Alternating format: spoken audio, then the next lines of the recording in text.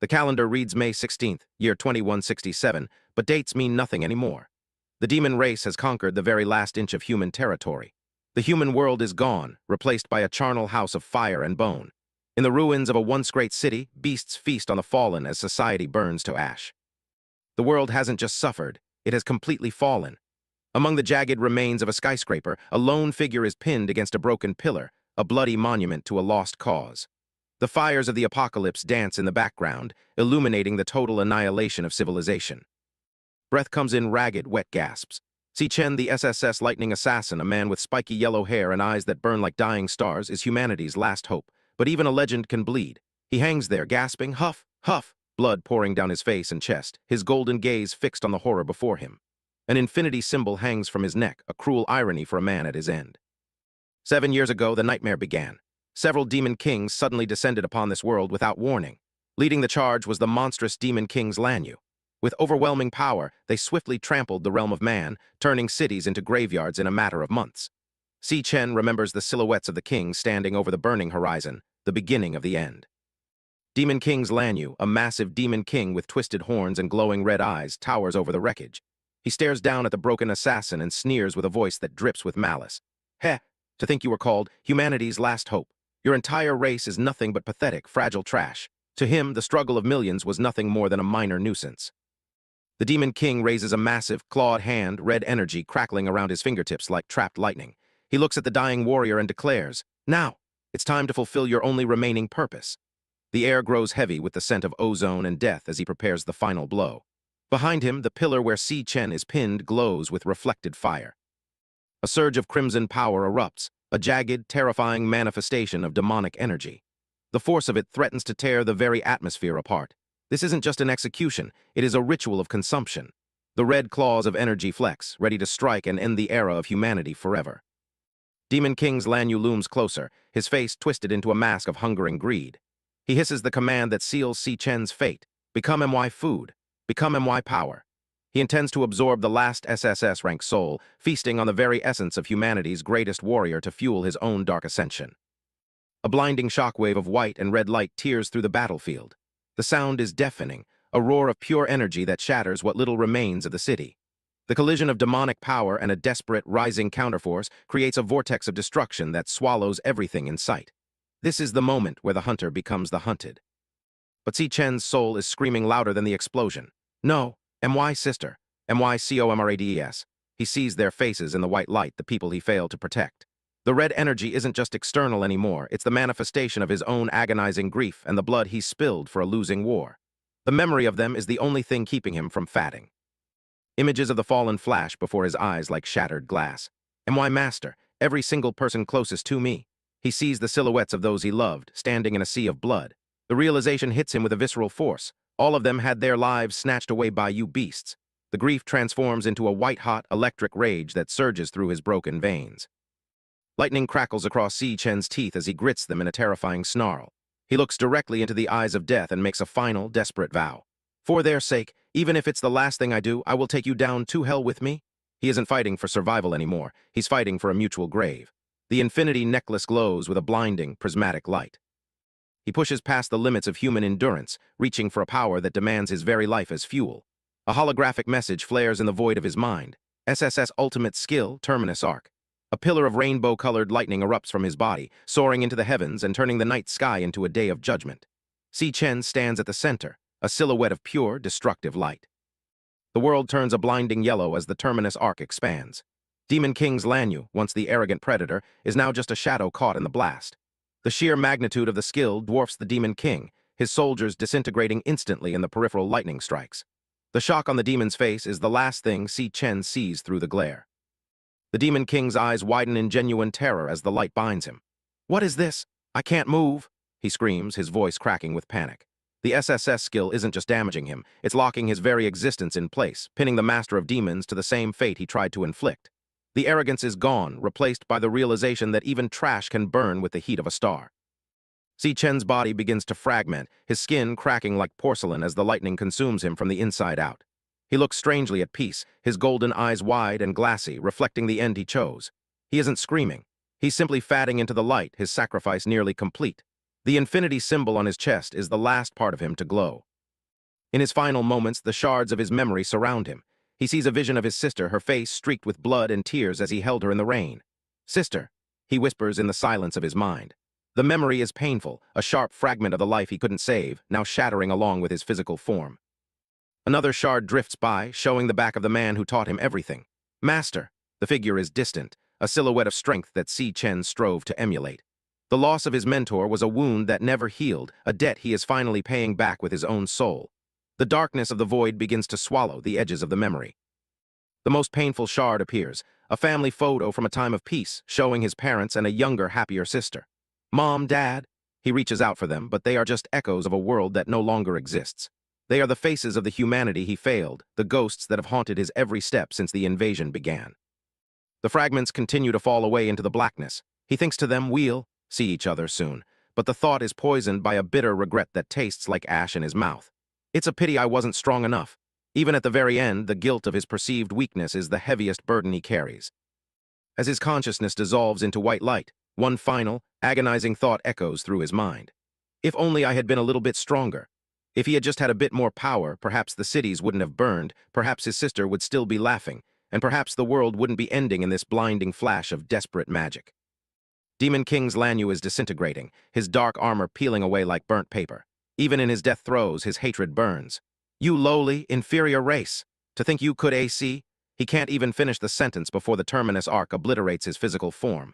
The Conqueror of Worlds is reduced to sparks in the wind by a man he called trash. The shards of reality shatter completely, leaving only white space and a lingering regret. If only I could go back to that time and discover that demon lair sooner. Si Chen's mind clings to the turning points, the moments where the tide could have been turned if he had known then what he knows now. The missed opportunities haunt his final descent into the abyss. The final vision is a city drowning in prismatic light, a beautiful and terrible end to a decade of war. If only I could have stopped the very first Demon King. The realization strikes with visceral force. His entire struggle was merely a reaction, not a prevention. If he had only changed the beginning, this hell would never have existed. With that final, impossible wish, the SSS Lightning Assassin begins to vanish from the dying world of 2167. But even as the light swallows him, a lingering echo of regret refuses to be silenced. The blinding radiance of the Terminus arc fades into a dull, haunting void. As consciousness slips away, a final, agonizing regret echoes through the silence. Inside his mind, Si Chen thought, then I wouldn't have. The fragments of his memories shatter like glass, drifting into the darkness.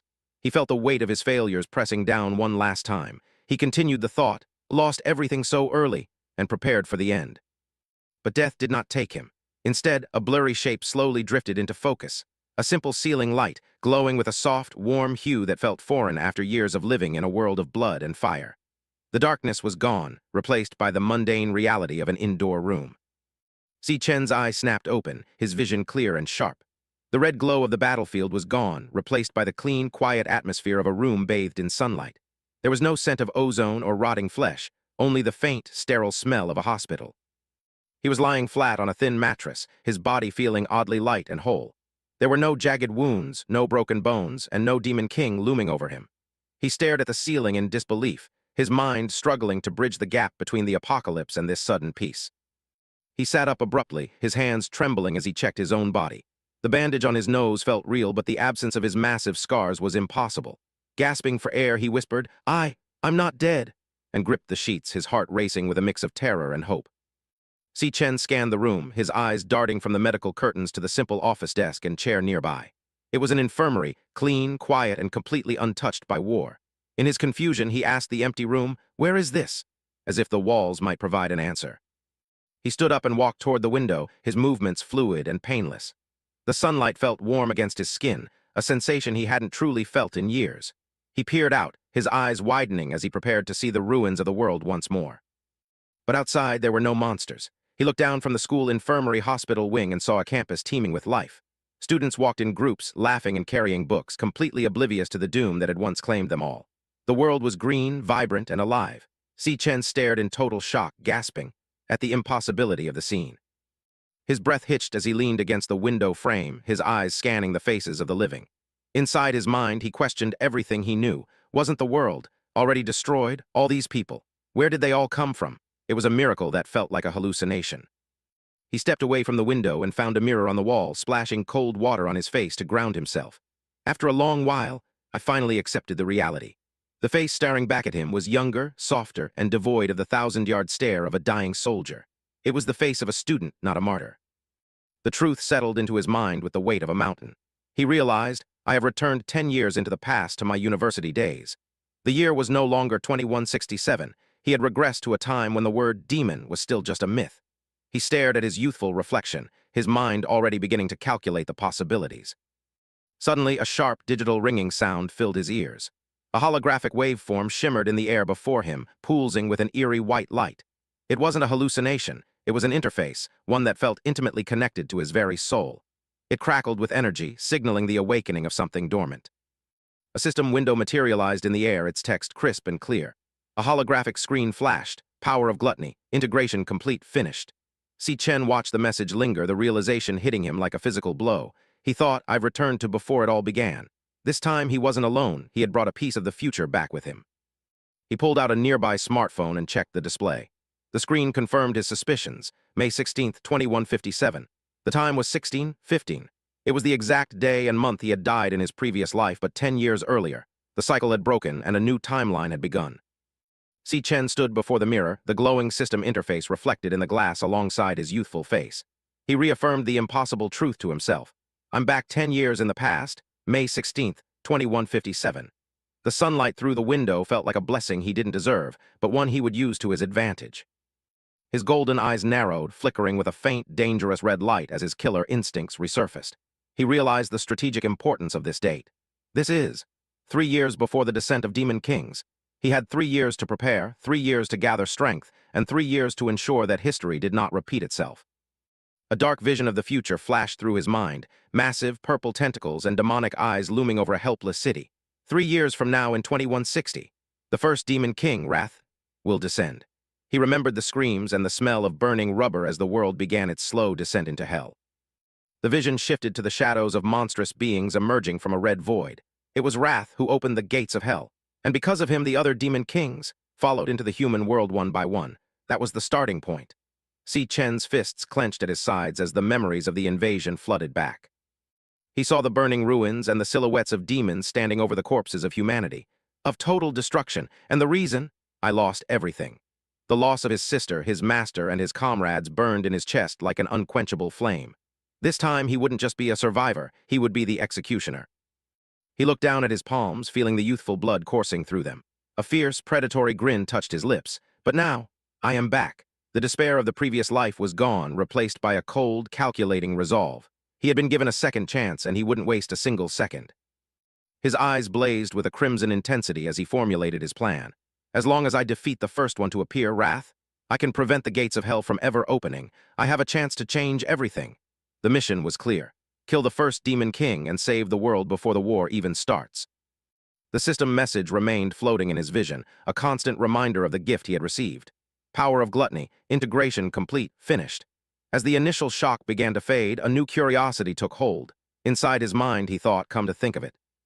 Standing in the silence of the infirmary, Si Chen found himself unable to pull his eyes away from the shimmering text.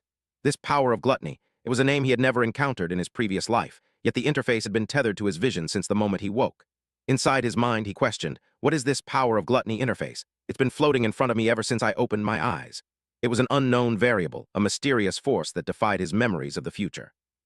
Curiosity outweighed caution as he reached out, his fingers brushing against the flickering waves of light. The digital strings vibrated at his touch, humming with a raw, predatory energy that felt both alien and exhilarating. It was as if the system was waiting for his command to reveal its secrets. As he focused his intent, the screen flickered, preparing to display the impossible truth of his new existence. Si Chen stared at the holographic screen floating in the air, his eyes wide with disbelief. A translucent window displayed a set of numbers that defied logic. He gasped as he realized what he was looking at, a status bar from his own past, yet fundamentally changed. Inside his mind, he thought, as the weight of the discovery began to sink in. He leaned in closer to examine the flickering data. The name on the screen was Xiao Zhu, his identity within this mysterious system. But it was the attributes that were truly terrifying. Strength, stamina, elemental power, speed, luck, and spirit were all set to a perfect 100. He questioned his reality, thinking, what is all this game-like data? Are these my current attributes? For a level 1, these stats were nothing short of godlike. He looked down at his youthful hands, then back to the mirror, his red eyes reflecting a cold, sharp intelligence that didn't belong to a university student. He calculated his situation, thinking, I've never seen anything like this before. In the past, I always fought using my awakened power. This was something entirely different, a variable that could flip the world on its head. Memories of the old world's hierarchy flashed through his mind, represented by the glowing icons of different classes, the Star Mage, the Nucleus Warrior, and the Lightning Assassin. He recalled the harsh reality of their society. A thought echoed in his head, only 1 in 10,000 people in this world can become an awakener. In a world of billions, they were the elite, the gods among men. He peered through the window at the sprawling campus, the sun setting behind the modern architecture of his youth. This was the National Awakener University, a place where the future was decided. He mused, and the school I'm currently attending is one that only recruits potential awakeners. It was a breeding ground for the powerful and a slaughterhouse for the weak.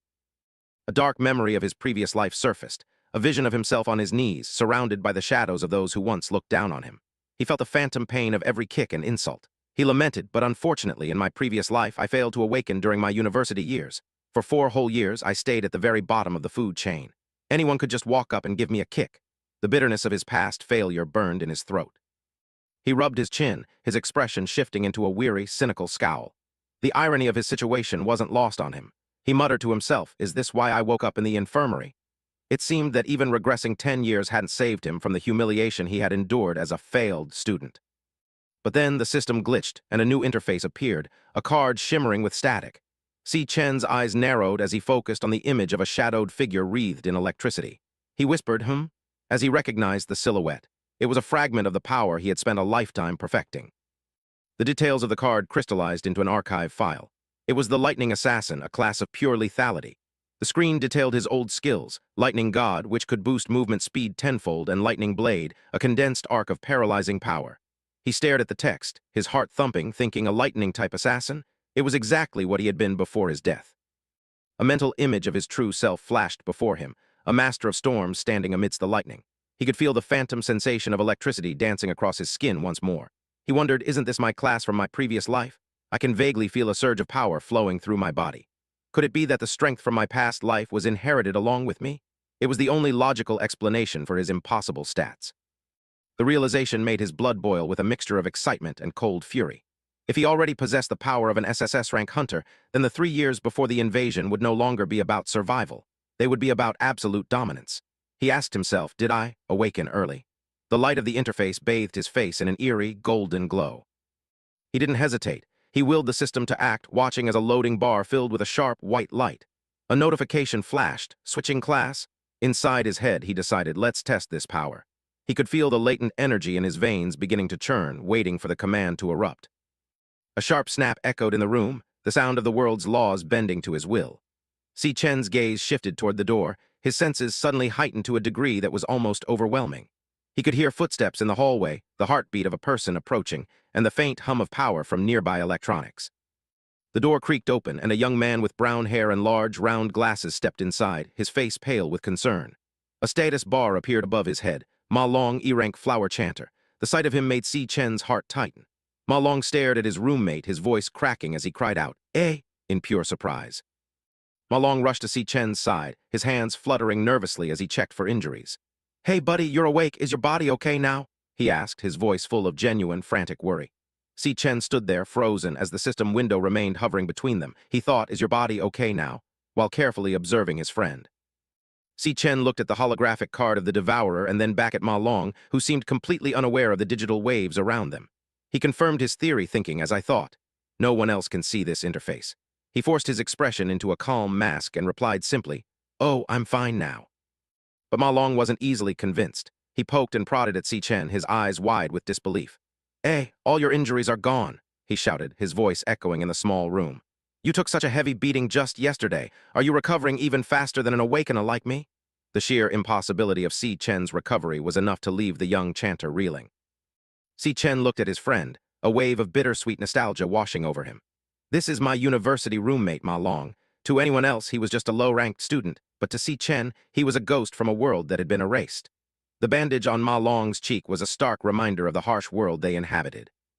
He watched Ma Long adjust his glasses, a flurry of thoughts crossing his mind. Although he awakened during college, he was a total bottom tier. In my past life, he was tragically killed on the third day of the Demon King's descent. The memory of his friend's death was a cold, sharp blade in his soul. But now he is truly standing right in front of my eyes. Ma Long tilted his head, wondering, why do I feel like you've actually gotten stronger? Is it just my imagination? The setting sun cast long shadows across Si Chen's face as he looked at his friend. A small, genuine smile almost touched his lips. Only at this moment do I truly feel it. I have really come back. The reality of his regression was no longer a theoretical concept. It was a physical weight, a second chance to save the only person who had stayed by his side. Ma Long suddenly grabbed Si Chen by the shoulders, his panic returning. "Oh, that's right. Tomorrow is the rank test," he blurted out, shaking his friend with frantic energy. "Since you're okay now, let's get back and prepare."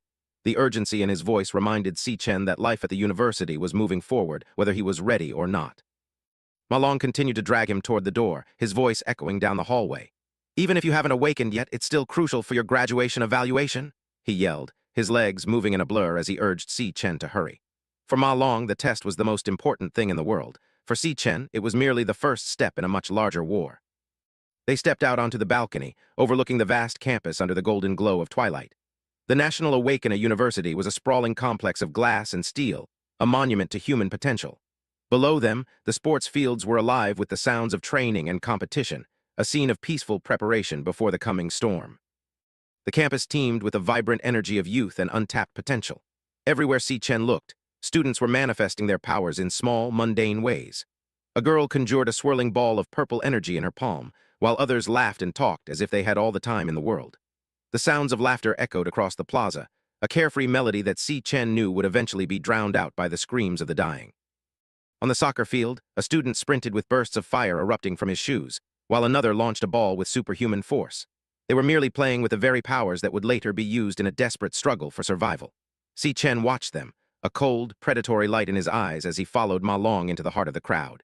He was the only one who knew that this peace was a fragile lie, and he was the only one with the power to keep it from being shattered.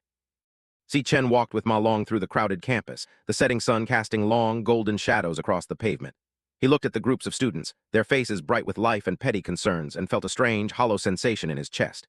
He whispered to himself, "It's been a long time since I've seen so many living people."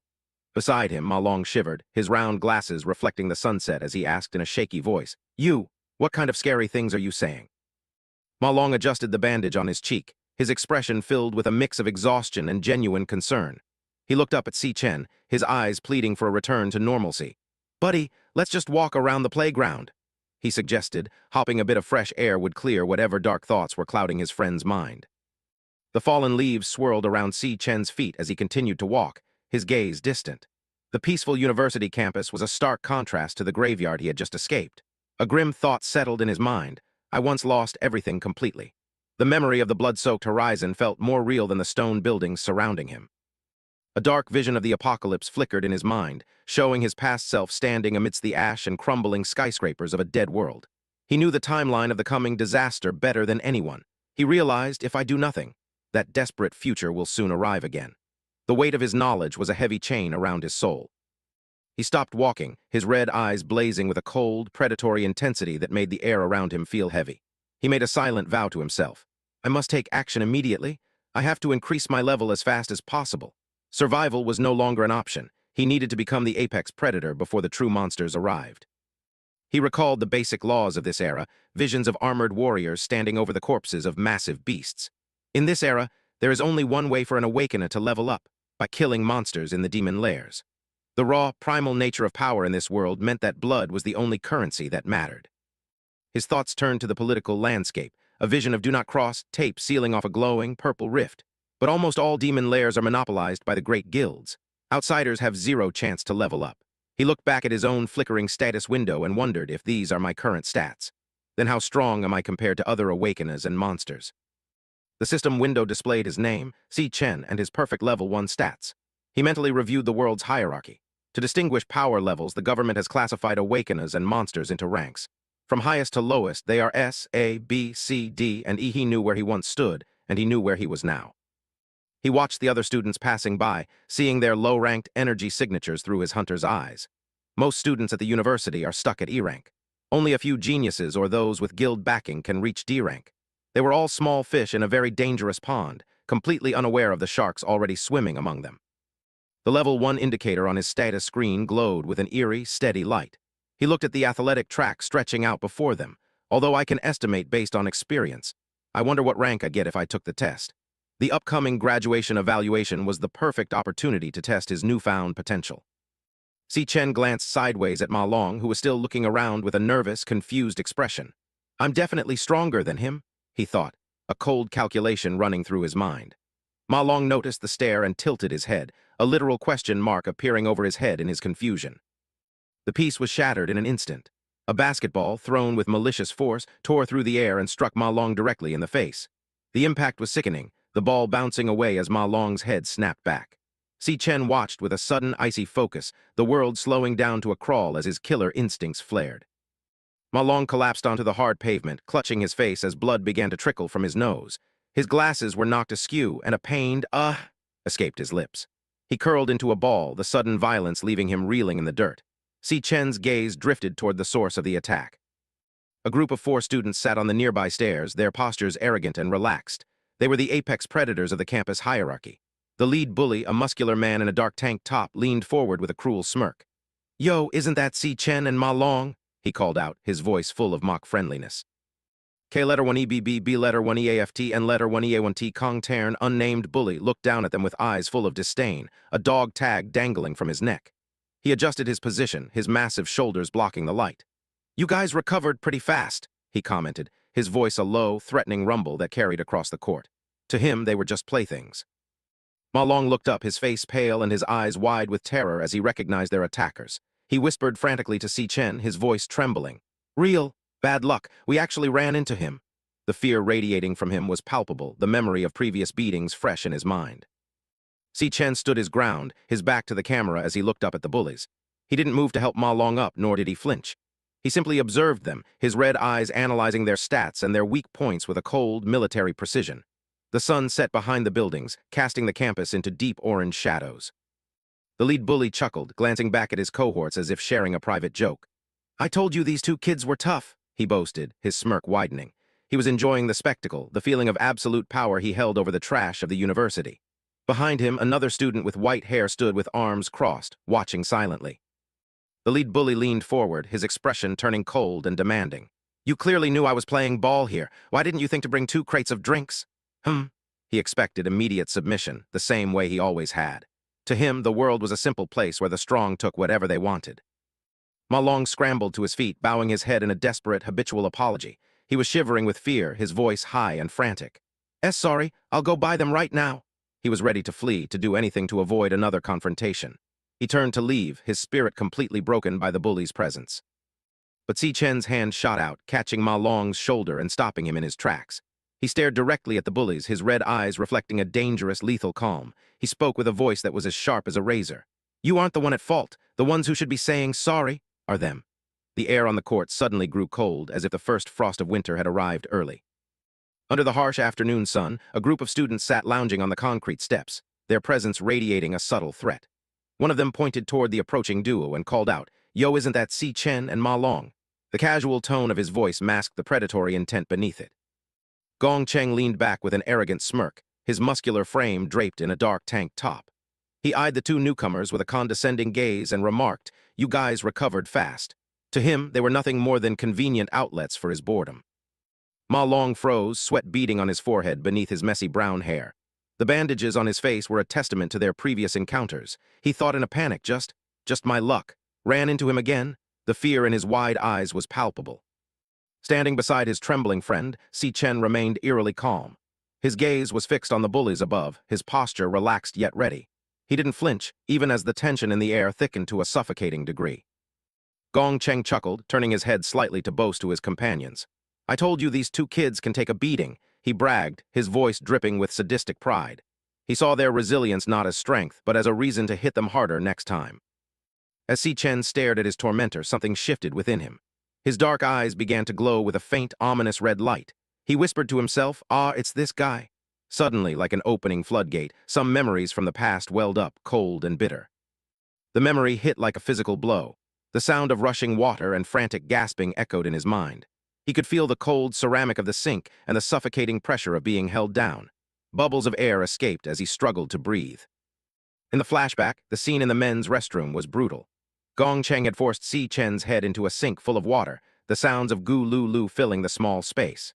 The other bullies stood around, their faces twisted into masks of cruel amusement as they watched him struggle. From the doorway, Ma Long stood horrified, his voice trembling with a mix of fear and desperate anger. You guys stop it right now," he screamed, reaching out as if to pull them away from his friend. Gong Cheng didn't even look up, his grip tightening on the back of Si Chen's neck. Why stop? I'm helping him," he mocked.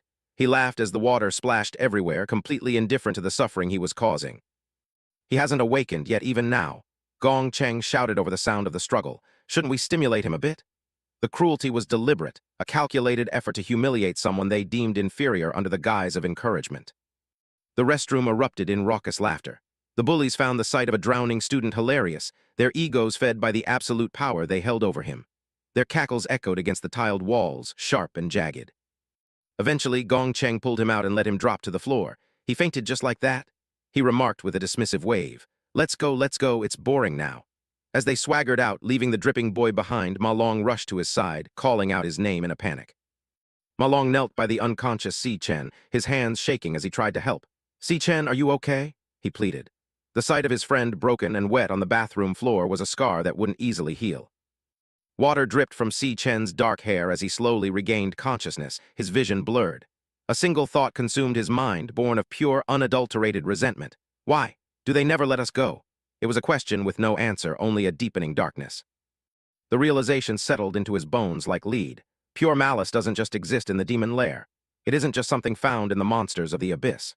One of the bullies nearby glanced over, confused by the shift in the air, and asked, did he just speak? It also exists in the human world. Si Chen realized this with a cold, terrifying clarity. Gong Cheng just laughed, a twisted grin on his face as he decided they hadn't had enough fun yet. Let's go, Tilda, let's mess with him some more, he commanded, relishing the thought of further torment. Back in the present, Gong Cheng looked down at them with a sense of entitlement that bordered on the divine. You guys knew I was playing ball here. Why didn't you know to bring 2 crates of drinks? To him, their only purpose was to serve his every whim. Ma Long immediately bowed his head, his instinct for survival taking over. Sorry, I'll go buy them right away, he stammered, his body practically vibrating with the urge to escape the confrontation. He was already turning to run, ready to do whatever it took to avoid a fight. Death. But Si Chen didn't move. He stood his ground, his voice cutting through Ma Long's panic like a blade. You're not the one in the wrong, he said firmly, his eyes fixed on the bullies. The ones who should say sorry are them. The words hung in the air, a direct challenge that no one expected. Gong Cheng's eyes widened in genuine disbelief. He uttered, his brain momentarily failing to process the defiance.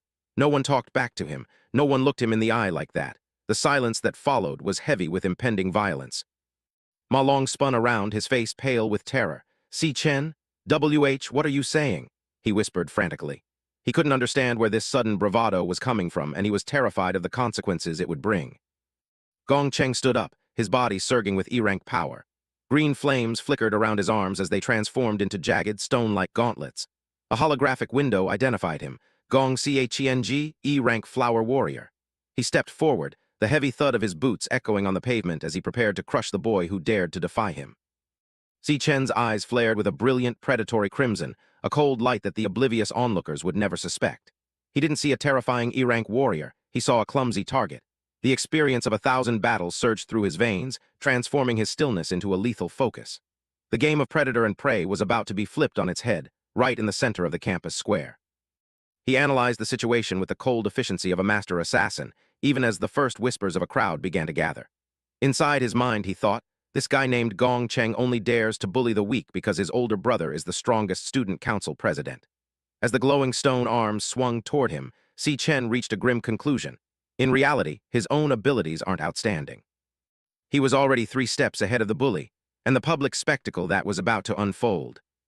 Students nearby began to notice the unfolding confrontation, their faces twisting with a mix of excitement and malicious glee. One student whispered loudly to his friends, "Look over there, Gong Cheng is going to beat them up again." It was clear that this was a frequent and expected spectacle in the school's hierarchy of power. The crowd's mockery intensified as Gong Cheng loomed over Si Chen and Ma Long. Hateful laughter erupted as one student jeered, "Haha, didn't they just get beaten into the hospital?" The jeers continued, highlighting the pathetic status of the 2 victims. One is the weakest awakener, and the other hasn't even awakened. The two most useless guys in the whole school. The cruelty of the student body was as sharp as any blade. Gong Cheng looked down at Si Chen, his body radiating a sickly green aura. He was a mountain of muscle compared to the slender boy standing before him, and he knew it. He didn't just want to fight, he wanted to humiliate. Gong Cheng's face contorted with a predatory smirk as he leaned in closer. "What did you just say?" he hissed, his voice like a coiled serpent ready to strike. He couldn't believe the audacity of the boy who had previously been his punching bag. Si Chen's eyes glowed with a faint, lethal crimson. He met Gong Cheng's gaze without a hint of fear, his voice cold and unwavering. "Don't come bother us again." It wasn't a request. It was an ultimatum delivered by a man who had seen the end of the world. That was all the provocation Gong Cheng needed. He lunged forward with a roar, his fist traveling through the air with enough force to shatter bone. "I think you really need another beating," he screamed, expecting the familiar sound of crunching ribs and a satisfying cry of pain. But the sound that rang out was a sharp, metallic crack. To everyone's absolute shock, Si Chen had raised a single hand and caught the massive, stone-clad fist. The impact sent a shockwave through the air, but Si Chen didn't move an inch.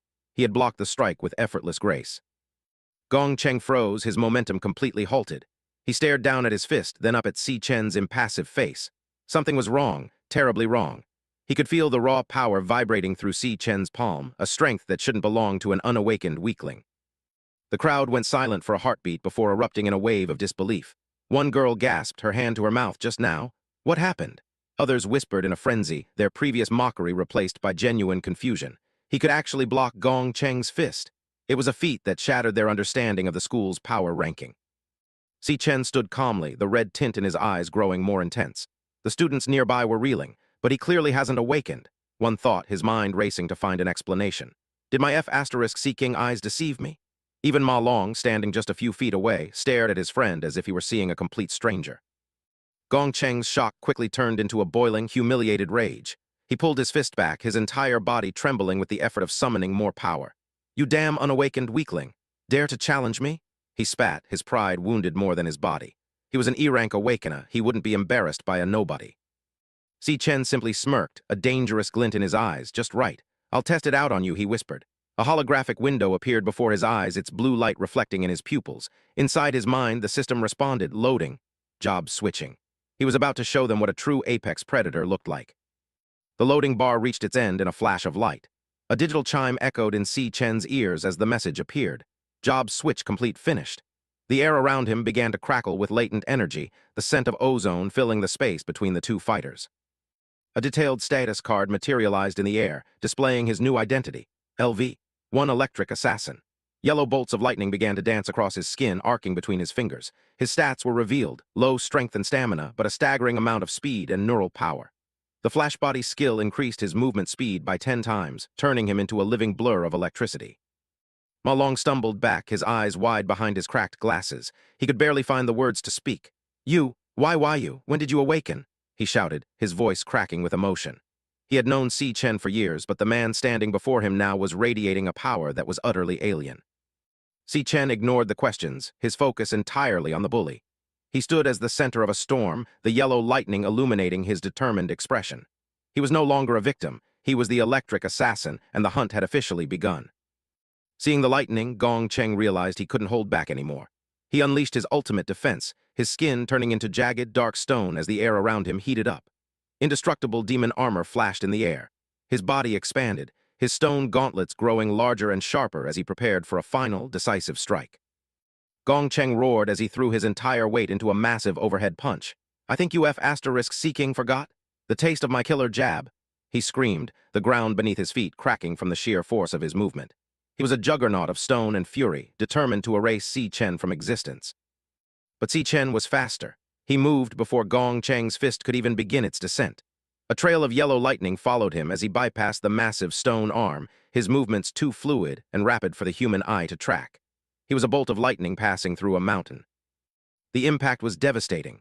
Si Chen's fist, reinforced with condensed electricity, slammed into Gong Cheng's face. The indestructible demon armor shattered like glass under the pressure.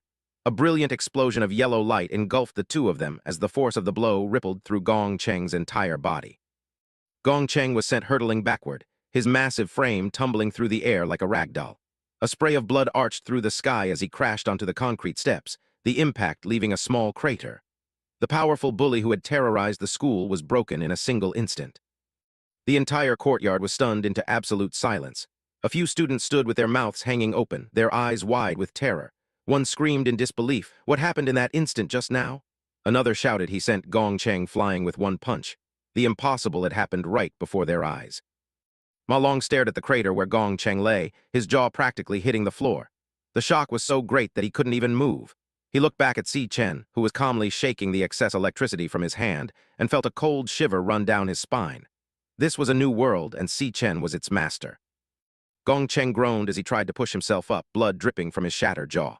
Is this really Si Chen? He thought, his mind reeling as he looked up at the silhouette surrounded by lightning. What on earth is going on? The pain was immense, but the humiliation was worse. He spat out a mouthful of blood and cursed, "FCK, your grandfather. Dare to sneak attack me." Even in defeat, his ego wouldn't allow him to admit he had been outclassed. Gong Cheng glared at his friends who were standing frozen in the distance. "Are you FCKers just going to stand there and watch?" He roared, his voice thick with rage and desperation.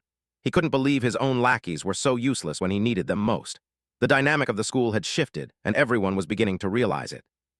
The crony wheezed, sweat drenching his face as he stared up at the boy he had once deemed nothing but scum. His jaw twitched, yet only disjointed syllables tumbled out. But, he stuttered, eyes bulging with a horror that eclipsed mere physical agony.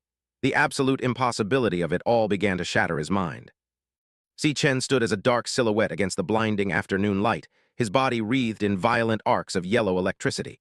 He wasn't just a student anymore. He was a storm personified, a predator who had finally revealed his claws. The air around him hummed with lethal energy, vibrating with the silent promise of destruction. Humiliation flared into a desperate, murderous rage in Gong Cheng's eyes. He lunged forward, his stone-clad fist raised for a final, crushing blow. I'll kill you," he screamed, his voice raw with the agony of his pride being torn apart. He threw everything he had into the strike, a frantic attempt to reclaim his status through brute force. The massive stone arm came crashing down, but Si Chen moved with a speed that defied logic. He raised a single arm, catching the colossal strike with a resounding crack of lightning. The impact didn't even push him back. He held the brute's power in his palm as if it were nothing more than a child's toy. With a fluid shift in momentum, Si Chen drove his fist into Gong Cheng's gut, the strike carrying the weight of a thunderbolt. Aghhh, the bully choked out, his eyes bulging as the wind was ripped from his lungs. Si Chen's gaze was ice as he muttered a single, damning word, "You." Si Chen leaned in, his face illuminated by the dancing lightning as he delivered the final verdict. "Are too weak." The words were a death knell for Gong Cheng's ego, a cold assessment from a warrior who had fought gods. There was no pity in his eyes, only the clinical detachment of a master executioner. A massive eruption of yellow energy exploded outward as Si Chen released his full power. The shockwave tore through the basketball court, the blinding light swallowing both combatants for a terrifying heartbeat. The sheer force of the electric assassin strike was enough to shake the very foundations of the school. Gong Cheng was sent hurtling through the air like a ragdoll caught in a hurricane. His massive frame tumbled uselessly across the pavement, the lightning still arcing across his skin. He was a broken man, defeated in a single, overwhelming display of power by the person he had once laughed at. The view from above revealed the true scale of the devastation. Kung Than had been flung straight into the spectator stands, sending up a blinding cloud of dust. He lay motionless in the distance, a tiny, wretched figure in the wake of Tu Then's true awakening. Gong Cheng slumped against the base of the concrete bleachers, his blood staining the gray stone. His tattered shirt and broken gauntlets were a pathetic reminder of his failed, indestructible demon armor. He was barely conscious, his breathing shallow, and ragged as the reality of his defeat finally set in. The entire area fell into a stunned silence. Students stood paralyzed, their faces pale with shock. Ma Long remained on his knees in the grass, his mind unable to process the violence he had just witnessed. In the center of the wreckage, Si Chen stood calm and unmoved, a predator who had just finished a minor hunt. Ma Long stared at his friend through his cracked glasses, his hands trembling. "Si Chen, when did he whispered to himself, his voice shaking with a mix of awe and terror. He had spent his life trying to protect his friend, only to realize that the person standing there was someone he no longer recognized. Si Chen looked down at his blood-stained knuckles, his expression unreadable. Around him, the whispers of the crowd began to swell into a frantic roar. One question seemed to be on everyone's lips. How could he become so strong? The world they knew had been turned upside down in a matter of seconds. A translucent screen hovered before Si Chen's eyes, displaying his level 1 stats, everything at a flat 100. He stared at the numbers with a cold, analytical mind. I've reached a few rough conclusions now, he thought. The system was functioning perfectly, but it was only the beginning of his journey. Arcs of electricity continued to dance over his skin as he calculated his next move. 1. Just like before, I can switch to the electric assassin state at any time. 2. Although the system level is currently LV1, he noted. He was testing the limits of his regression, finding the familiar patterns in this new life. He looked back at the impact of the block he had made earlier. The image burned into his mind. Just as I expected, my daily state is enough to deal with the lowest level awakeners. This means my current grade is higher than E, he concluded. His experience as an SSS rank assassin was making up for his lack of raw levels. Si Chen's gaze narrowed, his crimson eyes reflecting a hidden darkness. But exactly what grade is still unclear, he thought. Despite the victory, a nagging suspicion remained. But there is one more problem, he realized, looking away from the broken body of his opponent. The math didn't add up. He stared at the unmoving Gong Cheng, then back at his own level 1 status window. I clearly defeated him. Why hasn't there been any change in the system stats? He questioned. In his past life, every kill, every victory brought immediate growth. This silence from the system was an anomaly he couldn't ignore. He flexed his hand, the lightning intensifying into a brilliant golden blade. Could it be? He thought, a grim realization dawning on him. Perhaps the system required more than just a defeat to progress. He looked toward his fallen foe with a new, much more lethal intent. The crowd saw the change in his posture and began to panic. Ma Long scrambled to his feet, screaming at the top of his lungs. Hey, wait, SICHEN? What are you going to do? The raw bloodlust radiating from Si Chen was so thick it was almost physical, terrifying everyone in the vicinity. Si Chen grabbed Gong Cheng by the throat, hoisting the massive brute up as if he weighed nothing. The bully's face was a mask of sheer agony and confusion as he looked into the cold eyes of his executioner. Si Chen's grip was like iron, crackling with lethal energy that pulsed through his victim's body. A question echoed in Si Chen's mind as he tightened his grip, the red in his eyes glowing with a terrifying intensity. Is the way to gain experience also the same as in the past? He was ready to find out the hard way, his past as a ruthless killer overriding any student morality. Experience points were paid for in blood. He prepared to deliver the final strike, the lightning in his hand condensing into a white-hot point of death. The air around them screamed with the force of the buildup. Gong Cheng's eyes rolled back in his head, his life hanging by a thread as Si Chen prepared to devour his power. The air hummed with lethal intent, but a melodic voice suddenly sliced through the scent of ozone like a silver bell. Fellow student, this is a school. The interruption was so jarring that Si Chen's lightning flickered and died. Stepping into the light was a woman whose elegant presence stood in stark contrast to the wreckage and violence of the court. This was Ling Yu, the vice president of the student council, and her sharp, observant eyes were already dissecting the scene. Ling Yu stood with her arms crossed, a small, knowing smile playing on her lips as she exerted a calm authority that silenced the crowd. She looked directly at Si Chen, her gaze lingering on him with undisguised fascination. Even if he was the one in the wrong first, this level of punishment is sufficient, she remarked. While she was here to maintain the school's order, it was clear she was captivated by the anomaly standing in the center of the crater. Ling Yu offered a graceful, almost teasing smile as she watched Si Chen release his hold on the battered bully. She stepped closer, her voice smooth and reassuring as she spoke to the crowd and Ma Long. He won't dare lay a finger on you again, Tilda, she promised, her violet eyes glinting with a secret amusement. She had seen enough to know that the balance of power in this school had just been violently upended. Si Chen turned his back on the wreckage of his former tormentor, his silhouette sharp against the fatting sunset. Gong Cheng lay broken on the ground, a pathetic heap of shattered pride and stone. Ling Yu watched from the distance, her arms crossed, her presence a silent reminder that the student council's eyes were now firmly fixed on the boy who moved like lightning. As he walked away, Si Chen's mind was a cold workshop of strategic thought. Is the student council that eager to step in and protect him? He questioned, his gaze fixed forward. He felt the weight of his own lethal intent, a residue of the SSS rank killer he used to be. I wasn't actually planning to do anything to him, he told himself, though the dark glint in his eyes suggested a much more permanent solution was never far from his mind. He walked through the campus, a ghost among the living, but if people like him aren't completely deterred, he mused, the high-rise school buildings looming like monoliths over his path. They'll just keep bothering us forever. To Si Chen, mercy was a luxury they couldn't afford if they wanted to survive the coming apocalypse. Half measures only led to more blood in the end. Nearby, a group of students huddled behind a pillar, their faces pale with genuine terror. That guy's expression just now was terrifying, one whispered, his voice shaking. His companion nodded frantically, clutching the edge of the wall. Let's never provoke him again. Is that guy really Si Chen? The boy they had mocked for years had become a nightmare in the span of a single afternoon. Ma Long scrambled to keep up with his friend's steady pace, shouting out a breathless coming. As he ran, Si Chen gave a short, detached yes. In response, his focus already elsewhere. Behind them, the whispers of the other students followed them like a foul wind. Those two, aren't they the weakest and poorest losers in the whole school? The crowd jeered, their disbelief manifesting as desperate mockery. Ling Yu turned her head, her gaze lingering on the retreating figures for a moment longer before she addressed her own companions. "Let's go," she commanded, her voice dropping its playful edge. She was already calculating the impact of Si Chen's emergence, her mind weaving new threads into the complex tapestry of school politics. Night fell over the campus, casting long, dark shadows across the gray concrete of the men's dormitory. Light spilled from a few windows, but the atmosphere was heavy and oppressive. Within these walls, the lower-ranked students lived out their lives, unaware that the hierarchy they relied on was about to be obliterated. Inside their cramped dorm room, Ma Long was vibrating with an intensity his roommates had never seen. "Why won't you believe me? Si Chen has truly awakened," he screamed, his hands raised as if to grab the truth out of the air. "And he's a super-strong lightning assassin." His eyes were wide behind his glasses, burning with the desperate need to make them understand. Ma Long threw a frantic punch at the air, reliving the moment of victory. He literally rubbed Gong Cheng into the dirt. He boasted, his voice echoing in the small room. "Now that gang doesn't even dare look us in the eye." He paced between the bunk beds, a triumphant smile on his bandaged face, while his roommates watched him with expressions of profound annoyance. One of the roommates, Xiang Zhu, a boy with messy hair and an arrogant tilt to his jaw, picked at his ear with a bored expression. As an E-rank nucleus mage, he considered himself the undisputed king of their low-level room.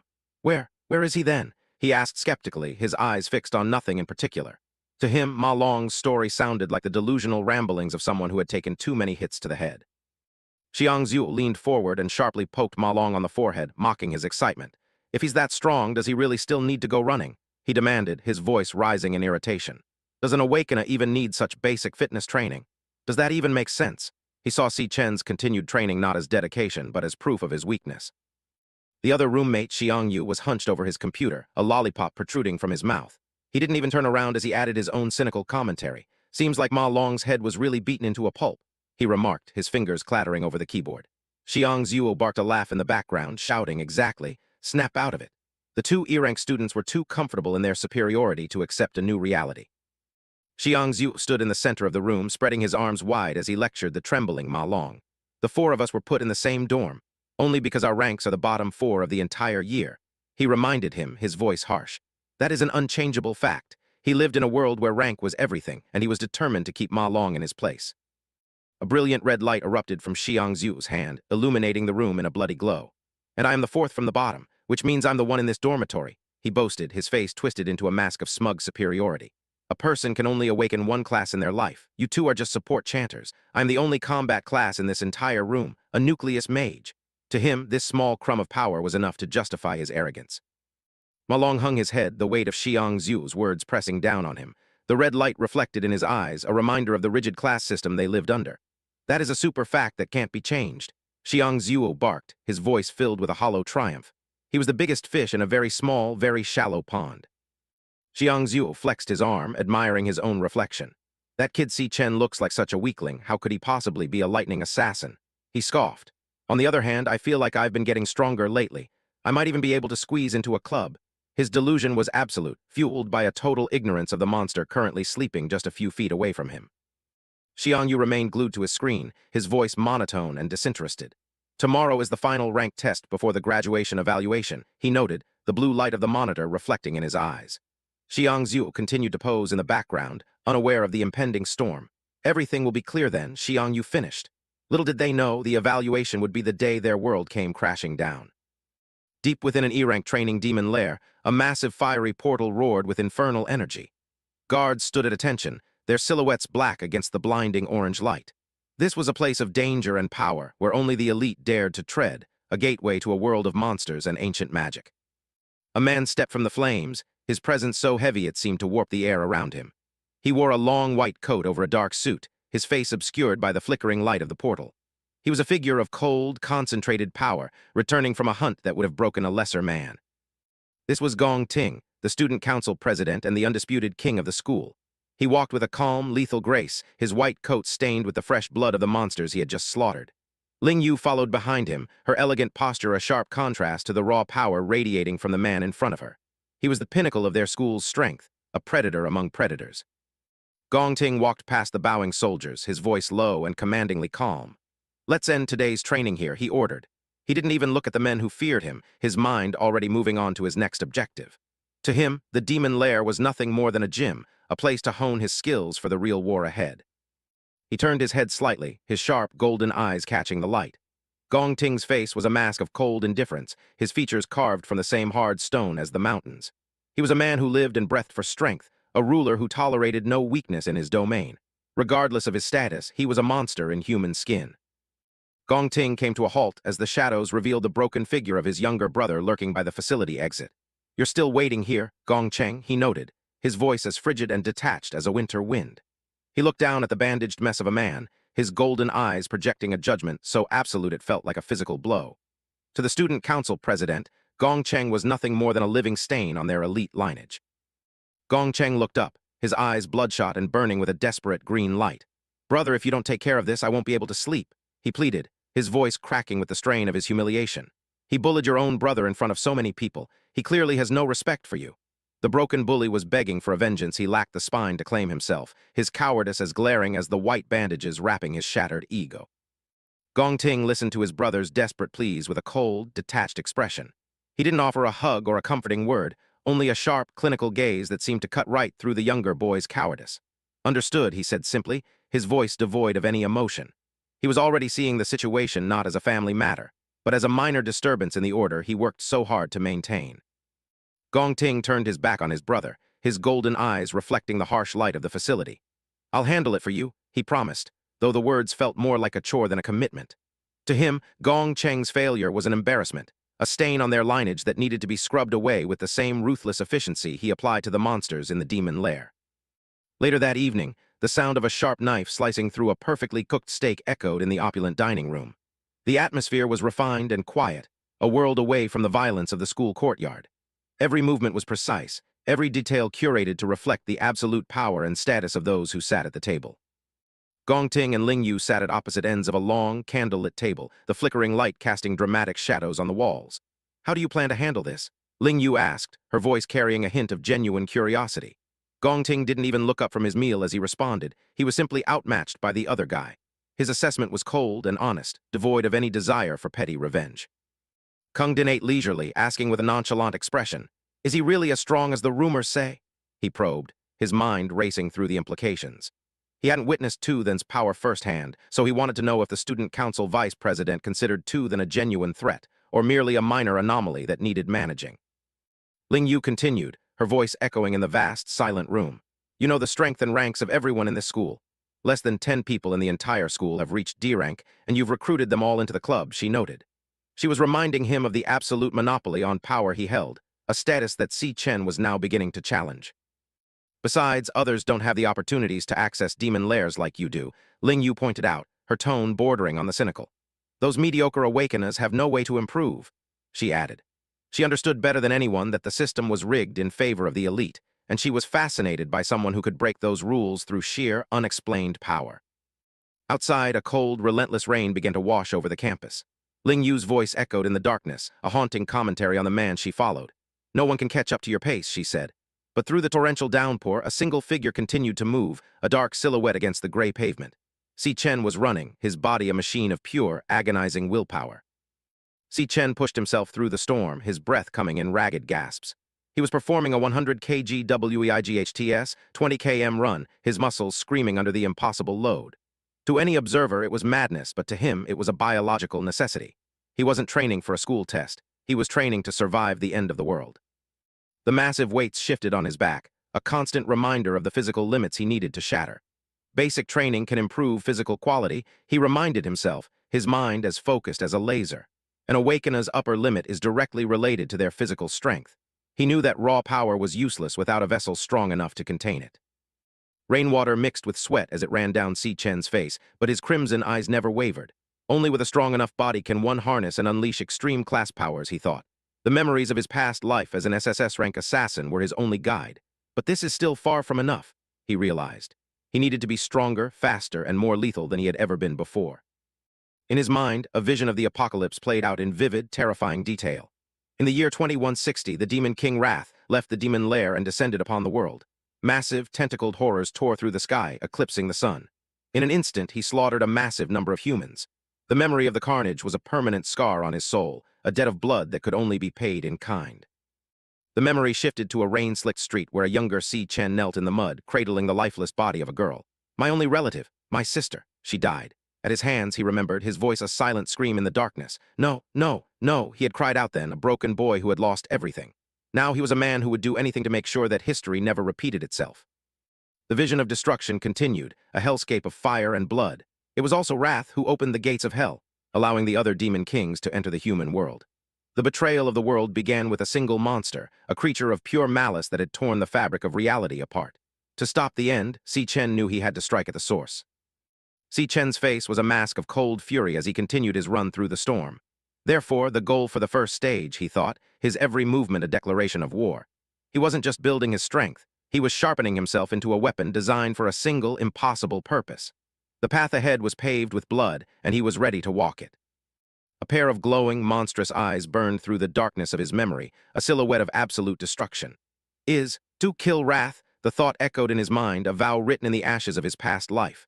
He wouldn't just defeat the demon king, he would obliterate him before he ever had the chance to descend upon the world. The hunt was no longer a dream, it was his destiny. Si Chen's eye glowed with a lethal crimson light as he pushed his body to its absolute breaking point. Wrath is the beginning of all destruction, he thought, the rain lashing against his skin. There are still 3 years until Wrath's descent. He must be growing rapidly. I have to be faster than him. The ticking clock of the apocalypse was a constant pressure, driving him to achieve the impossible. Suddenly, a low, persistent buzz cut through the sound of the storm. Vibrate, his phone announced from within his jacket. The mundane sound was a jarring intrusion into his world of blood and vengeance, a reminder that he still had ties to the world he was trying to save. He slowed his pace, the rhythmic vibration a call from a life he had almost forgotten. Si Chen stopped in the middle of the rain-slicked road, his breathing heavy. He reached into his pocket and pulled out his phone, the blue light of the screen reflecting in his sweat-streaked face. He stared at the device for a heartbeat, his world of destruction momentarily suspended by a single incoming signal. The screen displayed the name he never thought he'd see again.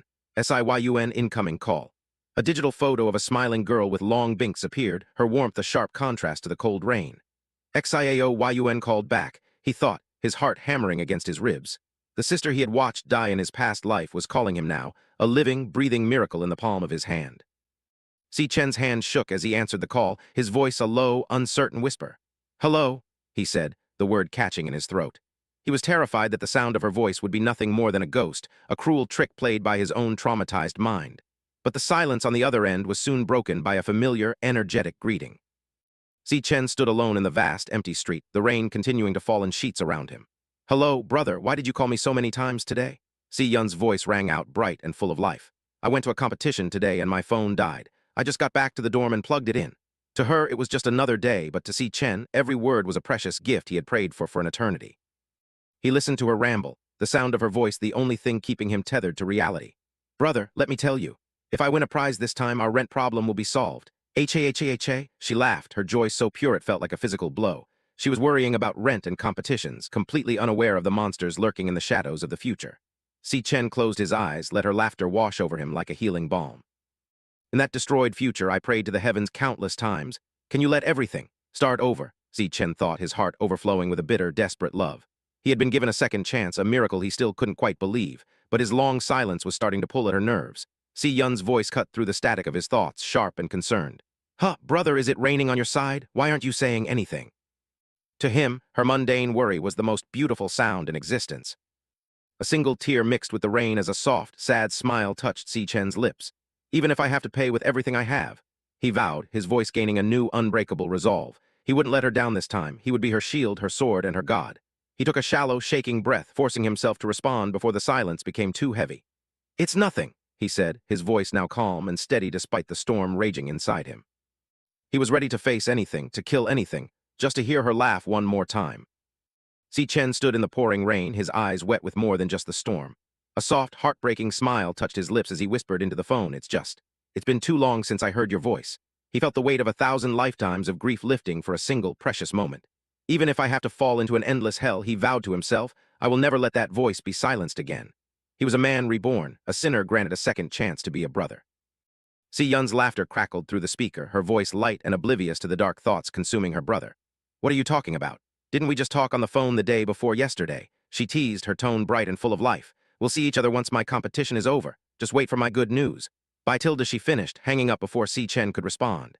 He stood there for a long time, the silence of the rain-slicked street replacing her voice, but the warmth remained in his heart. Si Chen lowered the phone, his face hardening as he looked into the distance. The crimson in his eyes burned with a new, much more lethal intensity. Now everything truly has started over, he thought, the rain lashing against his skin. He was no longer just a regressor. He was a guardian who would tear the world apart to keep his sister safe. The cycle of tragedy was broken, and he was the one holding the pieces. He didn't stop training, his body a machine of pure, agonizing willpower. 3 more laps. He screamed internally, his legs burning with every step. I must become stronger at the fastest possible speed. To protect all of this, he pushed himself through the torrential downpour, the gray campus buildings blurring around him. Every drop of sweat, every ounce of pain was an investment in a future that didn't end in blood and ash. Finally, Si Chen slipped back into the dark dorm room, his silhouette passing through the sliver of light from the hallway. His roommates were dead to the world, Ma Long sleeping fitfully in his bunk. It's been 8 hours since I returned to this era, he mused, looking at the familiar, cramped space. In less than a day, he had already changed the course of history, but the real work was only just beginning. The hot water of the shower washed away the grime, and the cold of the storm, steam filling the small stall. Si Chen stood under the spray, his muscular back reflecting the harsh light. I'm gradually adapting to this body, he thought, testing the flexibility of his younger frame. Although the physical strength is still low, it is much younger. He could feel the potential within him, a clean slate ready to be etched with the power of a god. He dried himself off, the white towel draped over his shoulders as he stared into the dark room. Next, I need to think about the most critical issue, he decided, his crimson eyes reflecting the latent red light of his power. He was already planning his next move, his strategic mind never resting. He wasn't here to play student, he was here to hunt. Si Chen sat on the edge of his bunk, the shadows of the room deepening around him. Leveling up requires entering demon lairs, he calculated, his hand resting on his knee. But the demon lairs are monopolized by the guilds. This was the primary obstacle in his path. The world he lived in was a hierarchy of wealth and power, and he was currently at the very bottom. He lay back on the thin mattress, staring up at the ceiling with unblinking eyes. Aside from the powerful and wealthy, most people have no chance to level up, he mused, his crimson eyes glowing in the dark. How can I come into contact with monsters? He needed a way to bypass the guilds, to find a hunting ground where he could feast on the power of the abyss without being noticed. Si Chen slowly closed his eyes, his consciousness beginning to drift into the abyss of sleep. And that power of gluttony? He thought, the words a silent echo in his mind. It was the one thing he didn't fully understand, a mysterious variable that had followed him back from the end of the world. It felt like a living thing within him, a hunger that never subsided. The darkness of sleep was absolute, a silent void that seemed to stretch out into eternity. What exactly is it? He questioned, his mind sinking deeper into the unknown. The question hung in the air, a final mystery before his conscious mind finally gave way to the heavy pull of exhaustion. Suddenly, a brilliant red light flared in the darkness. A series of holographic status bars materialized in the void, their text glowing with an ominous intensity. System BOOTING loading, the interface announced. This wasn't a dream. It was an activation, a hidden mechanism within his soul finally coming online. The air itself seemed to vibrate with the hum of alien machinery.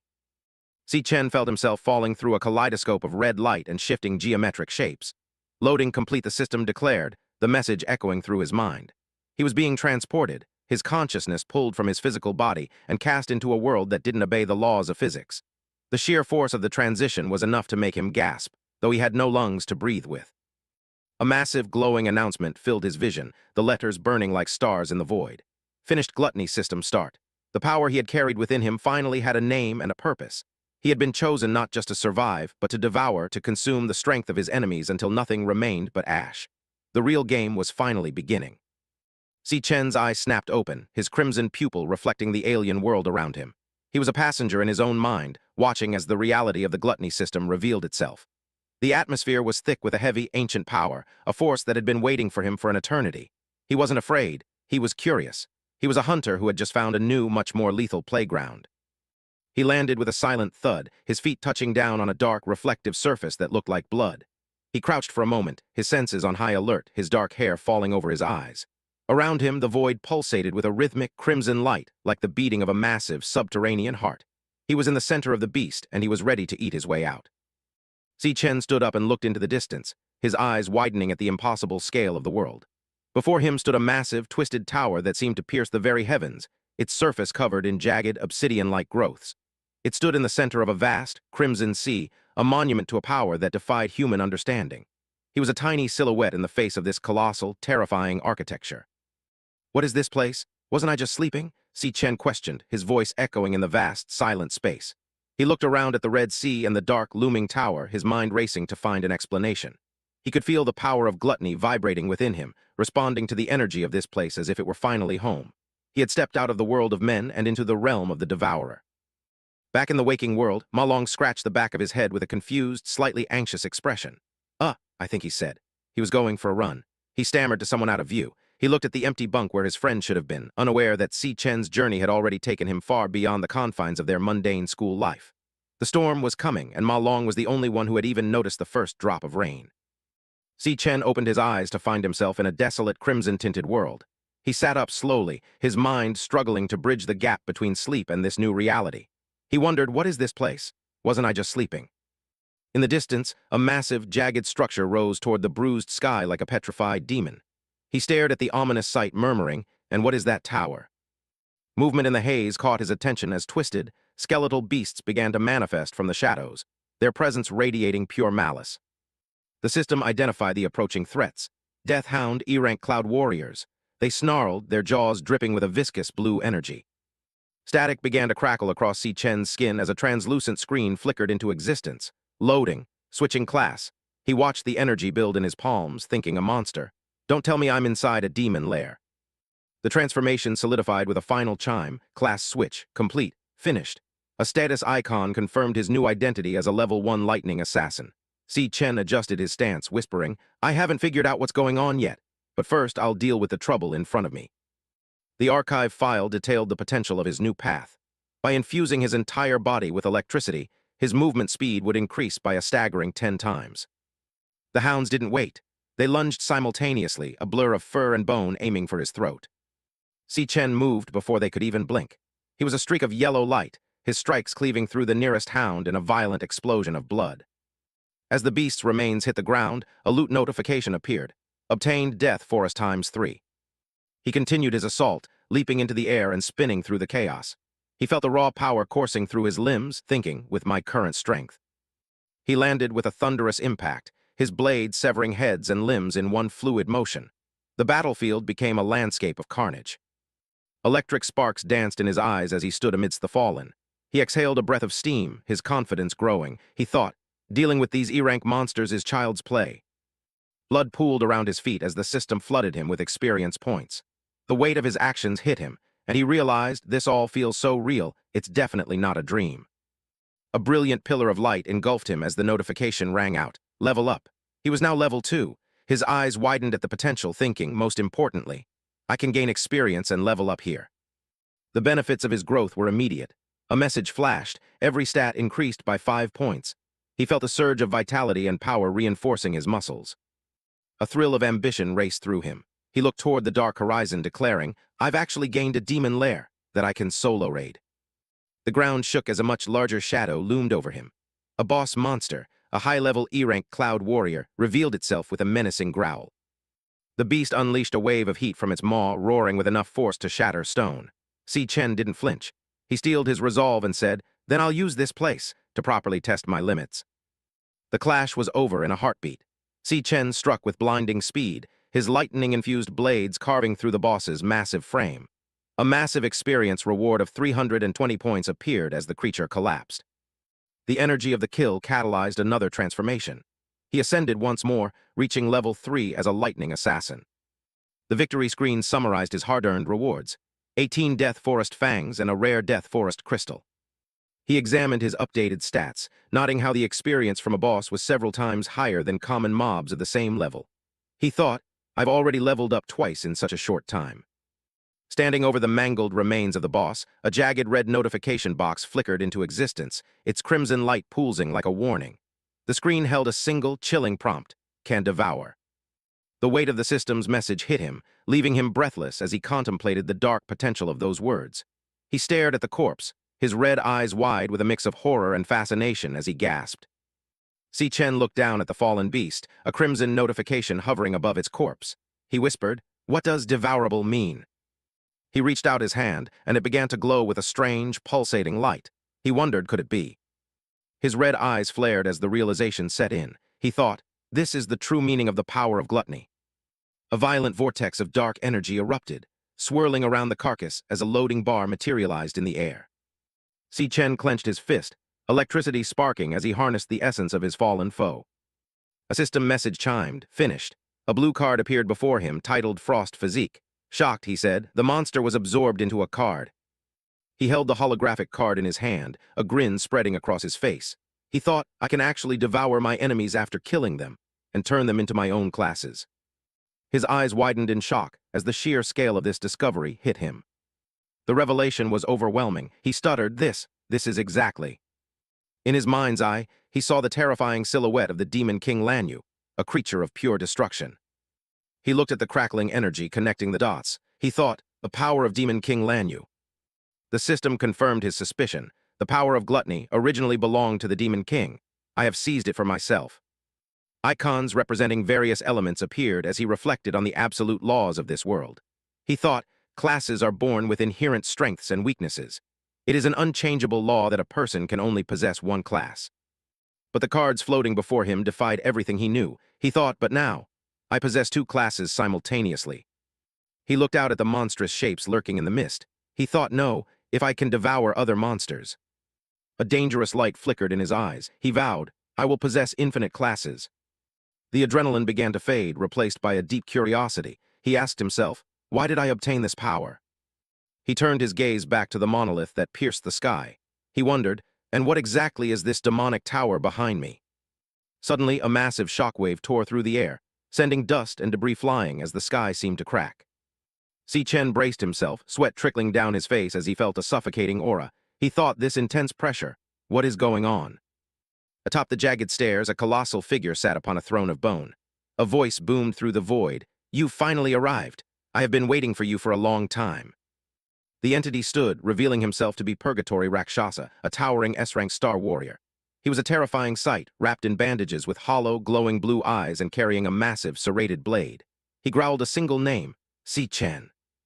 Without warning, a massive attack pulverized the ground, sending shards of stone flying like shrapnel.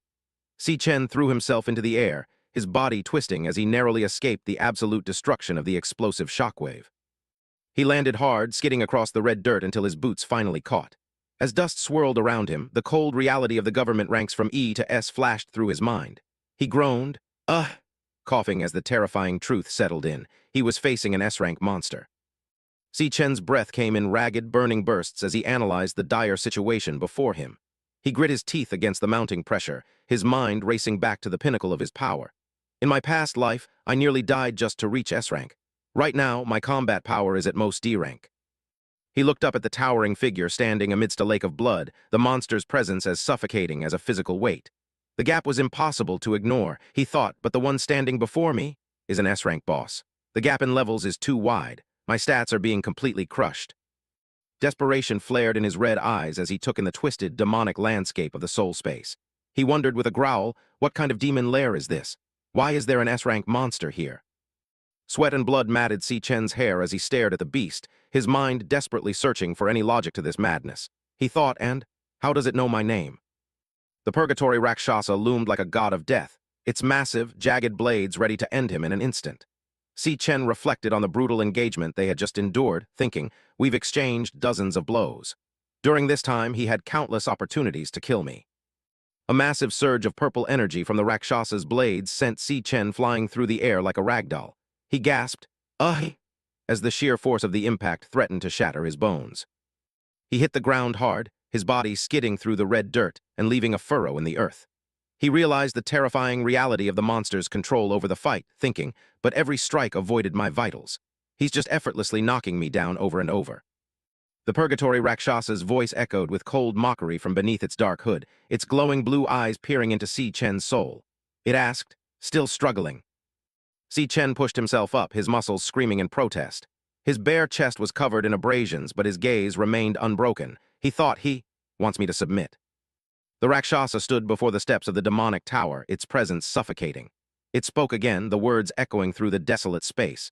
You'd best reconsider the choice I gave you. Will you stay here and guard this demonic tower with me? This is a rare opportunity.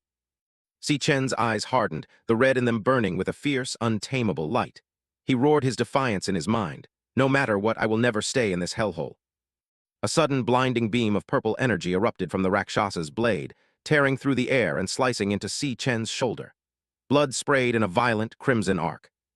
He recoiled from the sudden pain, his eyes wide with shock as he stared at the spray of his own blood. He gasped. The Purgatory Rakshasa's aura intensified, purple flames licking at the edges of its form as it gripped its massive weapon. It threatened, "Do you truly think I won't kill you? It's only because you are the only one capable of coming here that I have been this patient with you." The silence that followed was heavy with the stench of death.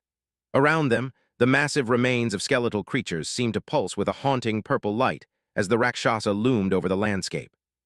The Rakshasa gathered a colossal amount of energy, its blades vibrating with power. Status messages flashed in the periphery of the soul space as the monster's stats surged. Strength up, stamina up.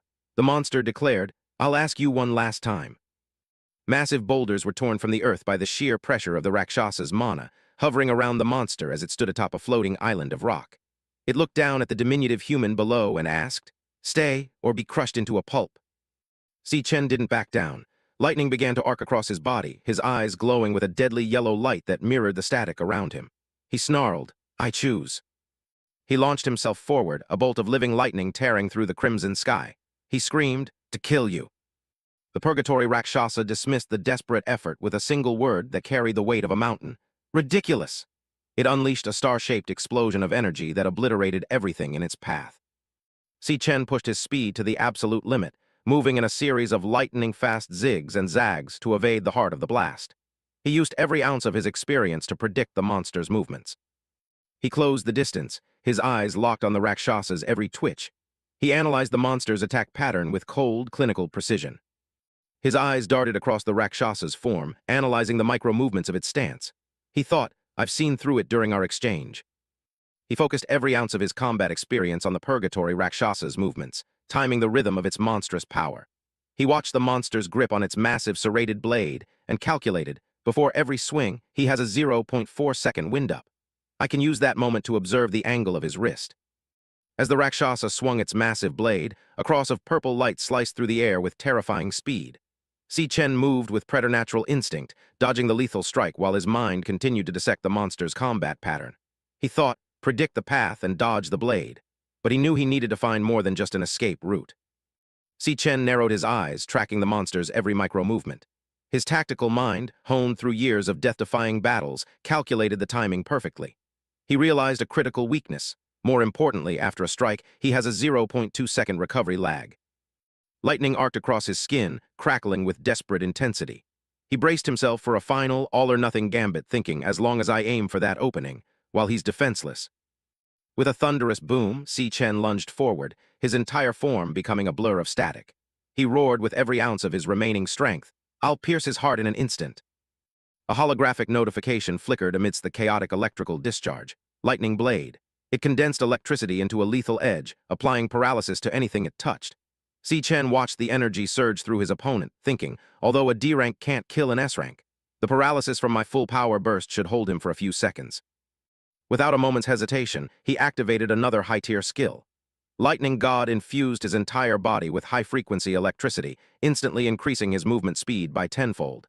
He calculated his escape, thinking, he's too fast. I didn't have enough time to pull away before. He became a golden streak across the desolate landscape, the ground shattering beneath his accelerated steps. He grit his teeth, pushing his heart to its limits. These few seconds are enough for me to escape. His gaze was locked onto a distant, radiant beacon on the horizon. He had bet everything on this single path.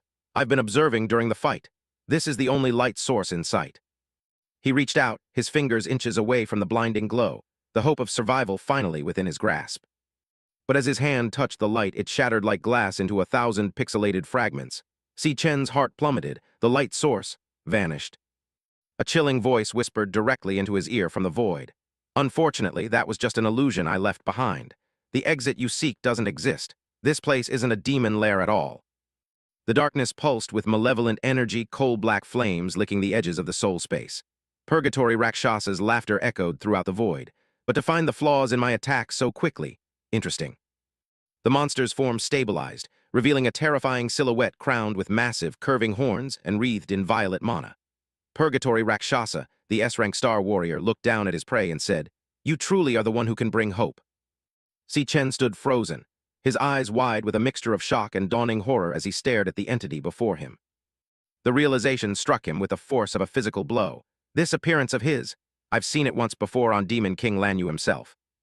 Despair threatened to swallow him whole, yet the monster seemed almost impressed by his tenacity. Purgatory Rakshasa's voice boomed through the abyss, even under the pressure of despair. You can calmly analyze and risk your life to find a glimmer of hope. Si Chen stood frozen, his eyes burning with a crimson intensity. His mind raced as he stared at the terrifying figure before him. This appearance? I have seen it once before. The memory hit him like a physical blow. It was etched into the very essence of his soul. It was on the body of Demon King Lanyu. A blinding flash of energy erupted as the scene shifted to the past. It was during the final battle of my previous life. The sky was a chaotic mess of fire and lightning. Two titans clashed, their power tearing through reality itself.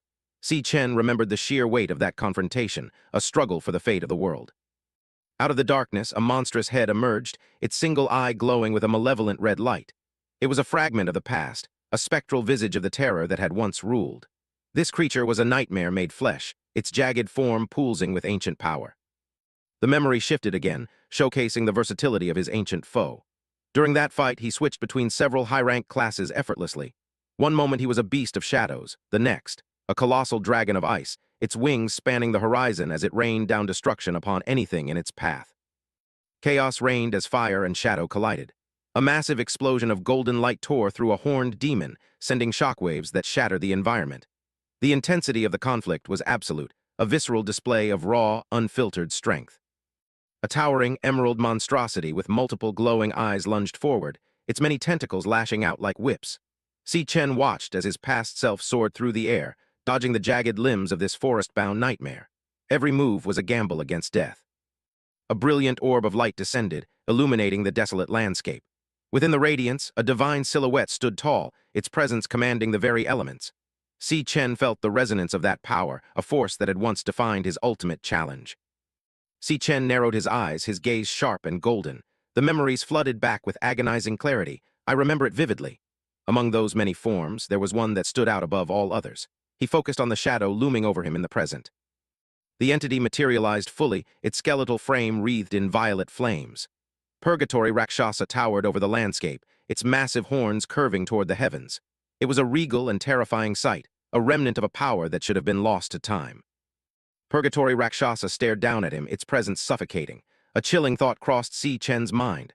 Does this mean he was devoured by Lanyu's power of gluttony? The realization that his current power was built upon the remains of such legends was daunting. Si Chen touched his face, feeling the cold sweat and the marks of his struggle, and since that power is now integrated into my body, he paused, his mind reeling from the implications. Does that mean I am now the container for all that rage and despair? He looked across the crimson sea toward the monolithic tower and the figure standing before it. This place is actually inside me. The scale of his inner world was beyond anything he had imagined, a mental fortress where ancient kings were held in check. Purgatory Rakshasa let out a rasping chuckle, its many sharp teeth gleaming in the dark light. HMPH, not only is your mental fortitude impressive, but you're also sharp as a razor. You've proven yourself worthy of everything this place holds. The demon's voice echoed through the void, filled with a begrudging respect. Everything here? Si Chen whispered, his voice trembling slightly. He looked up as a majestic light descended, revealing a golden artifact. It was a key shimmering with an otherworldly glow.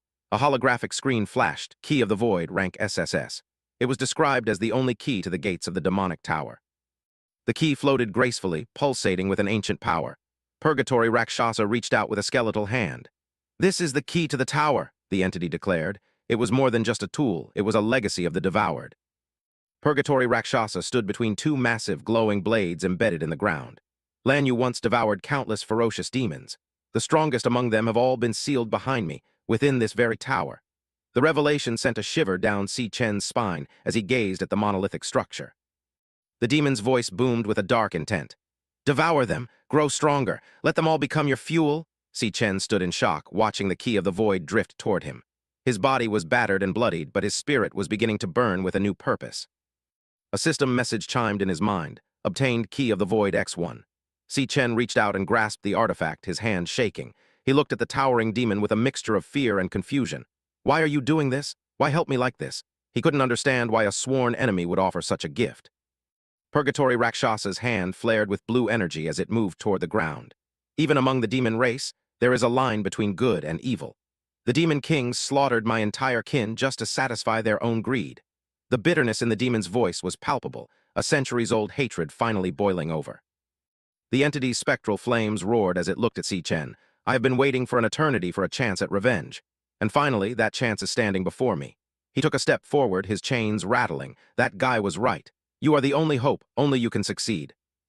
Si Chen's face hardened as he processed the demon's words. Who are you talking about? That guy? There was another force at play, someone or something that had predicted his path. The mystery only deepened, but the weight of his new responsibility felt heavy on his shoulders. The tower stood silent and imposing in the background. The answers are all hidden within this tower. Go find them for yourself. Purgatory Rakshasa's figure began to fade into the crimson mist, leaving Si Chen alone with the looming threat of the unknown. His mind flashed with a single punctuation mark. As the demon began to dissolve into pure energy, its final command echoed through the space. Take my power, and make them pay. The blue and purple flames swirled around Si Chen, ready to be absorbed into his soul. The ritual of inheritance had begun. Si Chen gasped, his voice a mere whisper against the growing roar of energy. Take your power. Sweat poured down his face as he felt the crushing weight of the Rakshasa's essence surging toward him like a tidal wave of shadow. It was more than a gift. It was a baptism of fire, a forced evolution that would rip his soul apart and reassemble it into something capable of God-slaying. The demonic face of Purgatory Rakshasa loomed inches from his own, its eyes burning with a fierce, desperate determination. From this moment on, you must become unstoppable. The command thundered through the mental void, shaking the very foundations of the tower. Open the gates of the demonic tower, devour everything inside. But even as the power surged, the demon's gaze darkened, the celebratory moment giving way to a grim, impending warning. Purgatory Rakshasa leaned in, its skeletal face a map of ancient scars and glowing malice. A chilling warning echoed through the mental void. The demons in there won't go as easy on you as I did. Its single, luminescent eye flared with blue energy, the light crackling like freezing lightning. They are the most cunning and vicious entities in existence. Every word carried the weight of a death sentence, yet Si Chen didn't flinch. He absorbed the demon's intensity, knowing the true trial was only just beginning. The demon's voice boomed again, a command etched in blood and shadow. But you must endure it all. You must conquer them all. It loomed over Si Chen, its silhouette devouring the light. The final ultimatum hung in the air. You must stand at the very peak of this world. Si Chen met the demon's gaze, his own red eyes reflecting a resolve that burned brighter than the hellish landscape around them. He was no longer just a survivor. He was a predator in the making.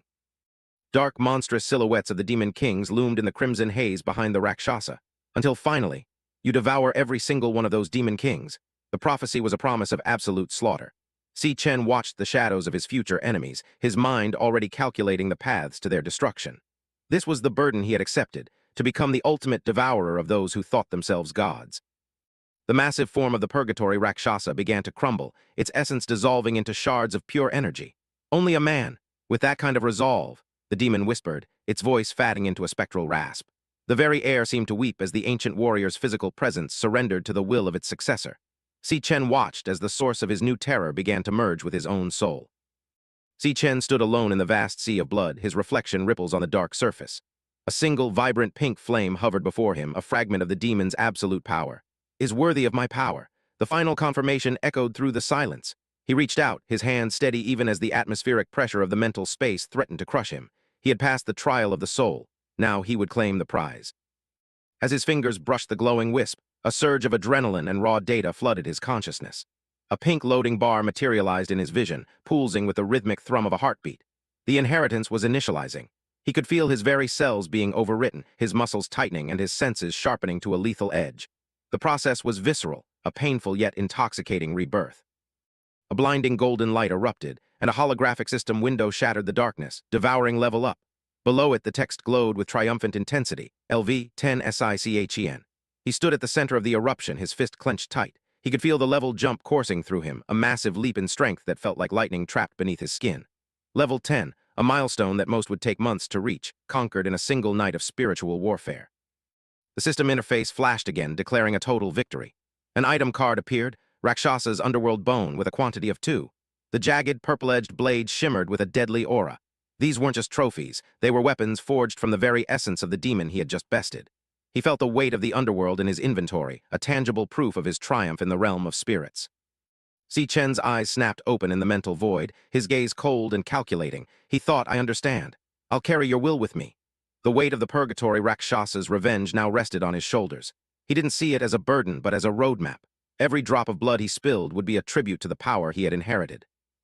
The final notification chimed, devouring complete.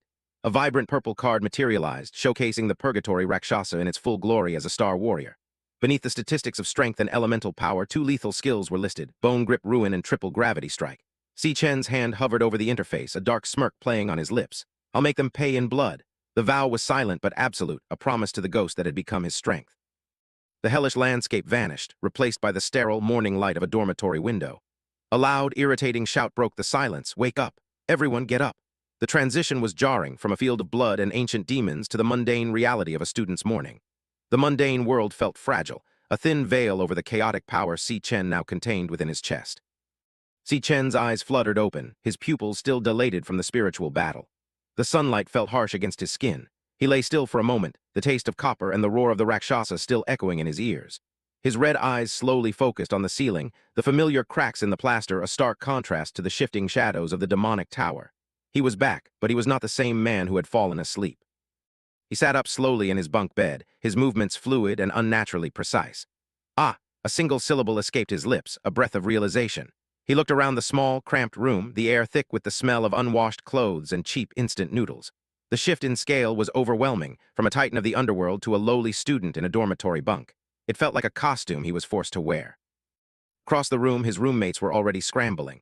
Hurry up, don't be late, one yelled while pulling on a shirt. We have to wear our school uniforms today. Si Chen watched them with a detached gaze, his mind still half buried in the blood sea. He thought, am I back in the dorm? The question seemed absurd given the physical reality around him, but the memories of the night before were far more vivid than the morning light. He pulled back the collar of his shirt, checking his chest and torso. My wounds are completely healed. He remembered the visceral pain of the Rakshasa's attacks, the feeling of his ribs cracking and his skin tearing. Now there wasn't even a scar. Was everything that happened just a dream? He touched his skin, searching for any trace of the battle, his red eyes wide with a mix of suspicion and awe. A thought triggered the system, and a blue holographic window shimmered into existence before his eyes. It confirmed everything. Name, Si Chen, level 10. Below, the items from the mental space were clearly listed, Rakshasa's underworld bone and the key of the void. My system proves it. It was all real. Even the loot I got in that dream came back with me. He stared at the digital confirmation, a surge of adrenaline returning to his veins. The power wasn't a hallucination. It was a weaponized reality. He analyzed the numbers on his status screen. Strength, speed, stamina, every major stat sat at a clean 150. I jumped to level 10 in a single night. A grim smile touched his lips. In this world, such progress was unheard of, a miracle that would terrify the academic board. He wondered to himself, I wonder what rank I'd be classified as now. He was a wolf hidden in a flock of sheep, and the upcoming test would be his first chance to show his teeth. Hey, Si Chen? A voice cut through his thoughts. He looked up to see Xiang Zhu standing over him, his expression a mix of arrogance and annoyance. Xiang Zhu was the self-proclaimed king of this small dorm, a nucleus mage who prided himself on his mid-tier E-rank status. Si Chen watched him with a calm, predatory gaze that made the air in the room feel suddenly heavy. He wasn't the easy target Xiang Zhu was used to. Xiang Zhu smirked, leaning in with a mocking tone. Someone was talking big about you last night, Tilda, saying you become some kind of powerhouse. He laughed, the sound grating and full of condescension. To him, Si Chen was still the bottom dweller, the weakling who existed only to be stepped on. He had no idea he was mocking a man who had just inherited the legacy of an ancient demon king. Nearby, Ma Long looked on with wide, nervous eyes, his glasses slipping down his nose. He stayed silent, his posture hunched and defensive. He had seen the change in Si Chen firsthand the day before, and the fear was still fresh in his mind. He watched the interaction with bated breath, knowing that Xiang Zhu was walking straight into a meat grinder without even realizing it. Xiang Zhu's eyes narrowed, a flash of genuine anger crossing his face. You're actually looking to topple my reign as the top in this dorm? He couldn't stand the way Si Chen was looking at him, not with fear, but with a cold, detached indifference. It was an insult to his perceived authority, a challenge to the petty hierarchy he had spent years building through intimidation. Si Chen just stared back, his expression unreadable, his red eyes boring into Xiang Zhu like twin embers. The roommate scoffed, turning toward the door. Let's go. The rank test is about to start. Let me see what you're really made of. He gestured for the others to follow, his voice booming with a false confidence that Si Chen found almost pathetic. The test wasn't a challenge, it was an execution. Xiang Zhu took a massive bite of a bread roll, chewing with a vulgar intensity as they walked out. He spoke through a mouthful of food, his arrogance undiminished. Our dorm might look like a bunch. He paused to swallow, his eyes scanning the crowd of students outside. He lived for the hierarchy, the belief that his meager rank made him a god among the insects of the lower tiers. The trio emerged into the bright campus morning with Xiang Zhu leading the way like a self-appointed general. He didn't miss a heartbeat in his lecture, his voice rising with every arrogant step. "Each rank is split into 3 tiers, he barked, flashing a peace sign over his shoulder. "You guys are stuck at low E rank, but me, I'm mid-E rank." He chuckled, a smug, self-satisfied grin fixed on his face, utterly oblivious to the fact that the person trailing behind him possessed stats capable of obliterating his entire world. Si Chen remained silent, his mind visualizing the mental hierarchy of the school's power structure. He saw the tiers, C, D, and E, stacked like a ladder he had already surpassed. Xiang Zhu's voice continued to drone on in the background. "The gap between each tier is massive. I could take on 10 of you low ranks at once. You get it?" To Si Chen, the arrogance was almost laughable. The rank test was finally upon them, and as they neared the stadium, it was time for the world to see what a true rank breaker looked like. Xiang Zhu swaggered ahead of the group, his hands behind his back and a delusional smirk plastered on his face. "Heh, who knows? Maybe my rank has shot up since the last test." He threw a fist into the air, caught in a daydream of grand achievement. Behind him, Si Chen walked in silence, his expression unreadable, watching his roommate's pathetic display of bravado with a cold detachment. To Xiang Zhu, this was a game of status. To Si Chen, it was a declaration of war against the very foundation of this school. Ma Long leaned in close to Si Chen, his eyes wide behind his spectacles as he whispered words of desperate encouragement. "Hey, Si Chen, give it everything you've got. Aim for D rank and scare the hell out of him." He gestured toward Xiang Zhu, clearly hopping for a miracle that would topple their dorm's local tyrant. Si Chen glanced at his friend, the faint glow of his red eyes hidden beneath the shadows of his hair, absorbing the hope Ma Long placed on his shoulders. Si Chen narrowed his eyes, the words echoing in his mind with a heavy irony. D rank, huh? In his past life, such a rank was a mere stepping stone, a level of power he had eclipsed long before his final fall. Now, in this second chance, even a D rank seemed like an insult compared to the abyssal strength he had inherited from the demonic tower. He felt the phantom weight of the key of the void in his inventory, a reminder that his true target was far beyond the petty hierarchies of a university. As they moved through the campus, the atmosphere grew tense. From the corners of the buildings, several students peeked out, their faces pale and their eyes darting nervously. A low murmur of whispers followed them like a cold breeze. The campus was alive with rumors, and the presence of Si Chen, the once weakling who had suddenly become an enigma, was the spark that had everyone on edge. Something had shifted, and everyone could feel it. Suddenly, a voice cut through the tension with a casual, grating familiarity. "Yo!" A student popped his head out, his expression a mix of curiosity and mocking surprise. Behind him, Ma Long looked on, his mouth slightly agape as they reached the heart of the testing grounds. The day of the official ranking was no longer a distant threat. It was a reality staring them in the face, and the predators were already coming out of the woodwork.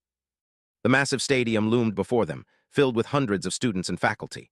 A giant digital screen flickered to life, broadcasting the official announcement. National Awakener University official rank test ceremony. "Everyone's here pretty early," Xiang Zhu remarked, his eyes scanning the crowd with a mix of excitement and anxiety.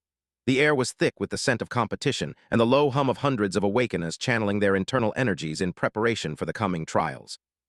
As they navigated the corridor, a group of familiar bullies blocked the path, their postures aggressive and territorial. "Hey, move it," one yelled, shoving a student aside. "Don't touch me, loser." Xiang Zhu's face paled as he recognized them. It's Gong Cheng's lackeys. These were the very men who had once made their lives a living hell, and their presence alone was enough to send a ripple of fear through the dormitory group. But Si Chen just kept walking, his stride steady and his gaze fixed forward. One of the lackeys, a white-haired boy with a perpetual arrogant scowl, glanced over his shoulder. "We should probably stay away," he whispered, even as his eyes locked onto the group.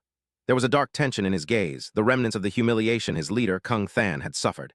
He looked like a cornered beast, desperate to regain a shred of authority in a world that was rapidly shifting beneath his feet.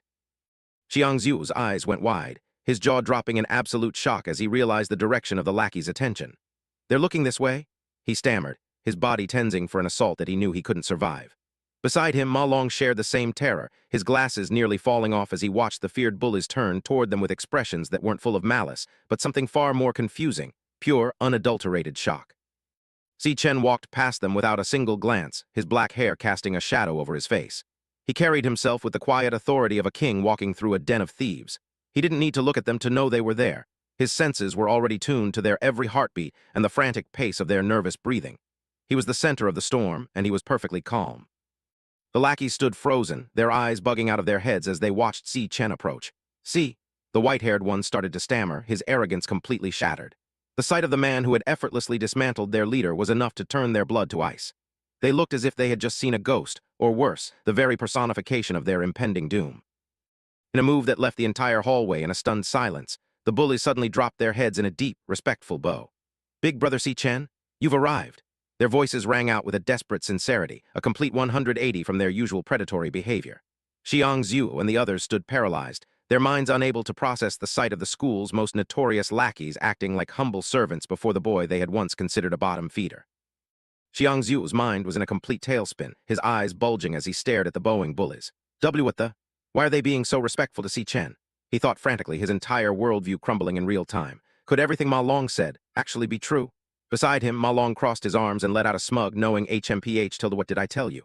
The validation was sweet, even as the scale of Si Chen's new influence became terrifyingly apparent. Si Chen didn't stop, his eyes closed as he continued his steady march through the corridor. Behind him, the lackeys remained in their deep bow, their fear palpable in the stagnant air. The petty dynamics of student bullies meant nothing to him anymore. He was moving toward a far greater purpose, and these distractions were merely pebbles beneath his boots. The power of the devourer was absolute, and its influence was already spreading through the school like a silent plague. Suddenly, a sharp, commanding voice sliced through the silence. "Oi!" Si Chen's eyes snapped open, his crimson pupils glowing with a sudden, lethal intensity. The air around him dropped several degrees as he turned his gaze toward the source of the interruption. Someone was bold enough, or stupid enough, to try and block his path, and they were about to find out exactly what kind of monster they were dealing with. A new figure stepped into the light, his posture oozing a refined arrogance that made the previous bullies look like amateurs. Jiang Jian, a student council officer with swept-back gray-blue hair, smirked as he looked Si Chen up and down. "I heard someone had a little incident with Gong Cheng yesterday." He was wearing a loud, floral shirt beneath his uniform jacket, a mark of a man who believed his status placed him above the rules. His eyes were cold, calculating, and filled with a predatory curiosity. Jiang Jian leaned in, his smile widening into a jagged, toothy grin. "Do you have any idea who he is? He's the younger brother of our esteemed president, Lord Gong Ting." The name was dropped like a heavy weight, a reminder of the absolute hierarchy that ruled the university. To Jiang Jian, Si Chen was nothing more than a fly that had accidentally annoyed a lion, and it was his job to squash that fly before the president had to bother with it himself. The crowd of students around them began to murmur in hushed, terrified tones. That's Jiang Jian from the student council," one student whispered, his voice trembling. The presence of such a high-ranking officer was a sign that this was no longer a simple student squabble. This was a direct intervention from the school's upper echelon, a power move designed to remind everyone of their place in the food chain. The tension in the hallway became suffocating. Xiang Zhu and Ma Long huddled together, sweat dripping down their faces as they watched the confrontation. "Isn't he the president's personal lapdog? He's a D-rank powerhouse." Xiang Zhu whispered, his bravado from earlier completely vanished. "This is bad. Why is he targeting Si Chen now?" They knew that a D-rank was on an entirely different level from the low E ranks they were used to. To them, Si Chen was finally facing a wall that he couldn't possibly climb over. Jiang Jian leaned in even closer, his face just inches from Si Chen's. "You know, my sense of smell is quite sharp," he whispered, his voice smooth and dangerous. "I can smell the scent of a true powerhouse from a mile away." He inhaled deeply, as if tasting the very air around Si Chen, his eyes fixed on the protagonist with a mockery that was meant to provoke a reaction. The atmosphere felt heavy, charged with the latent energy of two very different predators sizing each other up. But then Jiang Jian's expression shifted into one of pure, unadulterated disgust. "But from you, I only smell the pathetic stench of a permanent bottom feeder." He spat the words out with a venomous contempt, his gaze looking down on Si Chen as if he were nothing more than a stain on the floor. He believed his rank gave him the right to judge the worth of another's soul. Little did he know, he was staring into the eyes of a being that could devour his entire existence without even breaking a sweat. The test was truly beginning now. Jiang Jian leaned in, a predatory smirk twisting his features as he invaded the personal space of the boy before him. He spoke with a voice dripping with condescension. "Do you know what? My sense of smell is particularly keen." He paused, savoring the moment of intimidation. "I can smell the scent of true strength." The distance between them vanished, the bully's face hovering mere inches from Si Chen's. Jiang Jian's eyes narrowed, searching for a flicker of fear that never came.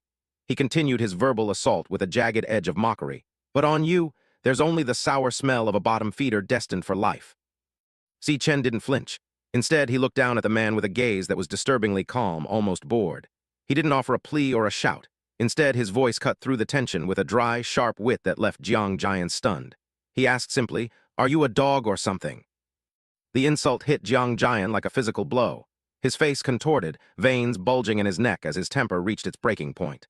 His jaw dropped in sheer disbelief before he exploded in a fit of rage, screaming, "What did you say?" Before the confrontation could turn violent, a firm voice commanded the air, slicing through Jiang Jian's fury. "Jiang Jian, stop it. the newcomer ordered. The aggressive posture of the bully faltered as the authority of the student council president filled the space, forcing him to stand down. Gong Ting stepped forward, his blonde hair catching the light as his piercing yellow eyes settled on the scene. He possessed an aura of refined power, calm yet absolute. He didn't waste words on pleasantries, stating firmly, "I have already investigated the details. Gong Cheng was in the wrong first in this matter." The president turned his back on the squabble, walking away with a measured stride that spoke of his unshakable status. He delivered his final judgment over his shoulder, a cold reminder of the world they lived in. "It is only right to pay the price for doing something wrong," he said, leaving Jiang Jian to stew in his humiliated silence. "Yes, President," the bully muttered, the fire in his eyes replaced by a submissive dread. Gong Ting's gaze lingered for a moment, his golden eyes narrowing as if trying to decipher a puzzle. He was used to being the most powerful presence in any room, yet something about the encounter felt unfinished. He remained silent, his thoughts hidden behind a mask of regal indifference.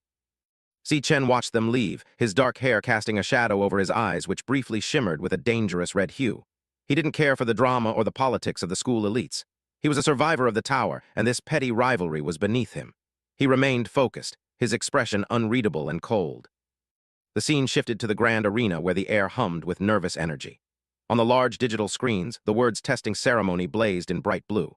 A scientist stood before the crowd, his voice amplified by the speakers as he announced to the restless masses, "Attention students, the grade test will begin shortly. We will conduct the test in order of student number.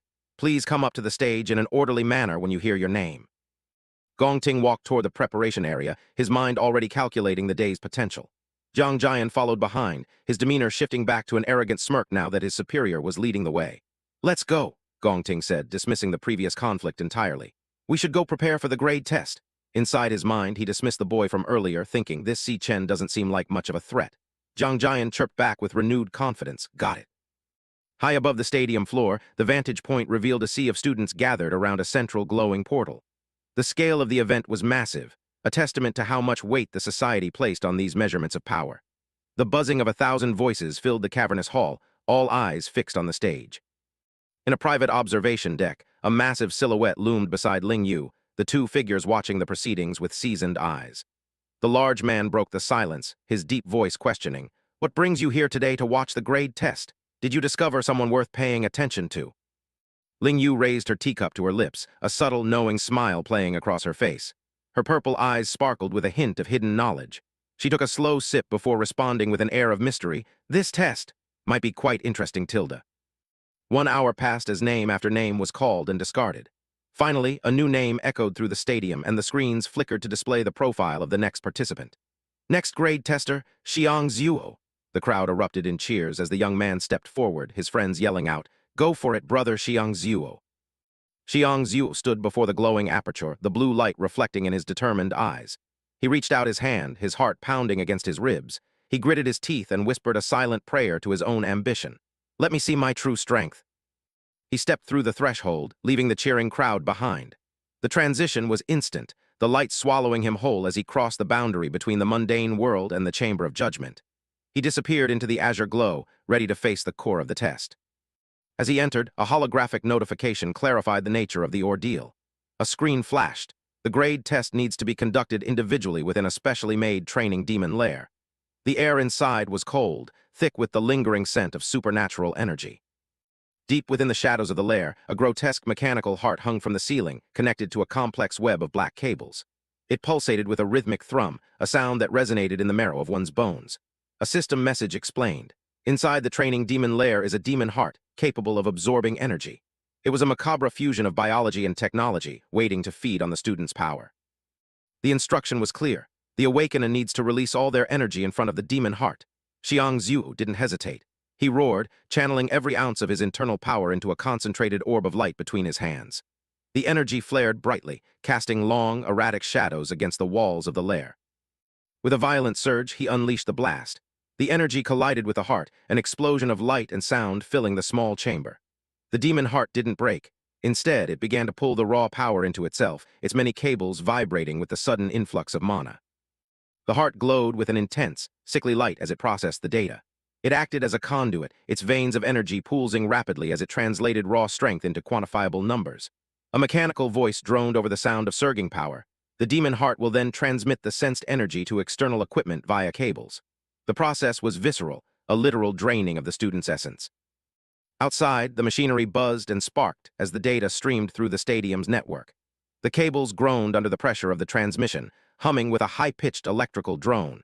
Every circuit in the facility seemed to react to the energy being harvested from the boy within. The violent surge of mana finally subsided, leaving the air heavy with ozone as the machine finished its calculations. On the stadium's massive digital display, the feedback solidified into a definitive verdict. A system message hummed. Finally, the energy will be presented on the screen in the form of data.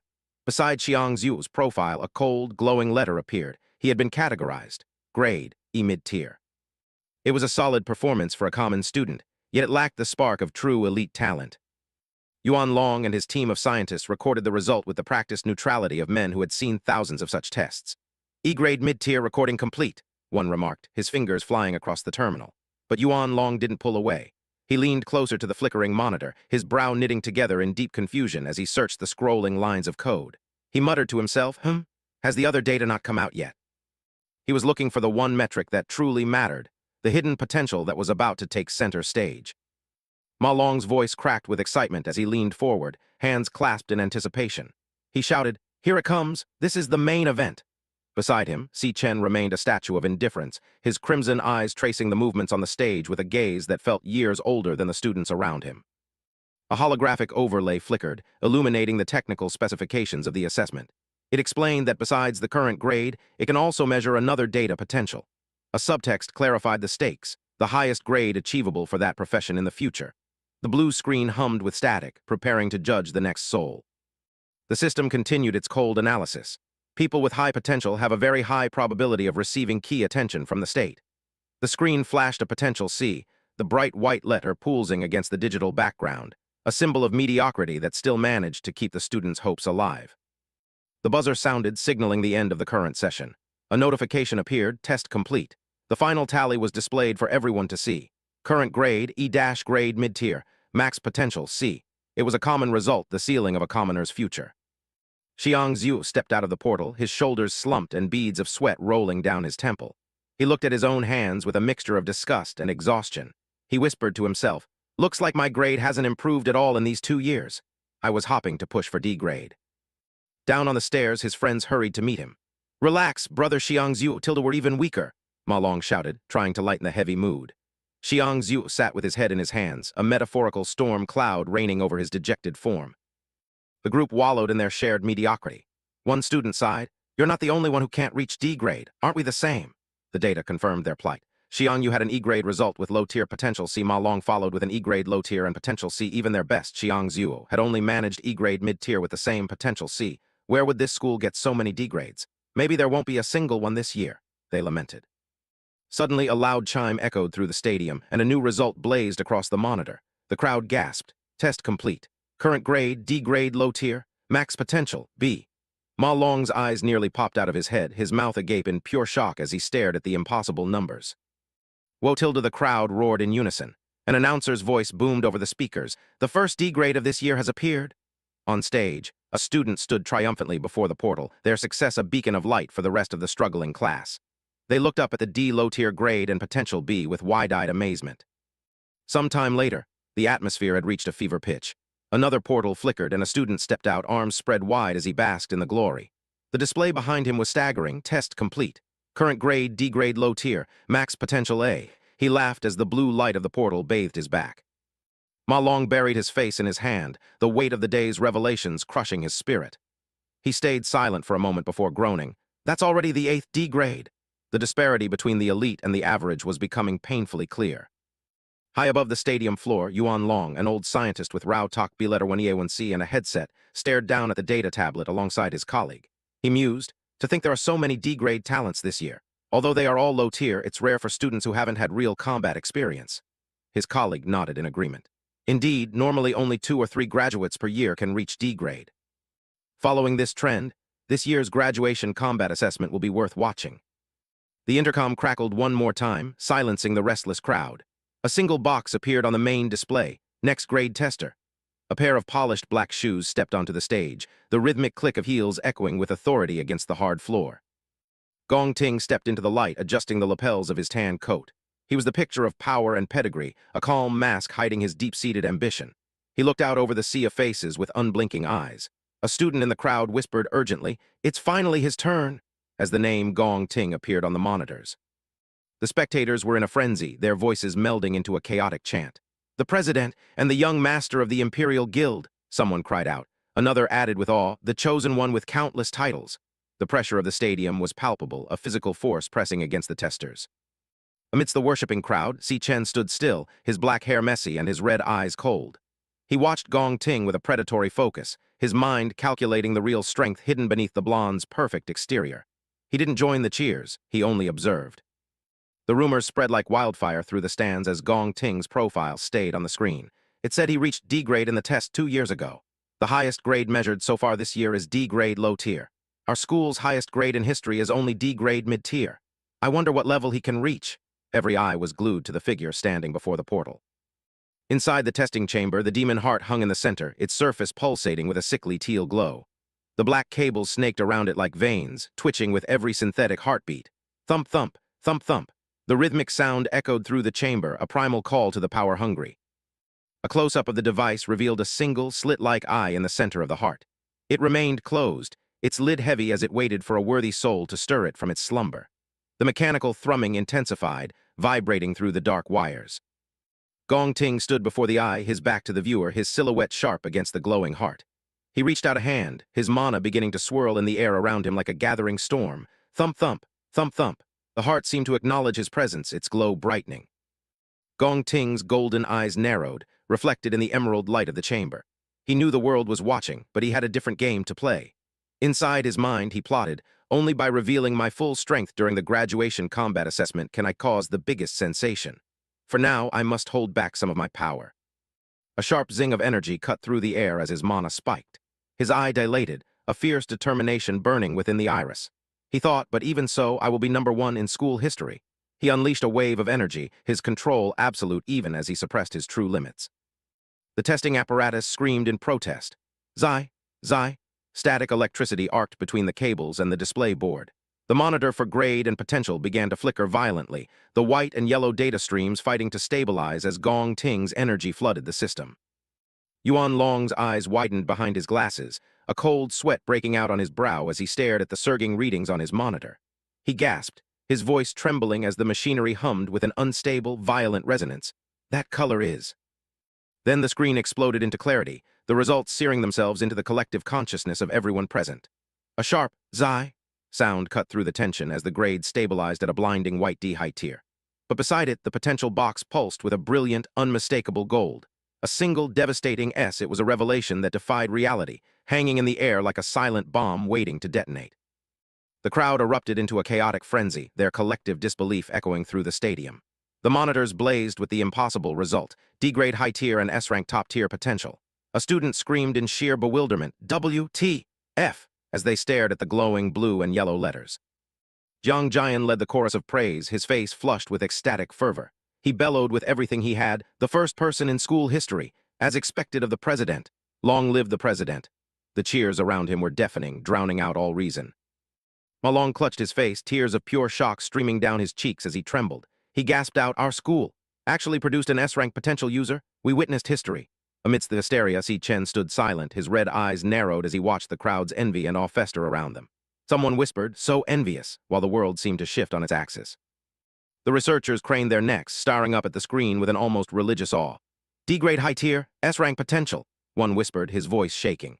Another turned to his colleague, asking with urgent breath, "Should we report directly to the superiors?" The lead scientist, a headset tight against his temple, didn't hesitate for a second, of course. Gong Ting walked through the sea of admirers with the poise of a king among peasants. The air hummed with whispers of his meteoric future. Someone in the crowd remarked with breathless reverence, "An awakener with S-rank potential is a rare treasure in the whole world. He will definitely be focused on and protected by the state." A smug, predatory smirk played on the president's lips as he basked in the spotlight. A black data box reinforced his absolute status. Gong Ting test result. Grade, D-grade high tier. Potential, as the crowd's whispers continued to swell, fueled by his pedigree. What's more, he's the noble son of the Imperial Guild. This will definitely make national headlines. High above the stadium floor, silhouettes stood against the floor-to-ceiling windows of a private observation suite. The man looked down at the teeming masses below and mused aloud. This year's test really sees talents coming forth in large numbers. The entire city seemed to be watching the birth of a new legend. The man turned, his gray beard and stern features illuminated by the arena's artificial light. He was Yuan Long, the National Awakener University principal. He looked at the woman beside him and asked with a knowing smile, "You knew Gong Ting was an S-rank potential user long ago, right? No wonder you came to watch the show today." Ling Yu took a slow, deliberate sip of her tea, her expression unreadable behind the steam of her cup. She replied coolly, her voice barely a whisper, "No, I didn't come just for him." Yuan Long's eyebrow shot up in genuine intrigue. "Oh," he uttered, curious as to who could possibly overshadow their star student. Ling Yu's gaze drifted back to the arena, her eyes sharp and calculating. A small beauty mark sat just below her left eye, adding a touch of elegance to her piercing stare. She was looking for something, or someone, far more significant than the current sensation everyone was celebrating. Her purple eyes fixed on a specific point in the crowd where a dark-haired boy stood apart from the rest, his presence a silent shadow in the chaos. She thought to herself, compared to Gong Ting, I'm looking forward to his performance more. Below, Si Chen stood with his hands in his pockets, waiting for the inevitability of his turn. The speakers crackled, and the announcer's voice boomed once more, silencing the chatter. "Next grade tester SICHEN?" The protagonist looked up, his face a mask of cold, unshakable determination as his name appeared on the massive monitors. He was ready to shatter their reality. Jiang Jian's mocking laughter cut through the air as Si Chen passed him on the way to the stage. "Oi, kid," the bully sneered, his floral shirt clashing with his arrogant grin. "You'd better bring some damn honor to that dorm of yours. When your results come out, don't you dare show us another low E rank." Si Chen didn't even give him a sideways glance. The bully doubled over, his mouth wide in a grotesque, hysterical laugh as he pointed at the group. "If all four of you end up as bottom-tier trash in one room, you'll be the biggest laughingstock in the whole university. H-A-H-A-H-A." His laughter echoed off the stadium walls, a jarring sound in the tense atmosphere. Infographic boxes hovered over Si Chen's friends, highlighting their relative weakness. Xiang Zhu, mid-E rank potential Si Xiang Yu, low E rank potential Si Ma Long, low E rank potential Si Jiang Jian's voice dripped with pure venom. "A bunch of weaklings like you, showing up to the graduation combat assessment, will be nothing but a disgrace." Si Chen stood amidst his dejected friends, his red eyes burning with a hidden fire. Ma Long's face turned betrayed, his eyes bulging behind his glasses as he screamed back at the top of his lungs, his voice cracking with emotion. "Why, you just wait. Si Chen is going to blow your damn eyes wide open." The intensity of his belief was the only thing holding the group together. Si Chen's profile flickered onto the massive stadium display, his stoic face mirrored on a dozen screens for the entire student body to see. He walked toward the glowing blue threshold of the testing portal, his silhouette solitary and unyielding against the blinding light. The crowd went silent as the underdog approached the abyss. His friends watched from the stands with bated breath, their anxiety palpable. "Si Chen," Ma Long whispered the name under his breath like a prayer, his eyes fixed on the retreating back of his roommate. Jiang Jian laughed in the background, a sharp contrast to the group's desperate hope. Si Chen stepped into the abyss of the testing lair, the cables snaking through the dark, emerald darkness like giant mechanical serpents. A voice whispered in the void, a thought echoed by every spectator in the stadium. "Can he really do it?" He descended deeper into the mechanical heart of the facility. Deep within the chamber, the massive, monstrous mechanical eye of the demon heart snapped open. It focused on the intruder with a cold, blue stare, sensing a power that didn't belong in this world. The machine hummed with an aggressive tone, ready to devour the energy of the next tester. Si Chen's eyes ignited with a hellish red glow as he surrendered to his inner power. He bared his teeth in a predatory snarl, his face contorted by the raw strength of the purgatory Rakshasa. His hand reached out, fingers tensing into sharp claws as he prepared to show the machine the true meaning of fear. The narrator's voice grew grave as the scene shifted to the harsh realities of their world. In this era, for an awakener to secure the best future, joining a high-rank guild is the only path, and the only chance for most to prove their worth to those guilds. Shadows of warriors with jagged blades loomed in the red-tinted void, fighting for survival. "Is the graduation combat assessment?" The words appeared in jagged white text against a background of monstrous silhouettes with bared fangs and glowing eyes. It was a trial by fire, a ritual where only the strongest could hope to emerge with their dreams intact. The rules for the brutal competition were laid out in stark, uncompromising terms. Candidates were to form a squad of up to 10 members, granted the total freedom to choose their own teammates for the ordeal. As the silhouettes of students stood in readiness, prepared to fight for a future they barely understood, the stakes were revealed to be higher than any of them could have ever imagined. Winning meant every single member would be directly recruited by the nation's most prestigious force, the Imperial Guild. The grand, soaring architecture of the guild's headquarters towered into the sky, a monument to ultimate power and wealth. For most, this was a fantasy come true, but Si Chen looked at the guild's silhouette and saw the first piece of a much larger puzzle, a gateway that would lead him toward his ultimate vengeance. The true nature of the examination hung in the air like a heavy fog. Si Chen realized that this test wasn't just about determining one's rank. It was a calculated cull, a search for the elite hidden among the masses. It had a far more crucial purpose, scouting the future. Jiang Jian burst into the room, his face flushed with triumph as he hauled another student forward. He roared with arrogant joy, "Boss, this is Yan Lin, low D rank." The bully's voice echoed through the hall, a grating sound of premature victory. "With him, our 10-man squad is finally complete. All 9 D ranks of this year are in our team, and with your brother Gong Cheng added to the mix, first place is practically ours." The underlying truth was cold and pragmatic. It's about scouting the perfect teammates for the graduation assessment. In this hyper-competitive environment, a strongest team will inevitably be born. Gong Ting stood at the center of his entourage, his expression one of bored superiority as his sycophants clamored for his favor. One student beamed, pumping a fist into the air. "The final MVP will definitely be yours, President Tilda." Outside the testing chamber, the silence was deafening. Ma Long adjusted his glasses, sweat beading on his forehead as he stared at the closed doors. He bit his lip, worrying to himself, how long has Si Chen been in there? The massive display screen flickered, showing Si Chen's name beside an agonizingly empty result box. The crowd began to murmur, the tension rising with every passing second of inactivity. Ma Long's heart hammered against his ribs as he wondered, why isn't there any movement at all? Jiang Jian's mocking laughter broke the spell, a jagged sound that drew the eyes of the remaining students. He sneered, "I bet his power is so pathetic the machine can't even register a rank. Ha ha." Another student shrugged, turning to leave. "The testing is basically over. Let's go, back to the dorm."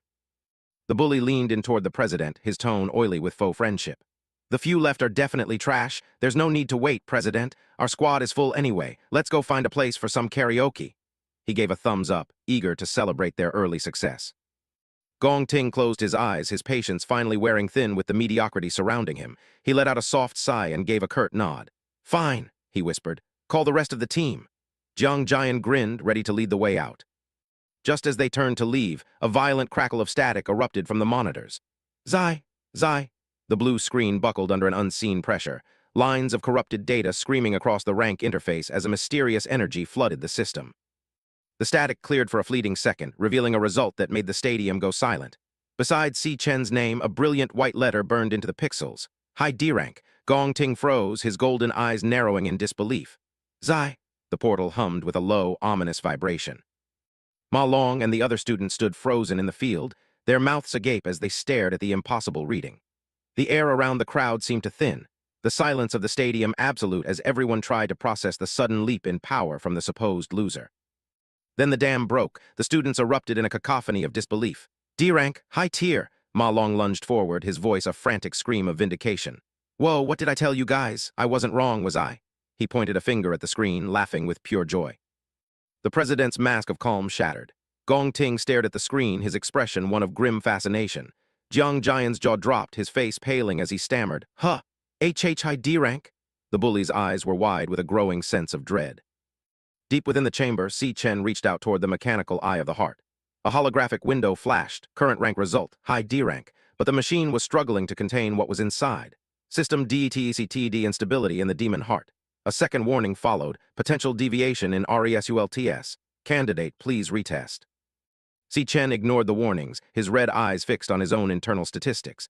He stood at level 10, his physical parameters a perfect 150 across strength, speed, stamina, luck, elemental, and spirit. He analyzed his performance with a cold, detached logic. I was just using my basic, unswitched physical form, so level 10 base stats are equivalent to high D rank. A new prompt appeared, bathing the dark room in a flickering light. Loading, class switching. Si Chen raised his hand, blue energy coiling around his fingers like a nest of vipers as he prepared to reveal a deeper layer of his soul to the terrified machine. The transformation was instantaneous and terrifying. Class switch complete. Finished. A phantom mask of bone flickered over Si Chen's face as a new title blazed over his head. LV.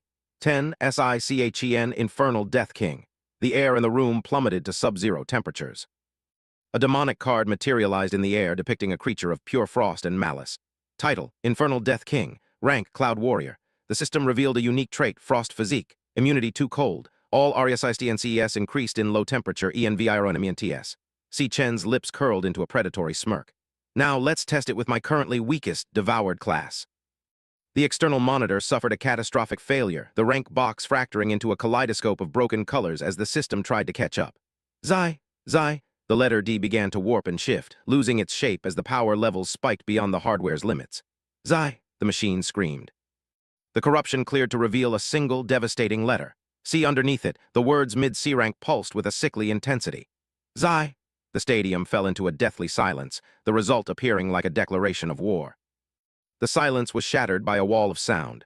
What? Boomed from 1,000 throats. The students were a mass of panicked confusion, hands clutched to their heads in disbelief. What's going on? Si Chen's rank. It jumped again? The reality of the situation was too much for them to bear. Jiang Jian was vibrating with pure, unadulterated fear. He pointed a trembling finger at the monitor, his voice a shrill shriek of denial. C rank. That's total BS. Something is definitely wrong with the machine. Behind him, Gong Ting could only watch in stunned silence. In the control booth, Yuan Long was a mess of cold sweat and frantic activity. He adjusted his headset, his eyes bulging as he stared at the erratic readings. Why does the rank keep changing? He cried. Is the system malfunctioning? His colleague trembled beside him, whispering, I've never seen anything like this. Inside the lair, the demon heart was no longer a judge. It was a victim. Its singular eye was wide with terror, quivering as it sensed the abyss within Si Chen. System DETCTED instability in the demon heart. The desperate warning flashed again. Potential deviation in RESULTS. Candidate, please retest. But the machine was already dying. Si Chen's mind whirred as he processed the machine's failure to contain even his weakest form. He calculated with cold precision. If that's the case, my other two classes should be far above C rank. He reached into the void of his soul once more, triggering a second transition. The dark air of the chamber crackled as a new status window flickered into existence. Loading. Class switching. The atmosphere in the room didn't just drop. It curdled under the weight of an ancient, malevolent aura. Class switch complete. Finished. The spectral mask of bone solidified over Si Chen's features as his true title blazed in a toxic purple light. LV10 SICHEN Purgatory RAKSHASA. He narrowed his glowing eyes, a predatory grin tugging at the corner of his mouth as he whispered, Now, let's see the full extent of my true power. A legendary card shimmered in the air, depicting the terrifying visage of the RAKSHASA blade, a star warrior of unfathomable lethality. The system detailed its devastating arsenal. Bone grip ruin, ABSORBS stamina and strength from nearby corpses, triple gravity strike, gravity manipulation, light-heavy overload. The potential for slaughter was absolute, a mastery over the very forces of physics and death. The demon heart was no longer a machine. It was a living thing experiencing the primal agony of a prey animal caught in the jaws of a god. Its massive, singular eye bulged until the capillaries nearly burst, quivering in a state of pure, unadulterated terror. It sensed the abyss approaching, and it knew it was about to be unmade. Sweat-like fluid beaded on its mechanical surface as it screamed in digital silence. A cataclysmic surge of purple energy erupted from Si Chen's core, a shockwave of raw power that tore through the artificial silence of the lair. It was a boom that resonated in the soul, a violent expulsion of mana that turned the air into a crushing weight. The very foundations of the facility groaned as the energy began to spiral out of control, illuminating the dark in a flash of toxic light. Above the testing site, the sky fractured. A massive vortex of dark, lightning-shot energy swirled into existence, casting a bruised purple shadow over the entire campus. Students below looked up, their faces pale as the ground beneath them began to vibrate with the frequency of a celestial event. The air hummed with the sound of an approaching storm. Gong Ting and Jiang Jian stood paralyzed, the arrogance drained from their faces as they stared at the spiraling apocalypse in the sky. The wind whipped at their coats, howling with the sound of 1,000 screaming ghosts. Jiang Jian's voice was a shrill, panicked shriek. What the hell is happening? Gong Ting could only watch in stunned silence. Ma Long fell to his knees, his eyes wide with a mixture of terror and religious fervor as he looked toward the testing portal. He stammered, a phenomenon, a literal celestial omen. His voice cracked as the reality set in. Today, history is being rewritten. Our dorm has birthed a god-tier monster. The ground trembled beneath his prayer-like declaration. The external monitors were a mess of digital blood. Xi. The rank and potential boxes were being devoured by static, the data points clashing and dying as they tried to quantify the unquantifiable. The system was screaming, its electronic circuits frying under the strain of the boy inside as the blue light flickered violently. For a fleeting second, the letter S blazed across the potential screen in a blinding gold light. But it couldn't hold. The pixelated character began to shatter, breaking into a kaleidoscope of glitched shards as the machine fought a losing battle against the sheer volume of power being forced through its veins. "Zai," the monitor groaned. In the control room, Yuan Long's mouth hung open, his face a mask of sweating horror. He stared at the flickering monitors, his voice a hoarse, disbelieving rasp. "Again! Another S-rank potential!" Beside him, his colleague was frozen in shock, unable to comprehend the scale of the anomaly unfolding on the screens before them. Gong Ting felt a cold sweat break out across his brow, his composure finally shattered. He stared at the testing portal, his eyes reflecting the chaotic purple light that filled the air. Inside his mind, the only thing he could process was a single, frantic thought of absolute shock. The potential monitor turned a deep, warning red as it flickered against the darkness. A single, ominous word pulsed against the static. "Warning!" The system was begging for mercy, its logic gates failing as it was drowned in a sea of SSS-rank mana that it was never designed to measure. The warning intensified, the text turning a jagged, bleeding orange against the glitched background. "Warning! System error!" The electronic hum of the facility rose to a deafening whine, the smell of ozone and burning plastic filling the air as the mainframe began to melt down under the pressure. A final, desperate message flashed across the dying screen. "Potential value, undetectable. It's EXCEDD, the system's maximum load." The machine had reached its absolute limit, and Si Chen had only just begun to unleash the true darkness hidden within his soul. "Zai, Zai." In the crowd, a student's voice was lost in a primal scream of pure, overwhelming shock. "AAAHHH." The sheer pressure of the mana in the air was enough to make their heart hammer against their ribs, a visceral reaction to the presence of a predator that shouldn't exist in their world. The portal didn't just deactivate, it detonated. A blinding pillar of blue fire roared out of the threshold, throwing the surrounding observers back as the machine suffered a catastrophic hardware failure. The testing booth was consumed by a brilliant, white-hot explosion of mana that lit up the entire arena. "Not good, the demon heart is overloading," Yuan Long screamed, his voice barely audible over the roar of the fire. He and another scientist lunged toward the smoking wreckage, desperation written in every line of their faces. "Get in there, make sure nothing happens to the student." They sprinted through the haze, fear driving every step. They burst into the smoke-filled chamber, their eyes darting through the haze as electricity crackled from the broken cables. "Student, are you?" one of them yelled. Through the thick gray mist, a solitary figure emerged, standing perfectly still amidst the ruin. Si Chen looked up, his expression hauntingly calm as the blue light flickered around him. Yuan Long skidded to a halt, his eyes fixated on the floor. He let out a sharp gasp of air, his mustache twitching with a sudden, freezing dread as he looked at the remains of the facility's most expensive piece of equipment. He stood paralyzed, his mind unable to process the destruction. There, hanging from its cables like a piece of charred meat, was the demon heart. Its eye was clouded and lifeless, smoke curling from its scorched hide as blue sparks danced across its dead surface. The silence in the room was absolute until a scientist whispered in a trembling voice, "The demon heart is dead." The other scientist leaned in, his face pale as he examined the wreckage. "Did it burn out from overusage today?" he wondered, desperate for any logical explanation. Si Chen walked past them without a word, his gaze fixed on the distance as he stayed silent, his thoughts hidden. As he walked, Si Chen's red eyes flickered with a secret satisfaction. Inside his mind, he reflected on the destruction he had caused with cold logic. "I accidentally pushed too hard and choked the demon heart to death."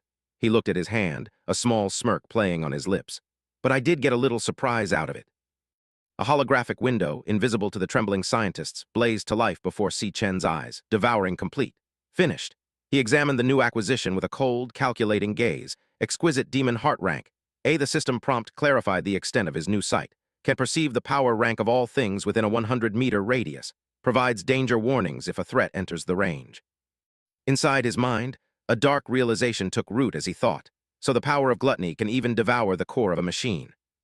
Si Chen stood amidst the wreckage of the laboratory, the sparks from severed cables casting erratic shadows against his stoic face. He was a devourer in a world of prey, a predator who had just consumed the very tools meant to judge him. As the smoke began to clear, the blue light of the system window reflected in his pupils, marking his transition into a silent observer of the weak. The test had ended, but his true assessment was only just beginning. The world through Si Chen's eyes changed instantly as a status window visible only to him flickered into existence. Exquisite demon heart ACTIVATED. He looked out at the sea of students, his new ability overlaying the reality with sharp, technical precision. The air hummed with the pulse of activated mana, sensing the power of everyone within 100 meters. Each student was now tagged with a hovering green hexagon, revealing the truth they tried to hide or the mediocrity they were forced to live with. High E rank blazed over the heads of the crowd in a uniform wave of weakness.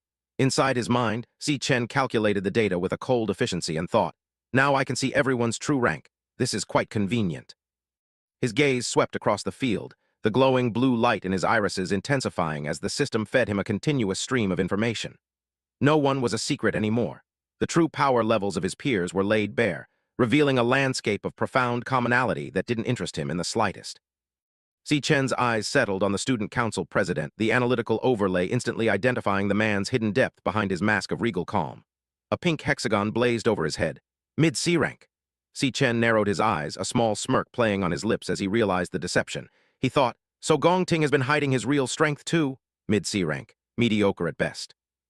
On the stage, the atmosphere was thick with sweating anxiety. Yuan Long coughed into his hand, his face pale as he stood before the smoking testing portal with his colleague. The mechanical judge was dead, a charred ruin of cables and scorched hide. The scientist spoke with a trembling voice that carried over the speakers. Cough! Unfortunately, it seems the demon heart suffered a sudden death due to excessive strain. Today's testing must be suspended. The announcement echoed through the massive stadium, met with a wave of grumbling and confusion. The officials were desperate to hide the anomaly they had just witnessed. As for Si Chen's data just now, it was likely an error, they declared, their words a calculated dismissal. We will report this to the higher-ups. For those who haven't been tested yet, come back tomorrow. We will have a new device ready by then. Ma Long erupted with joy, lunging at Si Chen and nearly knocking him over in his excitement. I don't care what you say. The data wasn't wrong. Our Si Chen is a goddamn genius, he screamed, his voice cracking. Another friend leaned in with sparkling eyes and asked, what does the Great One want to eat today? Si Chen looked at them with a mixture of boredom and exhaustion, sighing as he whispered, let's just go back to the dorm. The celebration was cut short by a jagged, mocking voice from behind. Jiang Jian stood there, his floral shirt clashing with a bitter sneer on his face. I knew it, he barked, his eyes full of venomous jealousy. How could a loser like you ever reach C rank and S rank potential? It was obviously just a glitch in the machine. The bully wasn't finished, his rage boiling over as he pointed a trembling finger at the protagonist's back. You broke the demon heart and now you're just going to walk away? Where's your sense of responsibility? He yelled, spittle flying from his lips. Because of you, the rest of the student council has to wait until tomorrow. Can you even compensate us for the time you've wasted? A low, rhythmic thrumming began to emanate from Si Chen's body, his hand clenching as golden sparks of mana arced between his fingers. The air around him turned cold and jagged, the ground beneath his feet cracking slightly. Inside his mind, his patience finally hit zero. He thought, this guy is never-ending. Si Chen's eyes blazed with a murderous, golden intent, the yellow lightning dancing across his face like a crown of thorns. The shadow over his features grew deep and terrifying, the aura of a monster briefly visible in the red glow of his power.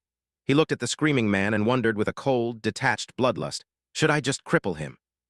Just as the tension was about to ignite, a firm voice commanded the space. Jiang Jian, stand down, Gong Ting ordered, stepping between them with an aura of absolute authority. The bully froze, his jaw dropping in shock as the president spoke with a sharp warning tone. Don't be so disrespectful to our teammate. Jiang Jian's eyes widened, stammering out in pure disbelief. Teammate. The field went silent, the gravity of the declaration settling over the crowd like a heavy blanket. Jiang Jian could only stare, his mouth hanging open as he looked from the president to the boy he had just been ridiculing. Teammate, he repeated, his mind unable to process the sudden alliance.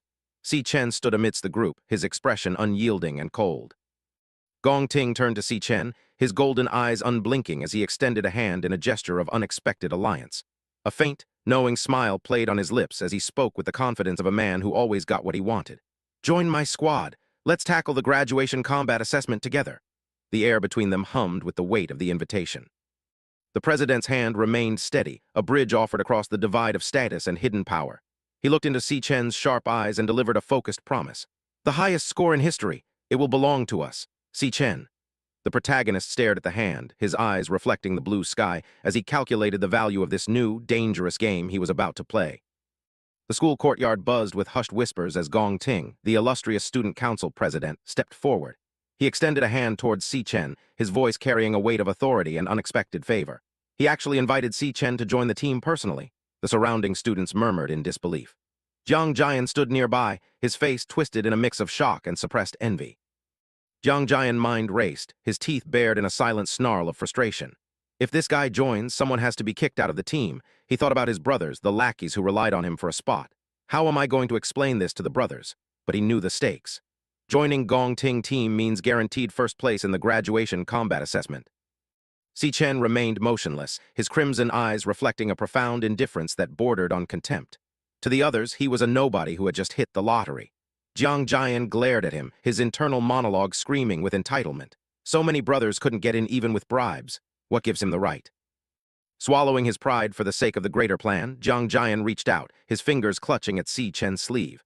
The tension was palpable, but since Gong Ting personally spoke, he reasoned with himself, trying to find a way to maintain his own status while accommodating the president's whim.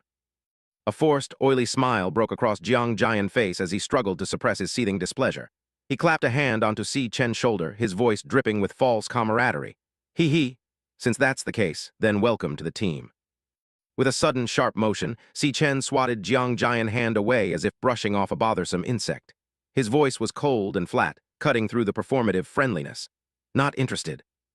The world seemed to stop. Jiang Jian's eyes bulged, his mouth hanging open in utter shock at the unprecedented rejection. Gong Ting's gaze sharpened, his golden eyes narrowing as he processed the blatant refusal from someone he considered beneath his station. Do you know what you're saying, kid? Jiang Jian barked, his voice cracking with indignation as he stood behind a stunned Gong Ting. Our team's strength is #1 in the whole school. Si Chen didn't even slow down as he began to walk away. It has nothing to do with me, he replied, his back turned to them. Si Chen glanced over his shoulder, his eyes flashing with a dangerous, predatory glint that made the air feel heavy. You're too noisy, he stated with finality. Don't bother me from now on. Jiang Jian's face turned a violent shade of red, literal fumes of rage seeming to escape his bared teeth. You, he hissed, his hands trembling with the urge to strike. Gong Ting watched Si Chen departing figure, his expression unreadable. Let's go back, the president commanded, his voice calm but icy. The crowd of onlookers was paralyzed by the scene they had just witnessed. Si Chen dared to refuse Gong Ting? A student gasped. Does he have that much guts? Another whispered, eyes wide with terror and admiration. That's the student council president he just blew off. Si Chen continued his solitary walk, leaving the chaos behind. The whispers followed him like a physical weight. Si Chen must want to take first place by himself. A voice chuckled mockingly. After all, his test result was C-grade mid-tier. Anyway, now there's a good show to watch. In the background, two students couldn't help but revel in the drama.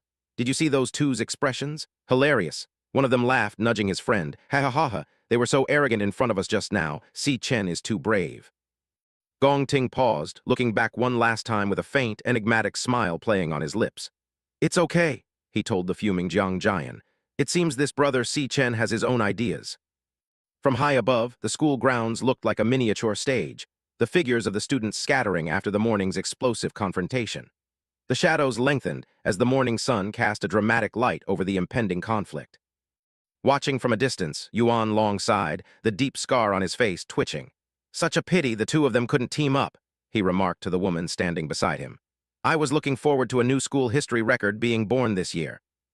Ling Yu tilted her head, a playful smile touching her lips as she adjusted her glasses. Isn't it more interesting this way? She asked, her eyes sparkling with the anticipation of chaos. Ling Yu's gaze lingered on the departing Si Chen. Gong Ting was born with a silver spoon in his mouth, she observed softly. This refusal to him is a naked declaration of war. Gong Ting's profile was etched in shadow, his eyes fixed forward with a chilling intensity. Behind the polished facade of the student council president lay a ruthless streak that few dared to provoke. Our president isn't someone easy to deal with. Tusk, he only got the limelight because of a test error, Jiang Jian spat, catching up to Gong Ting. He was desperate to diminish Si Chen's defiance in the president's eyes. He really thinks he's C-grade. Gong Ting's golden eyes narrowed, his mind calculating every variable. What if the test wasn't wrong? The thought gnawed at him. Even if there's only a 1 in 100 million chance, I absolutely cannot let anyone else take away my first place. Sensing the president's inner turmoil, Jiang Jian leaned in, his face bathed in a sinister crimson light. No matter what, he's just a student with no combat experience, he whispered conspiratorially. While we are elites who have secretly battled in the demon lair with you several times, how about I go teach him a lesson on your behalf, Tilda? Gong Ting stopped in his tracks, turning a stern, judging gaze onto his underling. In your eyes, am I such a petty person? He asked, his voice low and dangerous. Jiang Jian recoiled, sweating profusely. No, I misspoke. I'm not in the mood for karaoke today, Gong Ting declared, his voice cold as he turned toward the parking lot. He gave a sharp, dismissive wave, leaving the group behind. You and the team members arrange things yourselves. A sharp golden light flared in Gong Ting's eyes as he paused one last time. He looked back, his words carrying a lethal weight that Jiang Jian was all too eager to catch. "Anything you do," he whispered, "has nothing to do with me." Jiang Jian watched Gong Ting walk away, his eyes lingering on the president's retreating back with a complex mix of submission and simmering rage. He adjusted his collar, the vibrant floral pattern of his shirt a stark contrast to the dark thoughts swirling in his mind. A slow, jagged grin spread across Jiang Jian's face as he whispered into the air. "Heh, understood Tilda has absolutely nothing to do with you." He took Gong Ting's words as a silent blessing, a license to unleash his brutality on the one who had dared to slight them. Later that afternoon, Jiang Jian sat perched on the school stairs, a half-empty soda can dangling from his hand. He looked down at a bowing subordinate who had just arrived with news. "Oh," Jiang Jian's voice was low, dangerous. "You say Si Chen isn't at school?" The white-haired lackey looked up, a sycophantic smile plastered on his face. "Yes, brother Jiang, I just overheard Si Chen saying he's going home for a bit. He left school without even eating." The soda can buckled and sprayed under the sudden pressure of Jiang Jian's grip. A sharp crack echoed through the hallway. Inside his mind, a triumphant roar erupted. "Heaven is helping me." Jiang Jian's face contorted into a mask of pure malice. He could already envision the scene. "Outside the school," he muttered, the words tasting like copper and anticipation. He leaned back, his eyes narrowing as he watched Tu Then, who was walking calmly with headphones on. "This just makes it convenient for me to deal with him even more ruthlessly," Jiang Qin thought, his heart pounding with the thrill of the hunt. Unaware of the vultures circling above, Si Chen walked past the playground fence, his expression unreadable. In my past life, he thought, the memories beginning to surface like dark bubbles from a deep pond. His mind drifted back to a tragedy that had once shaken the world. A Peak Guild team, while conquering a certain demon lair within the territory of Saint He Country, encountered an accident. Inside the demon lair, they encountered a powerful demon never seen before. A massive, pulsing eye of pure pink energy flickered in his memory, a symbol of absolute destruction. Wrath, the name alone carried the weight of 1,000 deaths. The image of giant, eye-covered tentacles shredding hunters like paper flashed before him. The Peak Guild team was annihilated. From then on, Wrath walked out of the demon lair and descended upon the human world. This is all the information I currently know. Si Chen stood tall, his gaze fixed on a future only he could see. In this life, to quickly determine the specific location of the demon lair where Wrath is, I formulated a plan. And to start this plan, he arrived before a grand, classical building, the Mithril Monster Exchange. It stood as a monument to wealth and power. I need a large sum of money, he realized, his eyes scanning the opulent facade. Stepping into the hushed, expensive air of the lobby, Si Chen took in the polished floors and professional staff. The Mithril Monster Exchange, under the Mithril Guild, will become the country's largest material exchange in the future. Rows of glinting swords and heavy axes lined the walls, each one a tool for survival.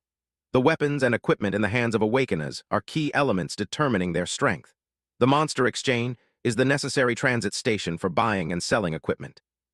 Si Chen reached into his bag and pulled out several jagged, off-white objects, clattering them onto the counter. It is also the fastest way for me to get money right now. The appraiser, a man in a crisp vest and round glasses, picked up one of the drops with a gloved hand, holding it up to the light. He looked at Si Chen with a mixture of skepticism and condescension. "You, a student, where did you get this thing from?" "It was dropped by a monster," Si Chen replied simply, his voice devoid of emotion. The appraiser squinted at the jagged tooth, his brow furrowed in confusion. "How come I've never seen it?" Behind him, a young employee with pink hair leaned in, her eyes wide with recognition. This was Xiao Li, a new trainee at the exchange, her pink hair tied back with a neat red bow. She gasped, a spark of excitement in her eyes. "If I remember correctly, this should be a drop from the E-grade cloud-type monster beast Sangson's Fang." Xiao Li didn't stop there, her knowledge pouring out in a rush. According to records, Sangson's Fang can be made into an E-grade cloud-type scepter, or ground into powder. The appraiser waved his hand dismissively, his face flushing with annoyance. All right, stop lecturing. What tricks can an E-grade item play?" He straightened his bow tie, his voice rising in an arrogant huff. "Our exchange has always been a VIP system. Those who come are awakeners with identity and status. What passes through my hands are high-grade goods of D-grade and above. It's normal for me not to recognize this kind of small E-grade item." He turned away, his expression souring as he muttered to himself. "There have been too few high-grade customers recently. At this rate, when can I be promoted to supervisor?" He glanced back at Si Chen, who was casually checking his phone. Really unlucky, always encountering this kind of troublesome guy with no benefits. The appraiser thought bitterly. Might as well push it all to the newbie. The appraiser jerked a thumb over his shoulder, already dismissing the troublesome student from his mind as he walked away. "Hey, little Lee, his remaining procedures are handed over to you. Work hard, I have high hopes for you," he called out with hollow encouragement. Zio Lee bowed quickly, her voice bright and professional. "Yes."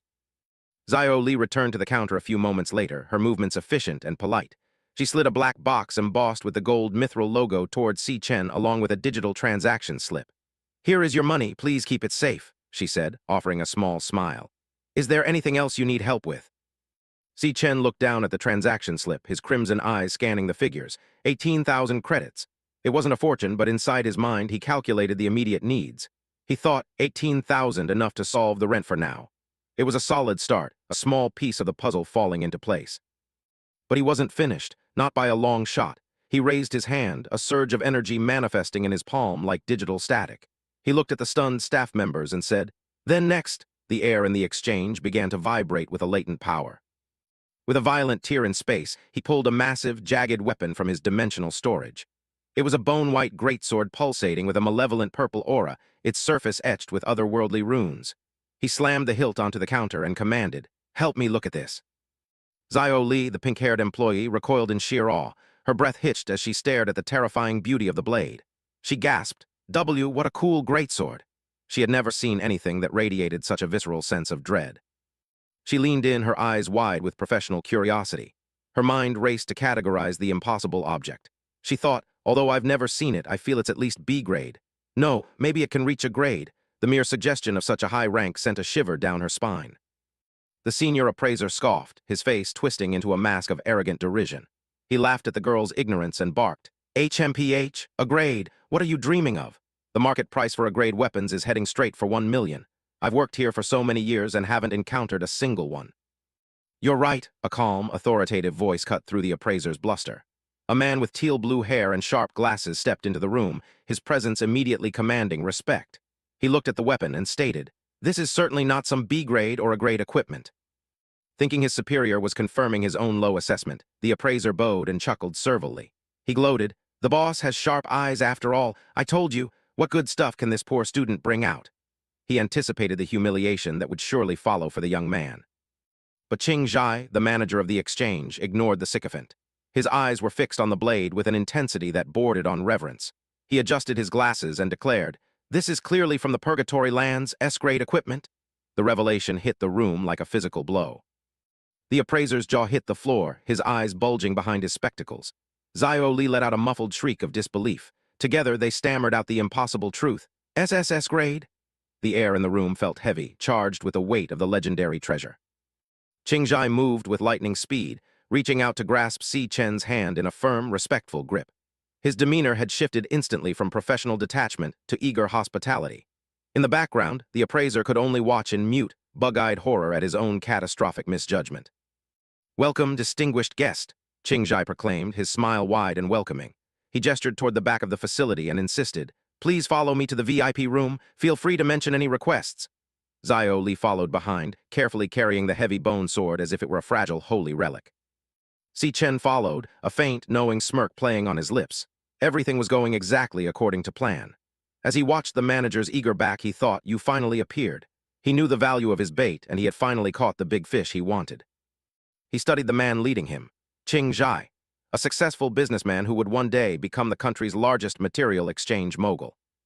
Si Chen recognized the sharp, calculating intellect behind those glasses. This was a man he could do business with. They settled into the opulent VIP lounge, the air thick with the scent of expensive tea and old money. Zio Lee poured the steaming brew with trembling hands, the steam rising in delicate curls as the two men prepared to discuss a deal that could change their lives. Qing Zhai leaned forward, his elbows resting on the polished table. He looked at the S-rank weapon lying between them and asked, "Sir, may I ask how much you intend on selling this piece of equipment for?" He braced himself for an astronomical figure. Si Chen leaned back into the plush sofa, his expression unreadable. He didn't hesitate. He looked Qing Zhai directly in the eye and said, 1 million. The simplicity of the number was jarring in the context of the artifact's true worth. Qing Zhai recoiled, his eyes flashing with genuine shock. He almost couldn't believe his ears. The number was far too small, a mere fraction of what he had expected. He stared at the young man, wondering if he was joking or if he simply didn't know what he held. "You're only asking for 1 million. Qing Zhai's voice wavered with disbelief. He stood up and continued. Sir, you do understand that even A-rank equipment are able to sell for millions. This S-rank weapon would be able to fetch at the very least tens of millions on the market. He paced the room, his mind reeling. He gestured wildly at the greatsword, his professional integrity compelling him to speak the truth. This weapon could even cause a crowd stampede, it's that valuable. He couldn't fathom why someone would let such a treasure go for so little. It was a deal too good to be true.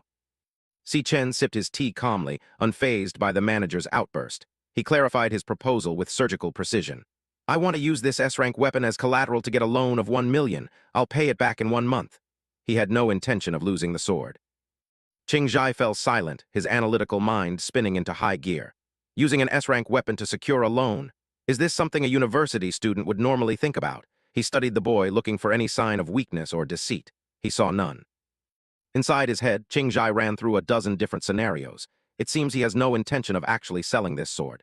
Does he intend to use it for himself later? He's certainly wiser than his age would suggest. And having a treasure like this sword in his possession. Is he a rich kid who ran away from home? Or is he a prodigy hiding his true abilities? Either way, it's clear he's not an ordinary man. Si Chen leaned back, watching the manager's reaction with an unshakable poise. I'll repay the principal right away in just 1 month, and I'll pay an interest of 10% the following month. How does that sound? It was a fair, even generous offer, but the sheer confidence radiating from the boy was frankly intimidating. Qing Zhai took a deep breath, deciding to take the gamble on this enigma. He needed to probe deeper into Si Chen's identity, and he needed a private setting to do so.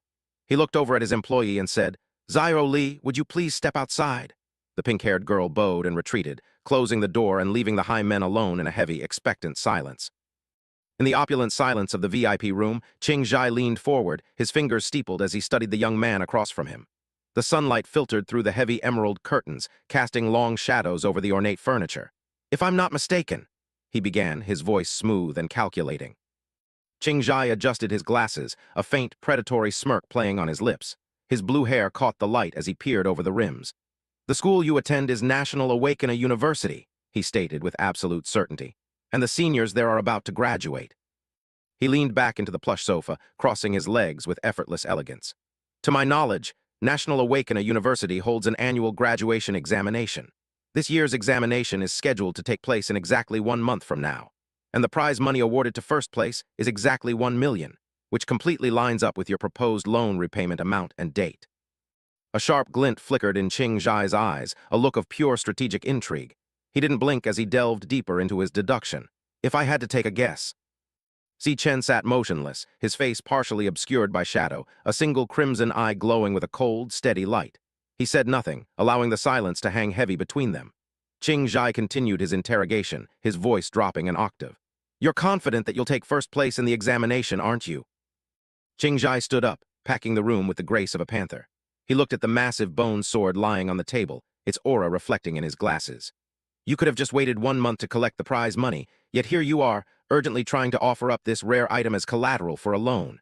This indicates that you are in desperate need of this money, and surely you wouldn't turn to such a risky option unless it was a last resort. A slow, knowing grin spread across Qing Zhai's face. He had seen the truth behind the mask. If that's the case. He turned back to Si Chen, his expression shifting from analytical to aggressively generous. Then I can loan you 1.5 million in cash on the spot, with 0 interest for 1 month. Qing Zhai extended a hand, the gesture open and inviting, his silhouette framed by the bright window. Consider this the start of a friendship between us. Si Chen looked up, his expression one of calm surprise. He studied the manager's face, searching for the ulterior motive he knew was there.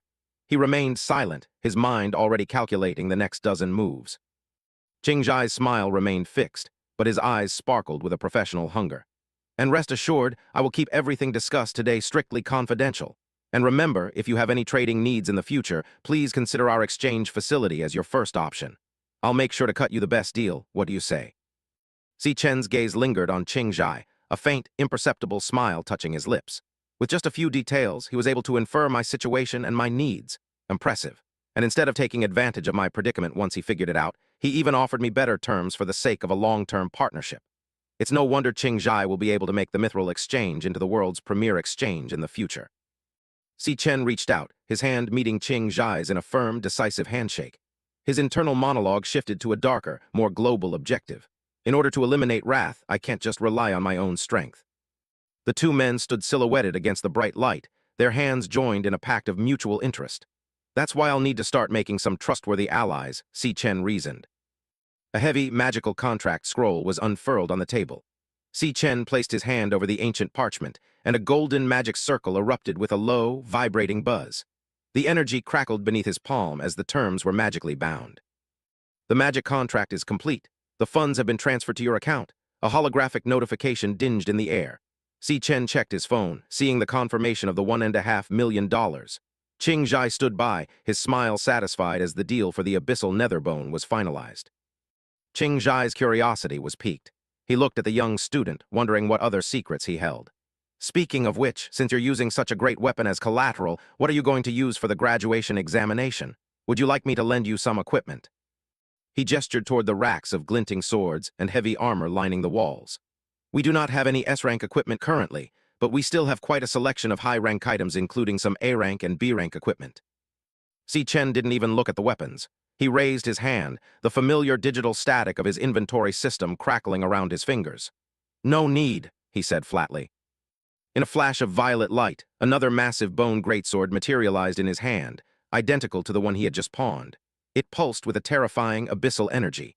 I've still got another weapon just like the one I gave up, he stated, his voice devoid of emotion. The room fell into a stunned, horrified silence. Qing Zhai's jaw dropped, his eyes bulging behind his glasses. Xiao Li and the senior appraiser were equally paralyzed by shock. Holy censored, someone muttered, the sheer impossibility of the situation leaving them speechless. Si Chen turned and began to walk away, his hands shoved casually in his pockets. He left the staff staring after him in disbelief. Qing Zhai watched his retreating back, a sheen of sweat on his forehead. There really are so many talented youths these days. Please take care, he managed to stammer out. Xiao Li stood in a daze, her mind reeling from the day's events. Qing Zhai turned to her with a wide, celebratory grin. Thankfully, Xiao Li continued helping such an important client. You're being promoted to supervisor right away. The girl's eyes went wide as her dreams were suddenly realized. Si Chen stopped near the towering glass doors of the exchange, looking out over the grand hall one last time. The transaction was a success, but his mission for the day was far from over. Oh, that's right, he murmured to himself, a sudden realization sparking in his crimson eyes as he calculated his next move. He turned his head, his gaze sharp and purposeful as he checked the time. I need to buy something, he said with quiet finality. With his family's financial future finally secured, he vanished into the city crowd, intent on finding a gift to mend a past he had once lost. The tires of the taxi screeched slightly as it pulled up to the curb. Si Chen stepped out, his school uniform sharp against the bustling city backdrop. He closed the door behind him, his expression focused and determined as he prepared for the reunion he had waited years for. He stood before the towering glass facade of the Kangchang County long-distance bus terminal. People hurried past him with luggage and destination tickets, but Si Chen remained still, his eyes scanning the arrivals. This place held the weight of 1,000 memories, most of them painful. Looking out at the horizon, a wave of bittersweet nostalgia washed over him. He remembered the darkness of his previous existence. In my last life, my family struggled financially for a while. Back then, I graduated but still hadn't awakened yet, so no guild would accept me. He was a man without power in a world that only valued strength. The memories shifted to a younger, more desperate version of himself. He saw himself racing upstairs, sweat dripping from his chin as he clutched delivery bags. I'm running out of time on this delivery, he had thought back then. I scrambled to pick up odd jobs and still barely made enough to scrape the rent money together.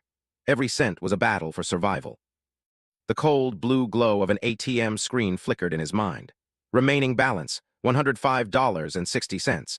It was a humiliating figure, a number that dictated the hunger and stress of his daily life. It was the price of a life lived on the edge of ruin. He recalled the dim lighting of their small, cramped apartment. Yunny and I had to live pretty frugally in order to survive, he mused. He could see his past self head in his hands, muttering, we're broke again after paying this month's rent. But his sister, Si Yun, had reached out with a comforting hand and a bright smile. It's okay, big bro. I just found a tutoring job, she had chirped, trying to carry a burden that wasn't hers to bear. Then came the letter that should have been their salvation, yet became a source of secret heartbreak. International Central Art Institute Admissions Acceptance Letter. Student, Si Yun. It was her ticket to a brilliant future, the culmination of all her talent and hard work. But instead of joy, there was only a quiet, devastating resignation. I guess I got in after all, Si Yun had whispered, her fingers trembling as she gripped the paper. She didn't look at it with triumph, but with the hollow gaze of someone who had already decided to let it go. The sound of tearing paper echoed in his mind like a gunshot. But it's too far away, and I want to stay near my big brother. She had cried out, making excuses for the sacrifice she was making. Si Chen's heart ached as he realized the truth he hadn't seen back then. She was so worried about adding more financial burden on the family that my little sister gave up on her dream school. Shaking off the ghosts of the past, Si Chen checked his phone, the modern interface a stark contrast to his dark reflections. It's getting pretty late. Yunny should have gotten off the bus by now, he thought, his anxiety rising with every passing minute. Suddenly, a high-pitched, familiar shout cut through the terminal's terminal noise. Bro! Si Chen's head snapped toward the sound, his heart leaping into his throat. He recognized that voice anywhere. A blur of motion headed straight for him. Bro, how many times have I told you, if you're gonna pick someone up, you gotta go to the exit, not the entrance. The scolding was music to his ears, a grounding reality after his descent into memory. There she was. Si Yun stood there with her bright yellow suitcase, looking exactly as he remembered, yet more vibrant than any ghost. Her presence was a living rebuke to the poverty they had once known.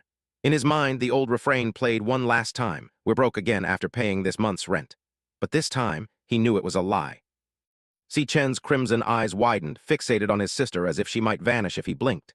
7 years, he whispered to the wind. 7 years since he had seen her in the original timeline.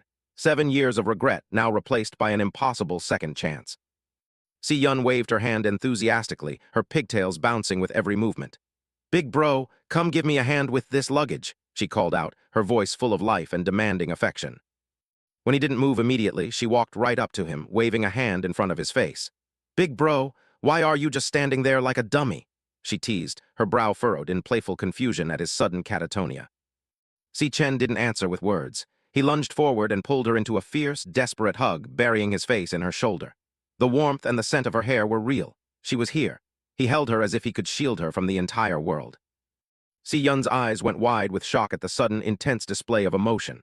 She gasped, her body stiffening in his arms. The silence between them was heavy with the things he couldn't say. It's been 7 years. He thought again, the weight of a lifetime behind the simple realization. He squeezed her even tighter, a small, genuine smile finally breaking across his face. Since I've been able to see you, Yunnie, he whispered into her hair. The cold, calculating star warrior was gone, replaced by a brother who had finally found his heart. Si Yun began to squirm, her arms flailing as she tried to regain some personal space. Bro, she grunted, her voice muffled by his coat. She was touched, but the intensity was starting to become a bit much for the busy terminal. Finally, she managed to break free, puffing out her cheeks in mock outrage while jabbing a finger at his chest. Are you trying to choke me to death? She yelled, her annoyance a thin veil for her own happiness at seeing him.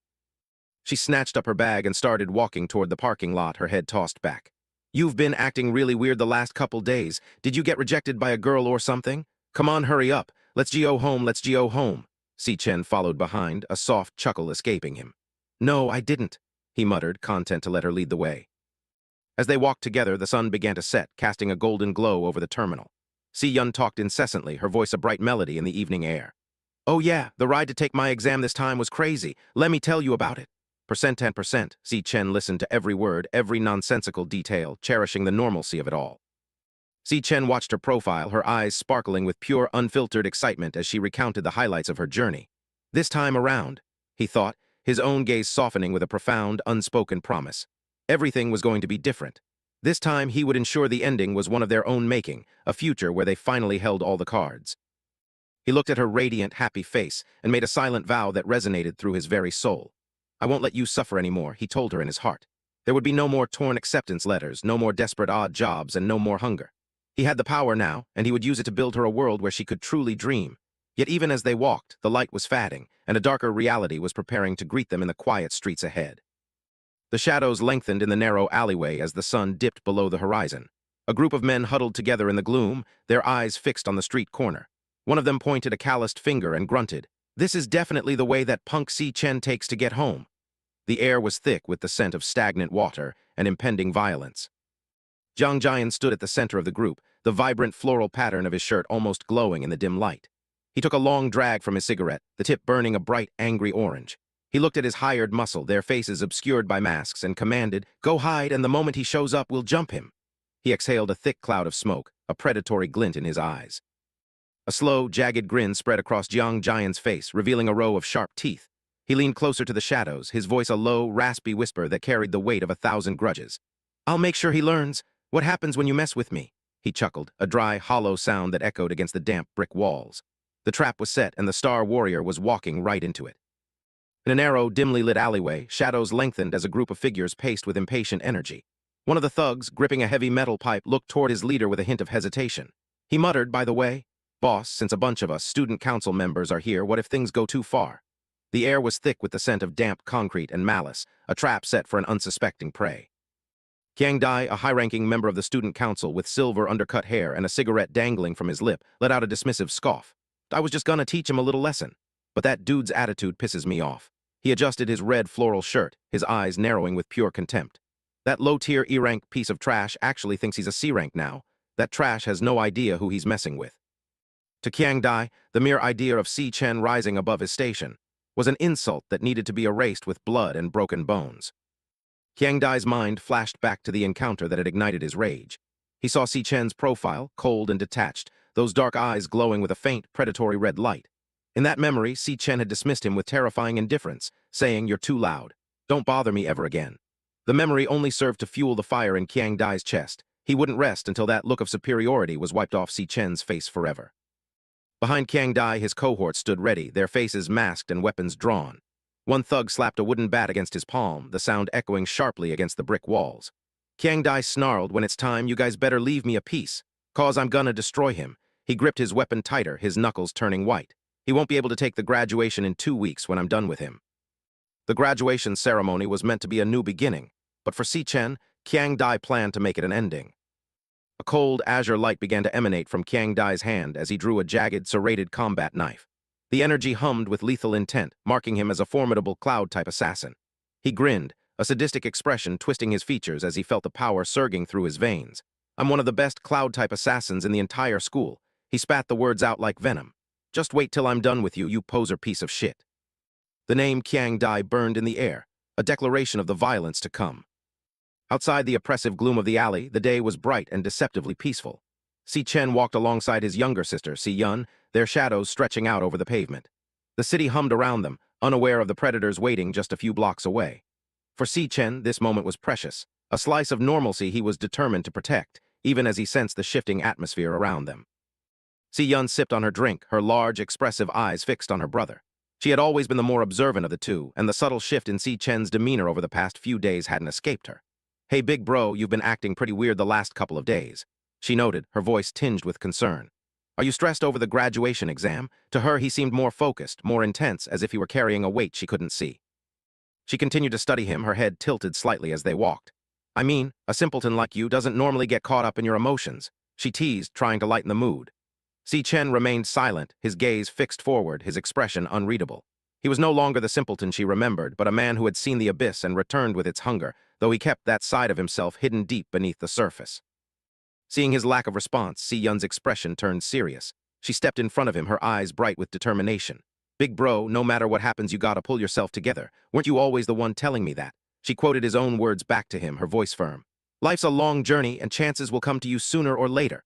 It was a mantra they had lived by during their hardest times, and she wanted to make sure he hadn't forgotten it.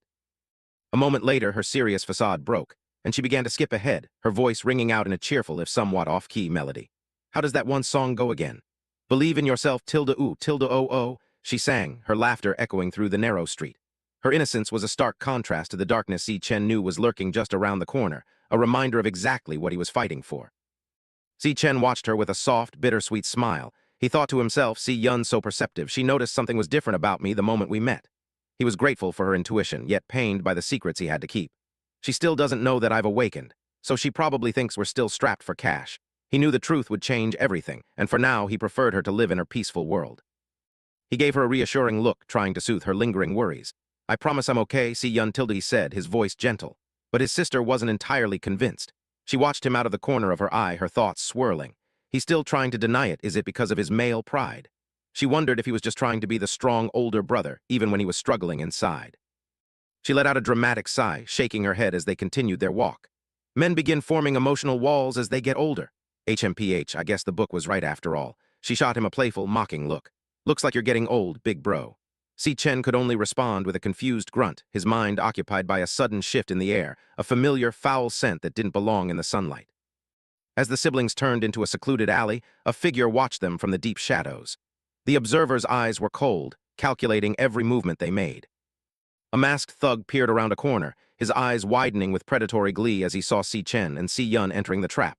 He signaled to the others, his voice hushed but excited. "Hey boss, that guy's got a girl with him." The news spread through the group like wildfire, their anticipation reaching a fever pitch as they prepared to strike. Qiang Dai's eyes lit up with a sadistic joy as he heard the report. "This is perfect.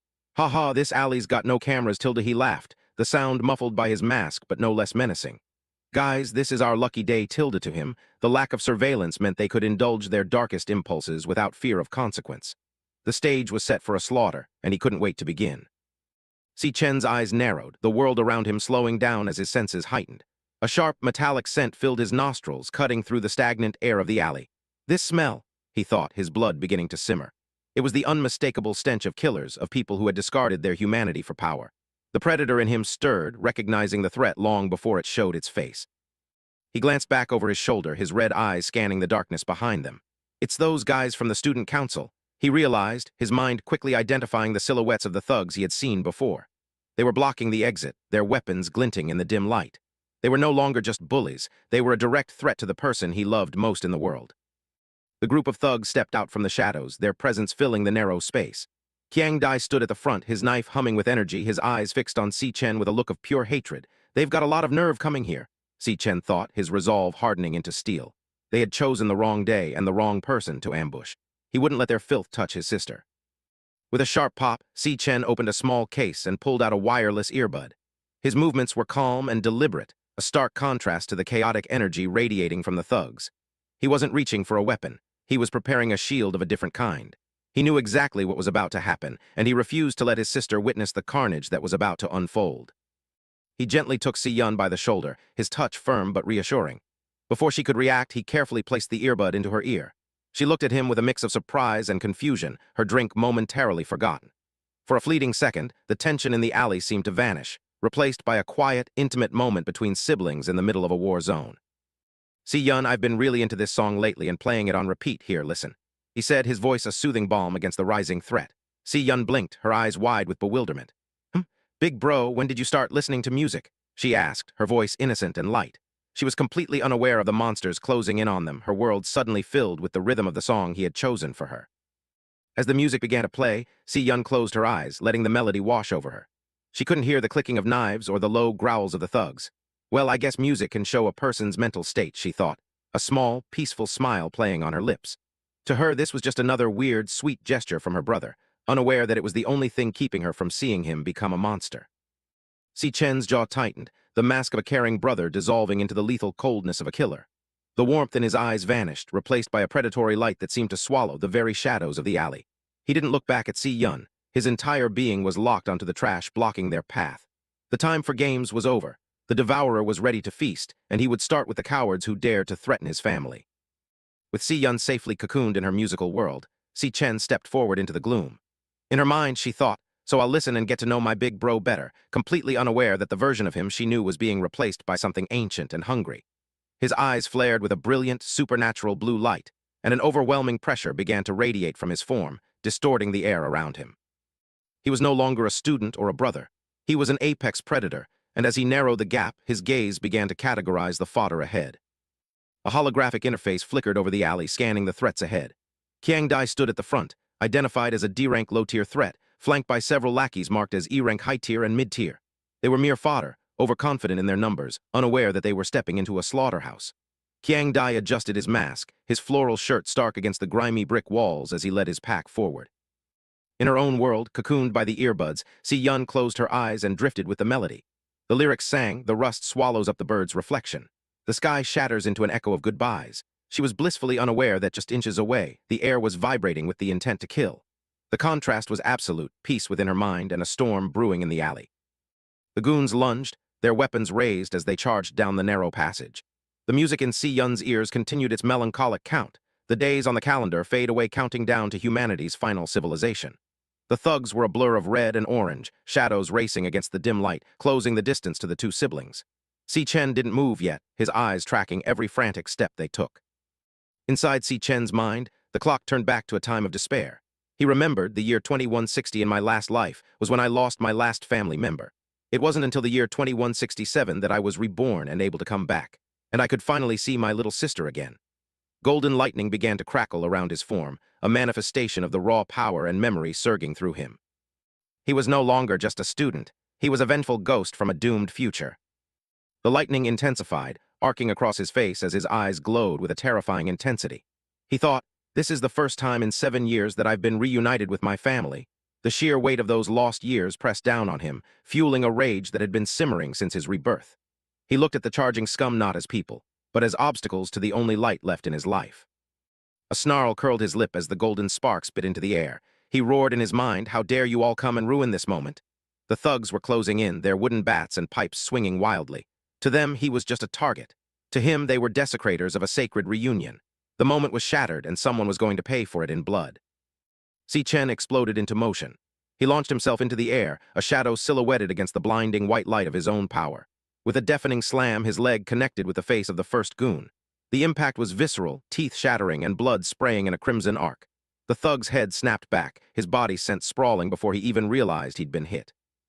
The other goons hesitated, their eyes wide as they watched their comrade get dismantled in a heartbeat. A bat flew through the air, discarded in the shock of the moment. One of them began to sweat, the realization of the gap in their power finally sinking in. The alley, once their hunting ground, had suddenly become a cage with a monster they couldn't control.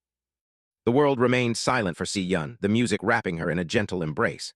Ruins disguised as a problem, crumbling walls split to reveal a blue peak, the lyrics flowed. She stood still, her eyes closed, a silent anchor in the middle of the violence. Behind her, the air was thick with the scent of ozone and iron, but she felt nothing but the rhythm. Si Chen spun, his fist trailing arcs of golden electricity as he drove it into the stomach of another attacker. "No one left to perform with laughter and scorn are only in my shadow," the music sang in the background of the carnage. The force of the blow folded the man in half, the air driven from his lungs in a wheezing gasp. Si Chen was a whirlwind of precision and brutality, moving too fast for the eye to follow. One of the masked lackeys stumbled back, his eyes bulging in terror as he watched his friends fall like wheat before a scythe. "AHH!" he screamed, the sound lost in the chaos. He raised his arms in a desperate attempt to protect himself, but there was no defense against the speed and power descending upon him. The predator had finally cornered his prey. Bam, bam, the sound of bone meeting flesh echoed through the alley as Si Chen systematically dismantled the group. He moved with a grace that was as beautiful as it was lethal, ducking under a clumsy swing and delivering a counterblow that sent another goon spinning into the brick wall. Blood splattered across the pavement, each strike punctuated by the crackle of lightning. Si Chen was no longer holding back, he was a force of nature. With a sudden burst of speed, Si Chen leaped high into the air, soaring over the remaining goons. A magnificent star shoots across the galaxy, the lyrics punctuated his flight. From his vantage point, he could see the entire battlefield, a mess of broken bodies and terrified faces. He descended like a thunderbolt, targeting the next victim with cold, calculated intent. A goon tried to lunge at him, his face twisted in a desperate snarl. "ARGH?" he grunted as he swung his weapon. But Si Chen was already inside his guard. He reached out with a hand that seemed to blur, his fingers clamping onto the man's arm with the strength of a hydraulic press. The goon's eyes went wide as he realized he had been caught in a grip he couldn't break. Si Chen's grip tightened, the golden lightning arcing from his fingertips into the man's flesh. "I reached my hand out towards fate," the song whispered. There was no mercy in his gaze, only the cold determination of a man who had already lost everything once. He wouldn't let history repeat itself, not while he still had the strength to fight. He prepared to deliver a final, crushing blow. With a sickening crack, Si Chen snapped the goon's arm like a dry twig. The man's face contorted in a silent scream of agony as the bone shattered under the pressure. The force of the move sent the thug reeling back, his body limp and broken. Si Chen didn't even pause to watch him fall. He was already moving on to the next target, his movements fluid and unrelenting. The scream finally broke through the man's throat, a raw sound of pure pain. "At last I can hear that faint echo again," the lyrics crooned. "AH?" MYA he managed to choke out before another blow silenced him. His eyes were wide with a terror that transcended physical pain, the terror of a man realizing he was being hunted by something far more dangerous than himself. His reality was shattering, one bone at a time. "Arm," the goon finished his cry as Si Chen's fist connected with his jaw, the force of the impact vibrating through the air. Blood sprayed across Si Chen's hand, but he didn't flinch. His expression remained a mask of cold fury, his eyes never leaving the thugs who remained standing. To them, he was a nightmare made flesh, a reminder of the consequences of their arrogance. He was the reckoning they had never expected. Boom, an explosion of golden light and blood erupted in the center of the alley as Si Chen unleashed a final, devastating attack.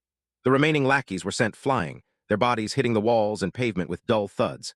"I'll give everything I have to protect that fragile star." The song reached its emotional peak. The smoke and dust cleared to reveal Si Chen standing in the center of the devastation, a lone guardian in the ruins.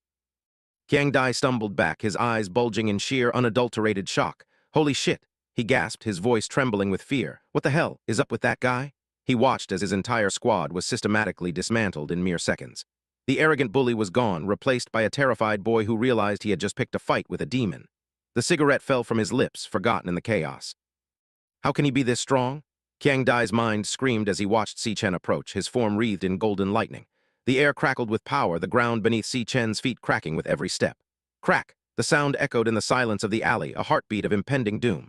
Si Chen looked like a god of war, his presence overwhelming every sense, his intent clear and lethal. Si Chen struck another goon, his fist a blur of golden light that left a trail of crimson in its wake. The impact was so great that it sent a shockwave through the air, knocking the breath from the man and sending him spinning into the shadows. Si Chen didn't miss a beat, his body already pivoting toward the next target. He was a machine of destruction, fueled by a rage that had been centuries in the making. With another visceral bam, Si Chen's fist connected with the chest of a thug, the sound of cracking ribs clear in the still air. A spray of blood erupted from the man's mouth as he was sent flying back, his weapon clattering uselessly on the pavement. Qiang Dai could only watch in horror from the distance, his knife trembling in his hand. The massacre was nearly complete, and he was the only one left standing. Si Chen stood as an avatar of retribution amidst the broken bodies of the student council goons, his fist dripping with crimson and humming with residual golden electricity. He raised his gaze, pinning Qiang Dai with eyes that held no mercy. The bully was panting, his knife hand trembling with a white-knuckled grip as his eyes darted frantically across the alley, searching for an exit that didn't exist. Though only a few yards separated them, Si Chen's oppressive presence filled every inch of the corridor, a suffocating weight of impending judgment that crushed the very air from Qiang Dai's lungs. Qiang Dai bared his teeth, his face slick with sweat as his bravado crumbled into a frantic, high-pitched snarl. He shrieked, I'm the strongest cloud-type assassin." The boast was a hollow shield, a thin veil over a soul that was shivering in absolute terror. He gripped his blade until his knuckles turned bone-white, realizing too late that his ranks, titles, and arrogance meant nothing against the monster standing before him. The silence of the alley stretched taut, like a wire about to snap, as Qiang Dai's fear finally pushed him past the point of reason. Qiang Dai's sanity snapped. The silver-haired bully lunged forward, his face contorted in a mask of pure, unadulterated rage. He screamed at the top of his lungs, You motherfucker, you think I can't beat you?" He swung his blade with a desperate, wild intensity, his world narrowing down to a single point, the man who had just dismantled his pride. But his movements were frantic, fueled by fear rather than skill, a dying gasp of a failed predator. Si Chen moved before Qiang Dai could even complete his swing. He leaned back, the jagged knife missing his chest by a mere inch, and countered with a strike that was as fast as a lightning bolt. His fist connected with Qiang Dai's jaw with a sickening thud, sending a spray of blood and spit into the air. The bully's eyes rolled back in his head, the force of the blow rattling his brain inside his skull. The knife slipped from his fingers, a useless trinket in the face of true power. The impact was visceral, a violent explosion of force that sent Qiang Dai hurtling backward.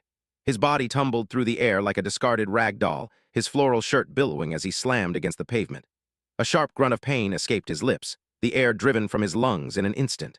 The arrogance that had defined him just moments ago was gone, replaced by the cold reality of his own helplessness. Qiang Dai hit the ground with a dull thud, his body skidding across the grimy brickwork. He tried to scramble away, his hands clawing at the concrete, but his limbs felt like lead. The world was spinning, a chaotic blur of light and shadow. Behind him, Si Chen stood perfectly still, his silhouette wreathed in the fading sparks of his aura, a silent judge waiting to deliver the final sentence.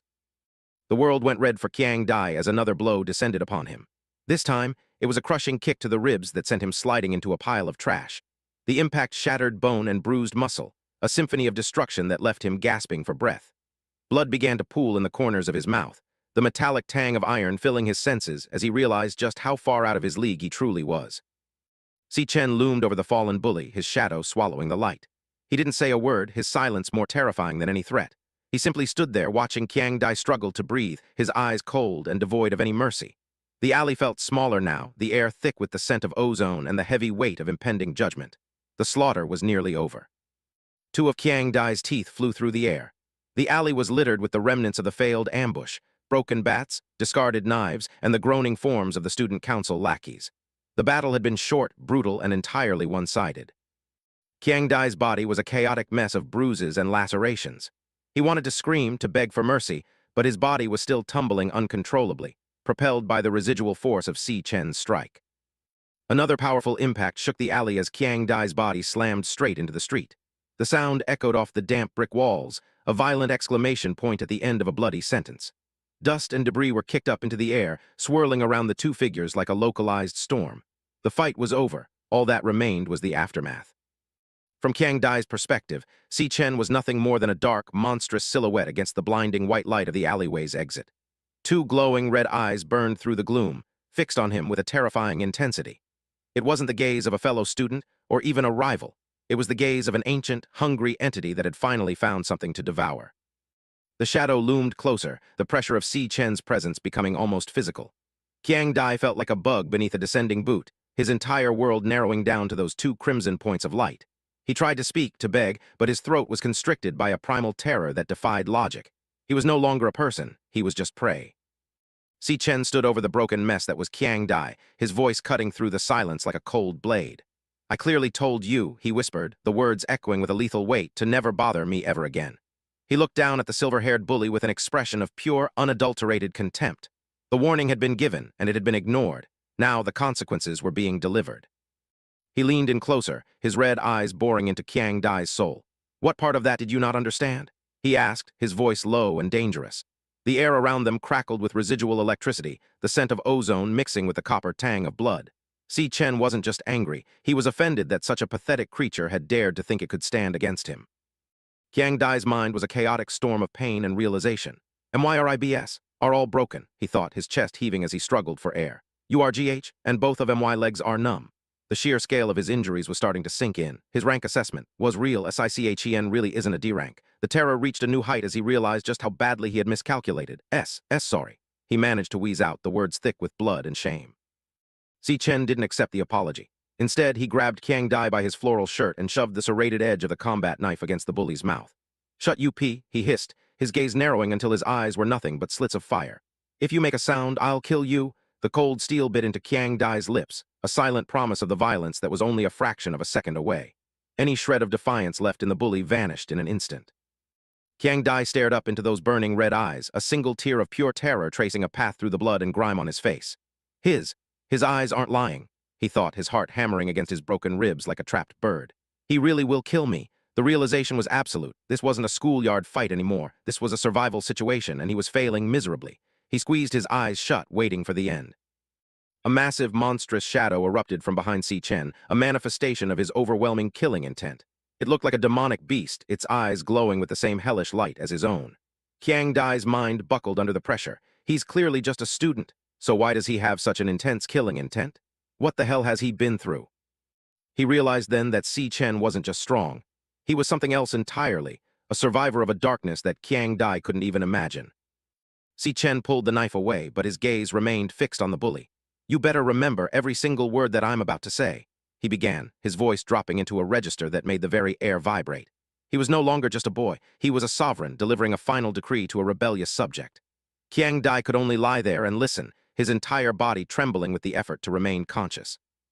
"All of you pieces of shits can rot for all I care," Si Chen continued, his gaze sweeping over the groaning forms in the alley. "But you better not bother me ever again." He looked back at the terrified Qiang Dai, his voice sharpening. "And if you guys ever try to harm MY's sister, no, if you even appear in front of her." He paused, letting the weight of the threat sink in.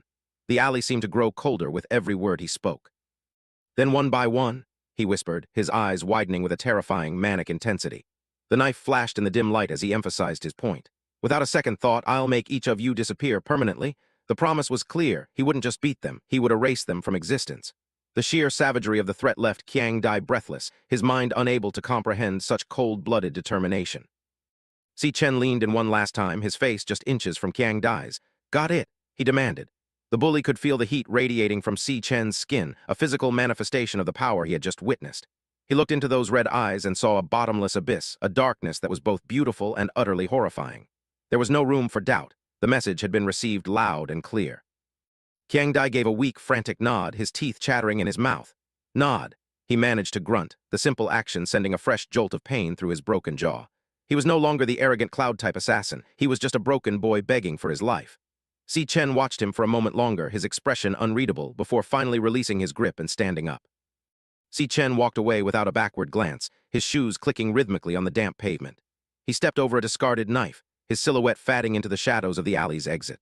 Behind him, Qiang Dai lay slumped against a wall, his world broken and his pride shattered.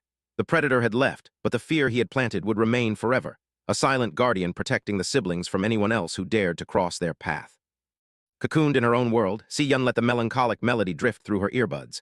When the migrating birds return, the sky will return to its usual cloudy and sunny cycle, the lyrics crooned. A strange, inexplicable sadness washed over her, pressing against her chest like a physical weight. It feels so lonely, she thought, her lips curving into a bittersweet smile. She couldn't understand why a simple song from her brother would make her feel like she was drowning in a grief far older than her own. A single tear traced a path down her cheek as the song reached its final haunting notes.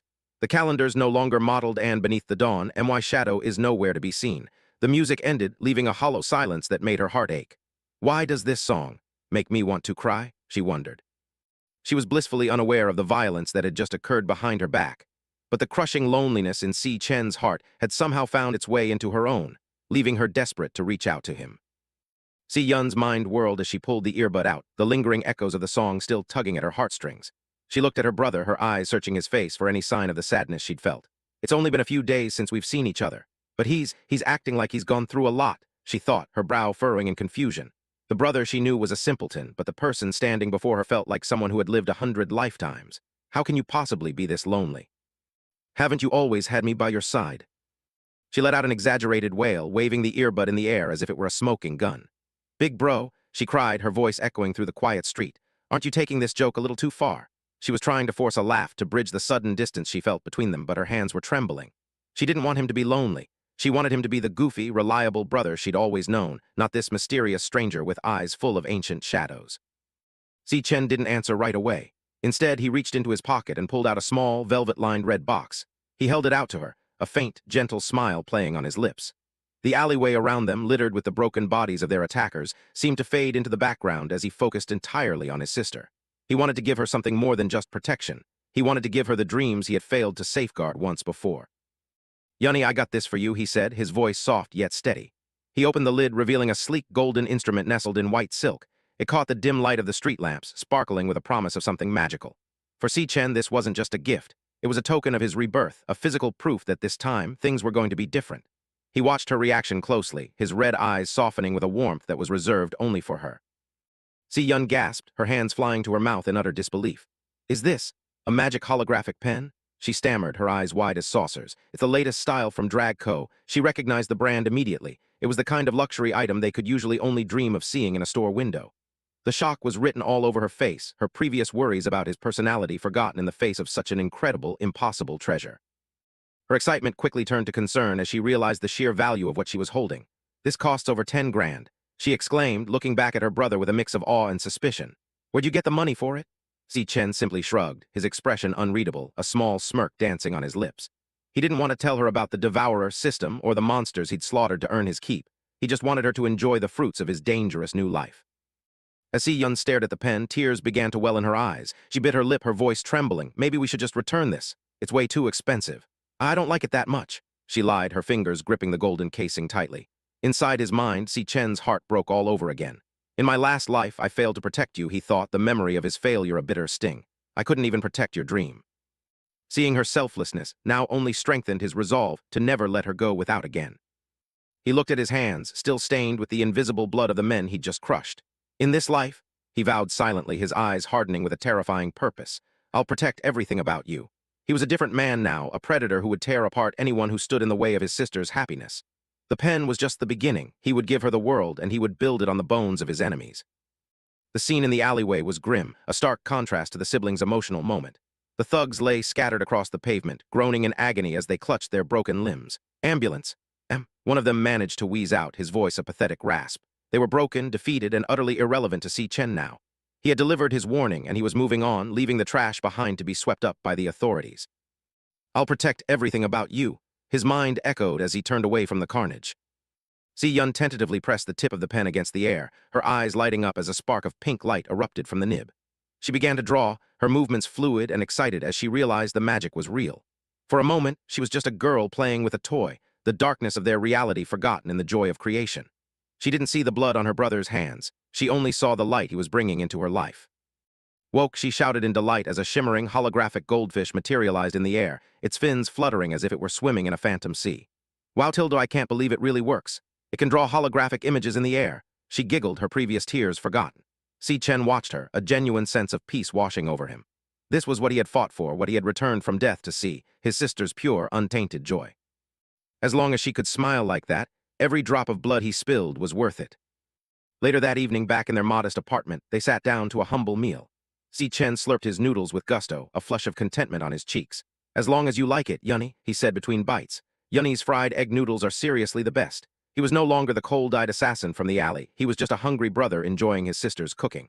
The warmth of the home was a sanctuary, a place where the shadows of his other life couldn't reach him. Si Yun watched him with a skeptical eye, her arms crossed over her chest. But big bro, we still have to pay the rent, she reminded him, her voice firm despite the underlying worry. And you're just throwing money away like this. She was the one who managed their meager finances, and the sudden appearance of such an expensive gift was as much a cause for stress as it was for joy. She wanted to believe him, but her practical nature demanded answers he wasn't ready to give. Si Chen leaned back, his expression a picture of exaggerated confidence. I've already paid this year's rent in full, he announced, his voice booming with pride. Si Yun froze, her eyes widening in pure shock. What? She stammered, the news hitting her harder than any holographic pen. To her, paying the rent in full was a miracle, a burden lifted that they had carried for as long as she could remember. She stared at him, trying to see if he was joking, but his smile was unwavering. He scratched his nose, a nervous habit he'd had since they were children, and launched into his cover story. Well, I started a small business with a friend, and we made some money, so, he chuckled softly, a series of heh sounds escaping his lips. He was laying it on thick, hoping his awkwardness would pass for genuine sheepishness rather than a calculated lie. He couldn't tell her that he was basically a one-man army selling monster parts to the highest bidder. Si Yun wasn't buying it for a second. She narrowed her eyes, a shadow of suspicion crossing her face. Bro, you suck at lying, she thought, her lips curling into a skeptical pout. You're being way too sus. Okay, so now you're keeping secrets from me. She felt a pang of annoyance, but it was overshadowed by a deeper sense of relief. Regardless of how he'd gotten the money, they were safe for now, and that was more than she'd ever dared to hope for. But, she thought, her gaze softening as she looked at him across the table. Her eyes drifted to his face, taking in the small details of his expression. There was something different about him, something she couldn't quite put her finger on. He seemed older, yes, but also lighter, as if a great weight had been lifted from his soul. She realized then that she didn't care about the secrets as long as he stayed by her side. It's been ages, she mused, a soft smile touching her own lips, since I've seen such a happy smile on my brother. Si Chen was laughing now, his eyes crinkled with genuine mirth as he joked about the noodles. Seeing him like this made all her worries seem insignificant. She decided then and there that she wouldn't push him for the truth. If he wanted to keep his secrets, she would let him, as long as he kept that smile on his face. She reached out and rested her hand on his shoulder, a small gesture of solidarity and love. She didn't need to say anything, the touch spoke volumes. They had always been a team, facing the world together, and this change, however mysterious, wasn't going to change that. Si Chen looked at her, his eyes warm and grateful, the two of them sharing a quiet moment of connection in their brightly lit kitchen. Anyways, she said, her voice turning serious as she looked him in the eye. No matter what happens, big bro, just make sure you don't push yourself too hard. She was still worried about the source of his new wealth, fearing he might be involved in something dangerous. She didn't want him to sacrifice himself for her comfort. She just wanted them to be together, safe and sound. Si Chen listened, her words a gentle reminder of why he was doing all of this in the first place. Si Chen's expression softened even further, his red eyes shimmering with a quiet, fierce devotion. MHM, he murmured, giving her a small, reassuring nod. He wouldn't promise to stop pushing himself. He couldn't, but he would promise to always come back to her. She was his anchor, the only thing keeping him from drifting away into the darkness of his own power. As long as she was there, he had a reason to be human. The scene shifted abruptly to the sleek, modern office of the university director. A holographic report flickered in the air, detailing the aftermath of the alleyway brawl. Qiang Dai sustained severe injuries. Over 60% of his body was fractured. The report read, the cold medical facts a stark contrast to the siblings' warm dinner. Below the text, a vibrant image of an underwater coral reef shimmered, an ironic backdrop to the news of such brutal violence. Even the top doctors wouldn't be able to heal him in just 1 month, a voice noted, the words hanging heavy in the sterile air of the office. A man stood before a massive, floor-to-ceiling aquarium, his back to the room as he watched the exotic fish swim through the crystal-clear water. The luxury of the office was a testament to his power, a sharp contrast to the grimy alleyway where Qiang Dai's life had been irrevocably changed. The report on the desk was just another piece of business to be handled. Gong Ting, the university director's grandson, stood before a massive aquarium, his reflection flickering over the shimmering blue depths. I can't believe he actually picked a fight with Si Chen, he mused, his eyes tracking a solitary fish. Still, though, to be beaten to this state. The medical report of Qiang Dai's shattered body was a shock, even for someone of his standing. He had known the bully was prone to arrogance, but this level of systematic destruction was a terrifying revelation of a power hidden right under their noses. Across the sterile office, Ling Yu sat poised in a plush armchair, a delicate teacup held gracefully in her hand. "Looks like you'll have to miss the graduation exam," she noted, her voice smooth and entirely devoid of pity. She watched Gong Ting closely, gauging the top student's reaction to the sudden, violent downfall of one of their own. For Qiang Dai, his future had been snuffed out in a dark alley, leaving a cold vacancy in the university's hierarchy that Gong Ting was already beginning to calculate. Gong Ting stared out the window with a look of icy indifference.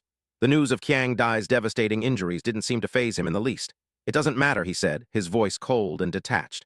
"My team will be better off without any deadweights."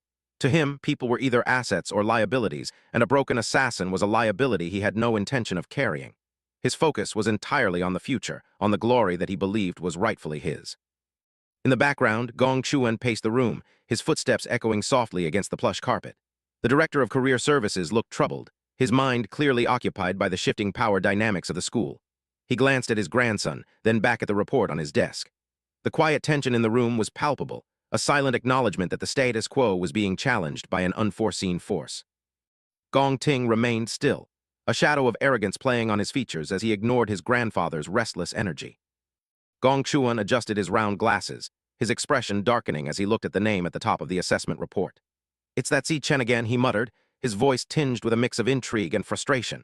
The name was becoming a recurring headache for the director, a wild card that threatened to disrupt his carefully laid plans for the university's future. He knew that Si Chen wasn't just another student, and the data in front of him was starting to prove it in ways he couldn't ignore. Gong Chuan turned toward the aquarium, the blue light of the tank reflecting off his lenses. "I have confirmed the internal results of the last ranking assessment," he began, his voice dropping into a register of grave importance. He watched a solitary clownfish swim through the coral, its movements a distraction from the heavy weight of the information he was about to deliver. The ranking system was the backbone of the university, and a discrepancy in those ranks was a matter of utmost concern. "He is indeed C rank," Gong Chuan continued, his gaze fixed on the fish. "He's the only student in the entire school with a higher rank than yours." The words hung in the air like a death sentence to Gong Ting's pride. For years, Gong Ting had been the undisputed king of the university, the shining star that everyone looked up to. To hear that a nobody like Si Chen had surpassed him was a blow that cut deeper than any physical strike. Gong Chuan's tone was neutral, but the implication was clear. The hierarchy had changed. Gong Ting's eyes narrowed into sharp slits, his golden irises shimmering with a quiet, dangerous intensity. He didn't speak, but the silence was deafening. Every muscle in his face was tight, his mind racing as he processed the news. The idea of being second to anyone, let alone someone like Si Chen, was an intolerable insult. The arrogance that usually defined him was momentarily replaced by a cold, calculating fury. He was no longer just a student. He was a predator who had just discovered a rival in his territory. Gong Chuan loomed over the scene, his shadow stretching across the room. "Your father has invited the vice chairman of the Alliance this time to personally inspect your performance at the graduation examination," he warned, his voice low and urgent. He looked down at his grandson and his niece Ling Yu, who was listening intently. "Be sure to not allow anyone else to steal your limelight." The stakes had just been raised. The graduation wasn't just a test anymore, it was a showcase of the Gong family's legacy. Gong Chuan leaned in, his face illuminated by the eerie blue glow of the aquarium. "And should all else fail," he murmured, his voice trailing off into a dark suggestion. He was a man who understood that power was a fragile thing, and he was willing to do whatever was necessary to protect his grandson's position. The moral ambiguity of his words hung heavy in the air, a silent agreement that the rules could be bent for those with enough influence. To him, the university was a chessboard, and he was the master player. He turned toward Ling Yu, who sat elegantly in her armchair, her sharp eyes fixed on him. "I can only ask you, niece, to fill the vacancy left in Gong Ting's team," he said, his tone shifting to one of polite request. If that were to happen, he didn't finish the sentence, but the implication was clear. With Ling Yu on the team, Gong Ting's victory would be all but guaranteed. Ling Yu simply smiled, a secret, knowing look in her eyes as she sipped her tea. She was a woman who enjoyed being the deciding factor in any game. Gong Ting scoffed, a small, arrogant smirk returning to his lips as he looked back at his grandfather. "Sir, you're overthinking things," he said dismissively. He adjusted his collar, his confidence returning as quickly as it had vanished. He didn't see Si Chen as a real threat, just a statistical anomaly that he would soon rectify. To him, the ranking assessment was a flawed measurement, and he was the one true standard of strength. His hubris was his armor, shielding him from the reality of the danger he was facing. Gong Ting's gaze turned icy, his voice dropping into a low, menacing growl. Do you really think I used my full abilities during the ranking assessment? He asked, the challenge clear in his tone. He was a man who lived for the spotlight, and the idea that anyone had seen his true limits was laughable to him. He was a master of deception, always keeping a trump card hidden for the moments that truly mattered. To him, Si Chen was just a target, a stepping stone on his path to ultimate power. He leaned back, a look of supreme confidence on his face. Rest assured, on the day of the combat examination, I will be sure to make everyone know, he promised, his voice echoing with a lethal certainty. In the background, a shark swam slowly through the aquarium, its jagged teeth a silent reflection of the violence that was coming. Gong Ting's promise was a vow of blood, a declaration that he would crush anyone who dared to stand in his way. He wouldn't just win, he would dominate. Who the strongest is? Gong Ting declared, his eyes burning with an intense predatory light. He stood before the tank, his silhouette merging with the dark shadows of the sharks. The graduation exam was no longer just an academic milestone. It was a battlefield where he would prove his superiority. He was ready to unleash everything he had to show the world that the name Gong Ting was synonymous with power. The peace of the university was about to be shattered by the ego of its brightest star. The scene shifted to the stark silence of the National Awakening University men's dormitory at 11:00 p.m. Si Chen stood under the shower, the hot water cascading over his muscular back as steam filled the room. I've completed today's 100-kilometer run with weights, he thought, his body aching with a satisfying fatigue. His training was relentless, a brutal regimen that pushed his limits every single day. He knew that the world didn't care about excuses, only results, and he was determined to be the one standing at the end. He leaned his head against the tiled wall, the water washing away the sweat and grime of his training. Now that the money issue's been solved, everything else is going well, he mused, his red eyes narrowing in thought.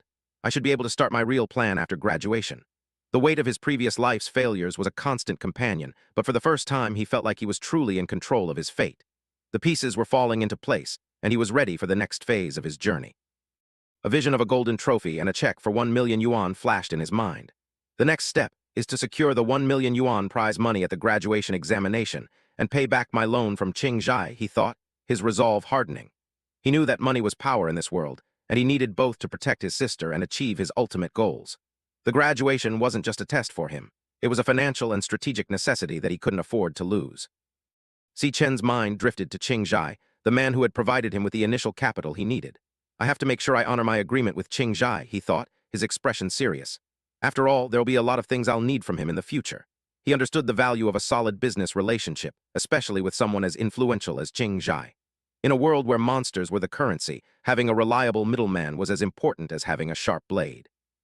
Loyalty was a rare commodity, and he intended to keep his. Later, lying in bed, Si Chen stared at the ceiling, the soft moonlight filtering through the dorm window. There's less than a month left until the examination, he noted, his mind already calculating the training he still needed to complete. The deadline was approaching fast, and he couldn't afford to waste a single second. Every heartbeat was a countdown, every breath a reminder of the challenges that lay ahead. He was a man with a destination, and he was moving toward it with unstoppable momentum. He closed his eyes, his breathing steady and deep as he prepared his mind for the next level of his training.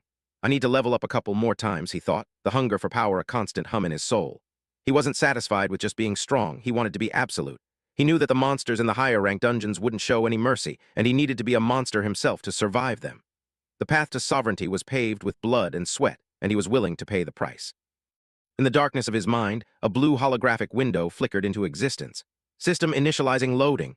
It read, the progress bar slowly filling with light. The glutton system was a part of him now, a tool of absolute consumption that fueled his rapid growth. He watched the interface with a mix of anticipation and wariness, knowing that the power it offered came with its own set of risks. The system was a mystery he was only beginning to unravel, but it was the key to everything he wanted to achieve. A sharp chime echoed in his mind as the initialization process completed. Finished glutton system initiate, the message flashed, the text bold and authoritative. Si Chen felt a surge of energy throughout his body, his senses sharpening as the system fully integrated with his consciousness. The world seemed clearer, the potential for growth more tangible than ever before. He was ready to dive deeper into the abyss, to find the limits of his own hunger and transcend them. The real training was about to begin. The air around him suddenly vibrated with a dark, primal energy as he found himself standing before a colossal, jagged structure that reached toward a blood-red sky. Fwah, Fwah, the sound of a spectral wind echoed through the desolate landscape. This was the Tower of Darkness, a secret training ground hidden within the folds of his own soul. Si Chen looked up at the towering spire, his silhouette tiny against the overwhelming scale of the monument. This was where he would find the power he needed, or perish in the attempt. He began to climb the ancient, jagged steps, each one a testament to the countless souls who had failed this challenge before him. The atmosphere was thick with the scent of old blood and ancient magic, a suffocating weight that pressed down on every limb. Si Chen didn't flinch, his gaze fixed on the entrance high above. He was a man on a mission, a traveler in a land of nightmares, and he would not be deterred. Every step brought him closer to the truth of his power and the monsters that guarded it. As Si Chen ventured deeper into his own soul, his system status flickered within his mind's eye. The last assessment results showed that my weakest class, Gravehound King, is a C rank, he noted, observing the level 10 status of his secondary class. A holographic portrait appeared, showing his face partially veiled by a skeletal mask alongside a rank C mid-tier badge. To the rest of the world, such a rank was an elite achievement. But for Si Chen, it was merely the baseline, the weakest fragment of an existence that defied all conventional logic. Then the system interface began to fracture, colors bleeding into a chaotic distortion of pink and violet as it struggled to process his primary power. The official rank of my strongest class, Abyssal Fiend, wouldn't display, he mused, his eyes narrowing as the error message flashed. Potential rank value cannot be determined. Maximum system bounds exceeded. Despite being a known S rank, its true depths remained a void he couldn't yet fully harness. He was a god in the making, an anomaly that left the system's calculations in ruin and his own mind filled with more questions than answers. Si Chen stared at the holographic cards floating in the dim light of his room, the question marks over his Abyssal Fiend and Lightning Assassin classes mocking his curiosity. And I'm unsure exactly how much more power the class has, he mused, his mind racing with the possibilities of his untapped potential. The system was glitching, unable to quantify the raw, ancient energy surging through his soul. And so the exact ranks for my remaining two classes are currently unknown. He was a walking anomaly, a collection of powers that defied the established order of the world. To find his limits, he would have to go beyond the known. He held out his hand, and a brilliant golden light coalesced in his palm, taking the form of an ornate ruby-encrusted key. The air vibrated with a low, resonant frequency as the artifact pulsed with a life of its own.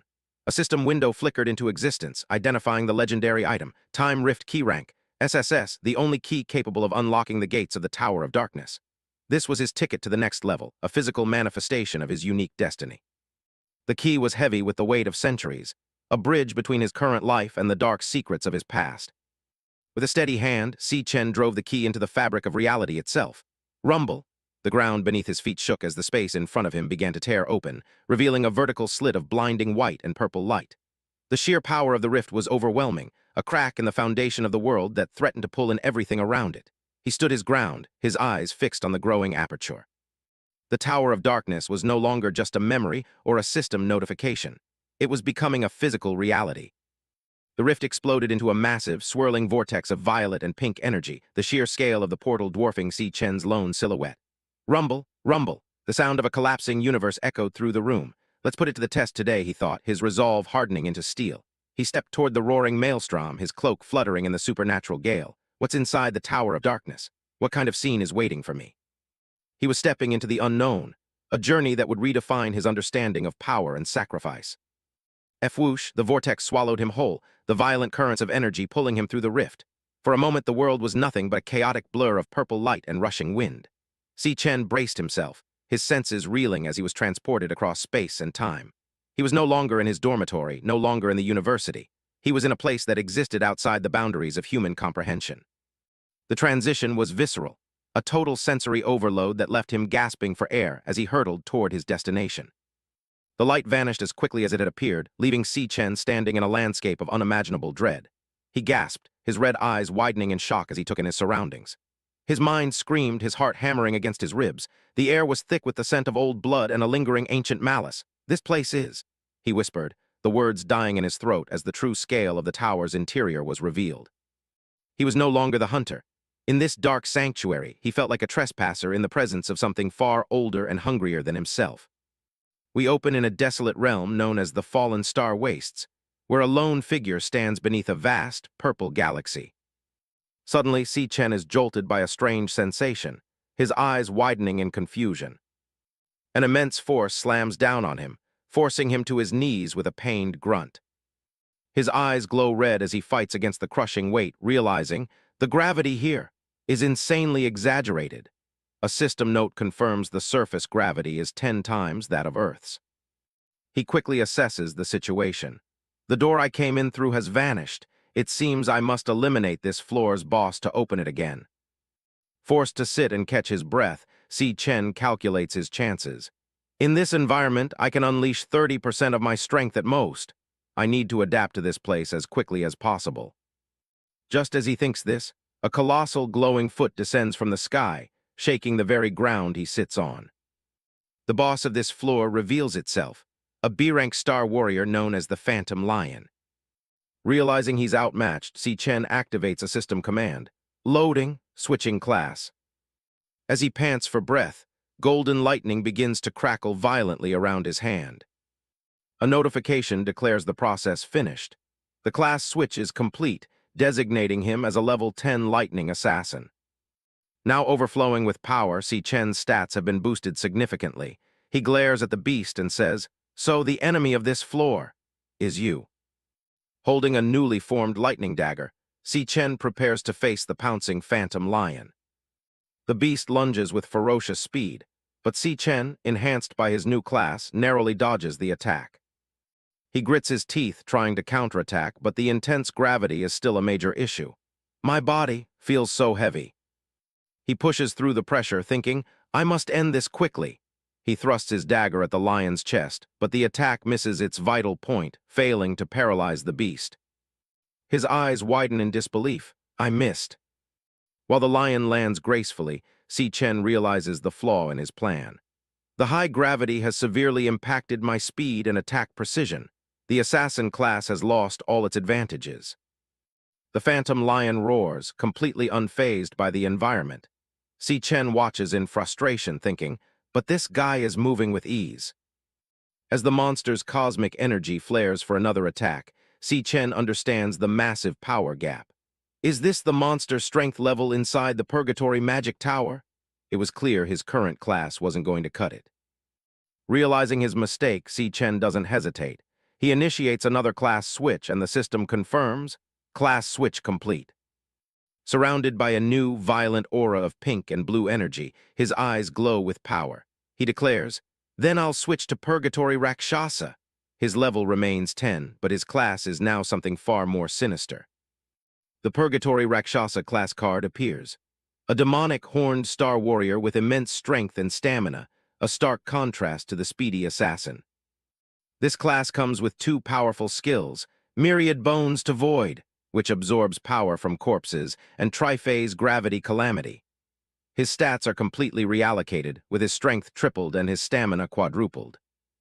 With this new power, Si Chen understands the path to victory. Different classes have different core advantages. Close quarters combat must rely on the warrior class with its high strength and stamina bonus. He leaps high into the air, activating his new ability. Gravity stacking to the max, increased downward impact force to the limit. He throws a punch, now infused with raw, destructive energy. As his fist plunged downward, the impact force amplified exponentially, surging from 200% to 400%, and finally reaching a staggering 600%. He roars, unleashing the full might of his new class. In this environment that already has high gravity, the power of my punch is amplified by a full 60 times. The Phantom Lion, once so confident, can only look up in sheer terror as the overwhelming force descends upon it. With a roar fueled by all his might, Si Chen screams, "You!" as the beast is utterly wiped out, crushed into the earth by a focused beam of gravitational energy. Si Chen's voice echoes across the wasteland. Don't even think about stopping me. The system confirms the skill that delivered the final blow, Triphase Gravity Calamity in super heavy mode. The immense power takes its toll, leaving Si Chen panting, his hand trembling from the sheer exertion. He lies beside a cavernous crater, the only thing remaining of the Phantom Lion. A notification pops up, confirming he has obtained a Phantom Lion bone. The kill grants him 12,000 experience points, instantly pushing him to the next level. He is now level 11. Lying on the ground to recover, Si Chen pants, the intensity of the battle having pushed him to his limits.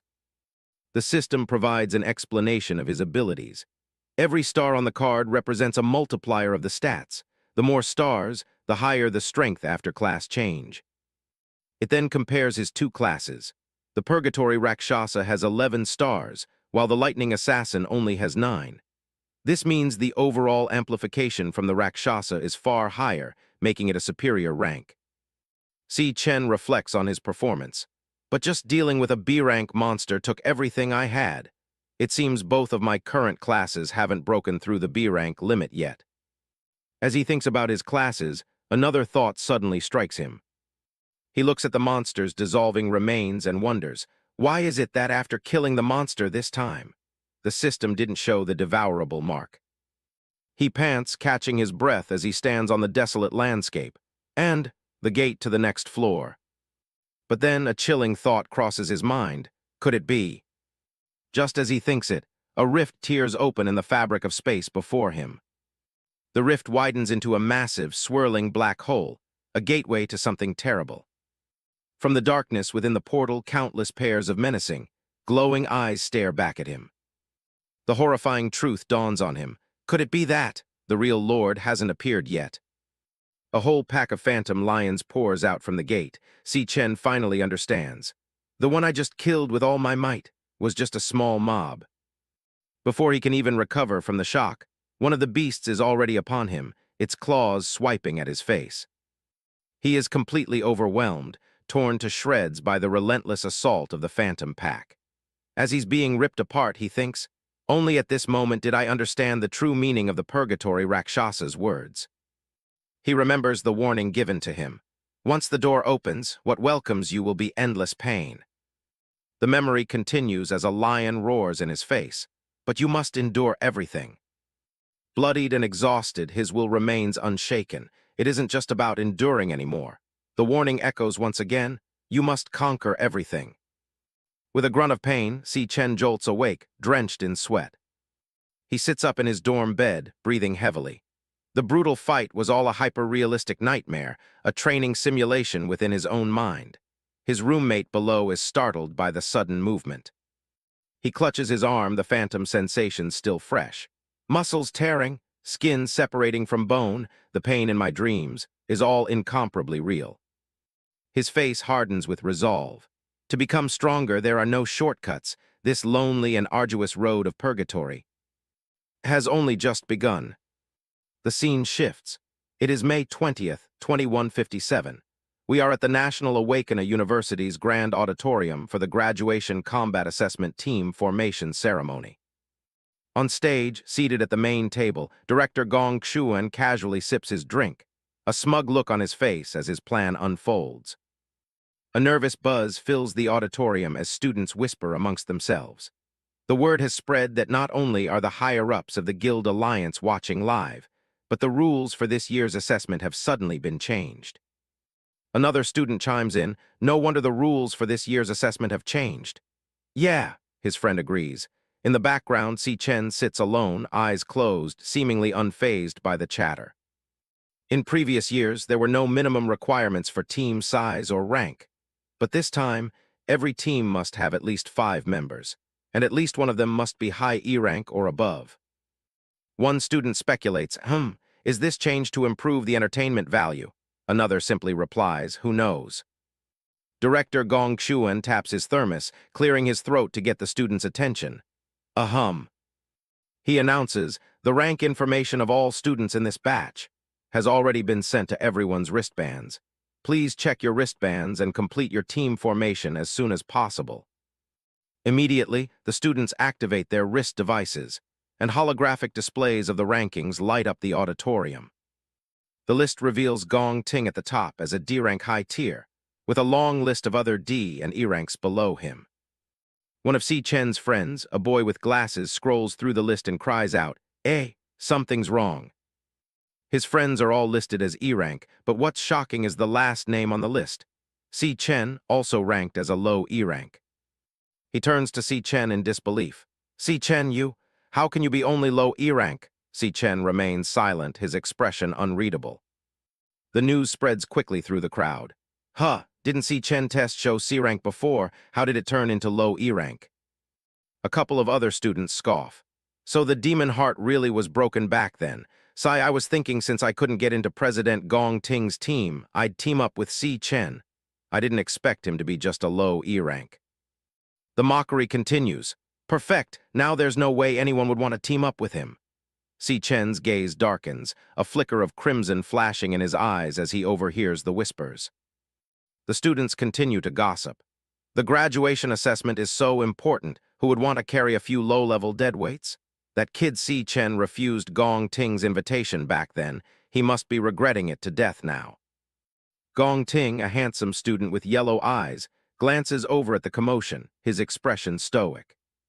He looks up at his uncle, Director Gong Xuan, who sits on the stage with a satisfied smirk, his plan clearly working. The director thinks to himself, "My disappointing nephew, when will you learn how to truly utilize power and human nature?" His glasses gleam as he continues his internal monologue. "Let Uncle teach you a lesson. Your opponents won't even have the qualification to compete." Back on the floor, students are rushing to form teams. The name President Gong Ting echoes as people clamor to join the top student. A crowd gathers around Gong Ting, begging him, "Please let me join your team. Pick me, pick me." The crowd grows more desperate, with students shouting their qualifications. "President, I've been in the student council for 3 years. I definitely won't drag you down." A female student pleads, "President, my healer class will surely be a great help to the team." While another simply begs, "President, let me be your dog." One of Gong Ting's current teammates tries to control the crowd, yelling, "Hey, too loud. Get back, all of you. We can only add one more person at most." Half an hour passes. All across the auditorium, teams are finalized as students sync their wristbands, signified by a glowing, team-formed notification. Groups of students congratulate each other, wishing their new teammates luck on the assessment. In the midst of all the activity, Si Chen stands alone in a corner, isolated from the rest. One of Si Chen's dorm mates sighs in defeat, complaining, "We asked around several times, no one wants to join us." The mood is grim as the students realize their predicament. "We only have 4 people so far. Don't tell me we won't even be able to participate in the graduation assessment." Another teammate can't believe the results. "This is too strange. How could Si Chen's performance result be the lowest rank?" Si Chen looks on with cold eyes, understanding the trap laid for them. Registration requires at least 5 people and at least 1 high E rank. It feels like they are deliberately targeting our dorm. He knows exactly what's at stake. The graduation combat assessment is everyone's only chance to show their worth. Only by getting a high score with your team can you have good employment prospects. An explanation of the rules appears. In the final assessment, the number of monsters in the Devil's Cave will be determined by the number of team members. The infographic continues, illustrating that more team members simply mean more monsters to fight. It's not that the more people you have, the easier it is to get a high score. For Si Chen's group, the situation is dire. So even if they can't squeeze into a strong team like Gong Ting's, no one is willing to group up with low-ranked people. The truth of their situation is displayed for all to see. The 3 lowest E ranks in the entire school, Ma Long, Xiang Yu, and Si Chen, are all in their dorm. If this continues, they're doomed. Suddenly, a voice cuts through the tension, calling out, "Hey, Xiang Zuo." The 4th roommate looks up, surprised. Another team tries to recruit him.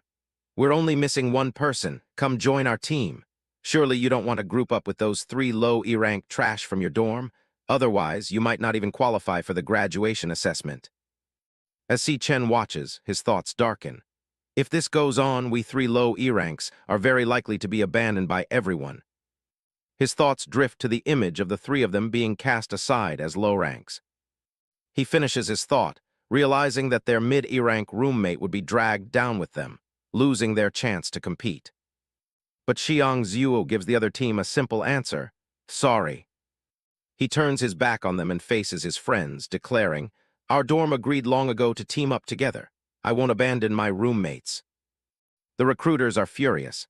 "Tusk tilde suit yourself. We only asked you to fill the numbers anyway. Rejecting us, you really don't know what's good for you." But Xiang Zhu retorts, "Don't look down on people."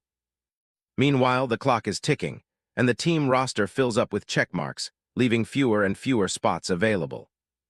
One of the teammates points to the screen in a panic. "Almost everyone has finished forming teams. There are barely any high E ranks left now. We're clearly just missing 1 person, but no one is willing to come." As his teammate panics, Si Chen remains silent, but a cold determination flashes in his eyes. His thoughts drift to the man pulling the strings, the director of the employment office, Gong Xuan. Si Chen notes that he shares the same surname as his rival, Gong Ting, confirming he's from the powerful Gong family. Si Chen mentally lays out the director's scheme, changing the rules and tampering with his rank to isolate him. He scoffs internally. Does he think I'm a threat to Gong Ting?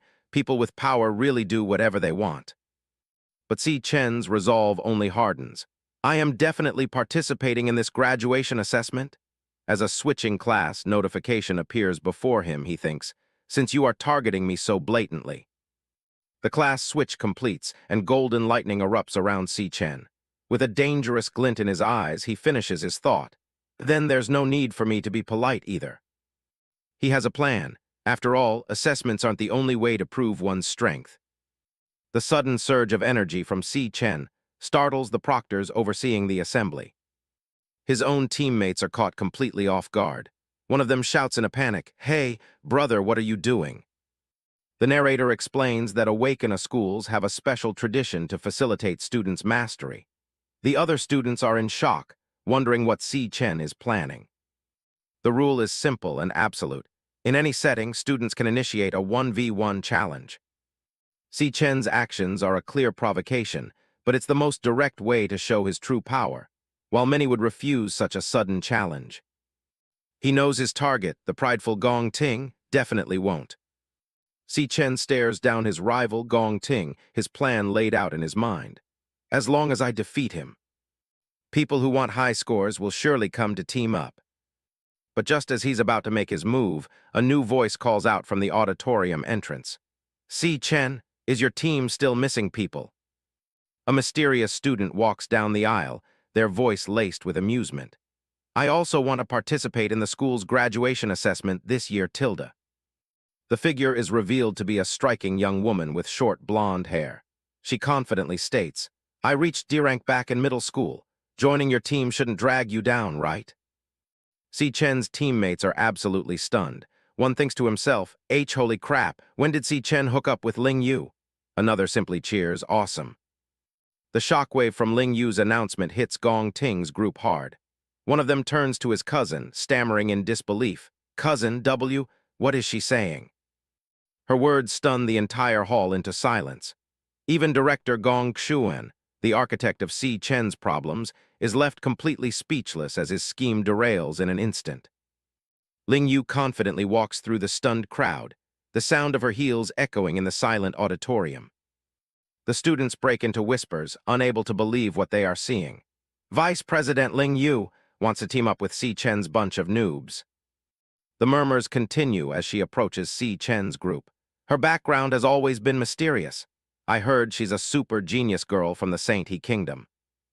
Gong Xuan, furious at this interference, decides to step in.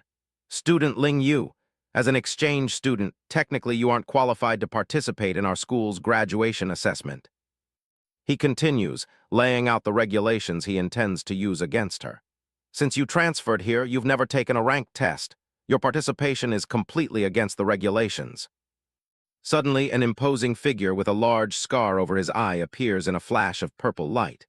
He speaks, but his voice is interrupted by a panicked proctor yelling, Principal, when did you appear? Director Gong Xuan is horrified by the unexpected arrival, thinking, why is the principal here too? The principal addresses Ling Yu with an amused tone. Ling Yu, you're only here at our school for a short exchange. What are you doing joining in on the fun here? Si Chen is shocked by the principal's entrance, thinking, I remember the principal's class is warrior. How can he have teleportation abilities? The principal and Ling Yu engage in a battle of wits. He claims her participation would be unfair, but she retorts with a sly smile. Oh my Tilda, what a pity then Tilda. Si Chen watches the two powerhouses interact, a bead of sweat forming as his own power senses flare. He tries to use his ability to gauge their strength, but comes to a shocking conclusion. I can't detect the ranks of those two. Director Gong Xuan, seeing a chance to get back in control, eagerly agrees with the principal's initial stance. The principal is right. Our school has such a good reputation because we've always followed the rules. But the principal ignores him, instead addressing the entire hall. He reminds them that the university's purpose is to cultivate superclass awakeners and give them a stage to shine. His voice booms as he speaks of the graduation assessment, calling it a decades-old tradition and one of the most important turning points in a student's life. The principal's gaze becomes sharp as he delivers his final point directly to Gong Xuan. If a student loses this opportunity due to some special factors, how can the school afford that responsibility? Gong Xuan breaks out in a cold sweat, the principal's veiled threat hitting its mark. Is this old thing hinting at me? Did he realize I secretly tampered with things? The director looks from the principal to Ling Yu and then to Si Chen, finally understanding the situation. Is it for that kid? Realizing he's been caught, Gong Xuan decides to retreat. HMPH, forget it. No need to butt heads with the old thing. He consoles himself with the thought that he has already done enough damage. Gong Ting, uncle can only help you this far. The high-ranked students have all formed their teams, leaving Si Chen dragging 3 trash teammates to compete. This time you should be able to win easily. Gong Xuan immediately changes his tune, bowing to the principal. Oh, principal, you are right. It was our employment office's lack of consideration. One of the proctors takes the stage to make the official announcement. I announce, teams with fewer than 5 members or teams without a high E-rank member can also submit their registration. The gates of the graduation combat assessment are forever open to everyone. With the rules changed, Si Chen's team is officially formed as their bracelets light up in unison. His roommates erupt in celebration. Yay, we can successfully participate in the assessment. They immediately turn to Si Chen, unanimously deciding, Si Chen, you be the captain. The principal observes the scene, then turns to the mysterious girl beside him. Ling Yu, your interest in Si Chen is much stronger than I imagined. He muses on the coming battle. On one side, the strongest team in school history led by Gong Ting. On the other, Si Chen and his 3 lowest-ranked roommates. A smile spreads across the principal's face. It makes me curious. What devil's cave will they choose, and how many points will they score in the end? The proctor announces the next phase. After team formation is complete, the captain can proceed with the devil's cave selection. Before he can even finish his sentence, a notification chimes. Ding dong, submitted. The proctor is stunned. A team has already selected a devil's cave so fast. The crowd erupts in confusion as the choice is broadcasted. Ah, it's Si Chen. Si Chen's team has already selected a devil's cave. One of the students screams in utter disbelief at the screen. Holy shit, what they chose is actually. Even Si Chen's own teammates are sent into a panic, grabbing him and yelling, Si Chen, are you crazy? Retract it, retract it. My ancestor Si Chen, oh God. As his teammates scream, do you know what you chose? Si Chen simply stares forward, his red eyes glowing with an unshakable and terrifying confidence. The graduation battle examination marks the first time that students form teams in order to enter a real dungeon. Students earn credit by defeating mobs and monster lords inside the dungeon. For dungeon completion, a maximum score of 10 points can be earned. Slaying all monsters within the dungeon earns 10 points, while each surviving monster deducts 1 point. Defeating the dungeon's boss earns 20 points for the boss slayer category, with no penalty for failure. And for completion time, finishing all tasks within 1 hour earns another 20 points. Every 5 minutes over the time limit deducts 1 point. Different dungeon ranks represent varying degrees of difficulty, with corresponding score multipliers. An F-rank dungeon has a score bonus of 1.5 times for a maximum of 75 points. An E-rank dungeon has a 2 times bonus, allowing for a maximum score of 100.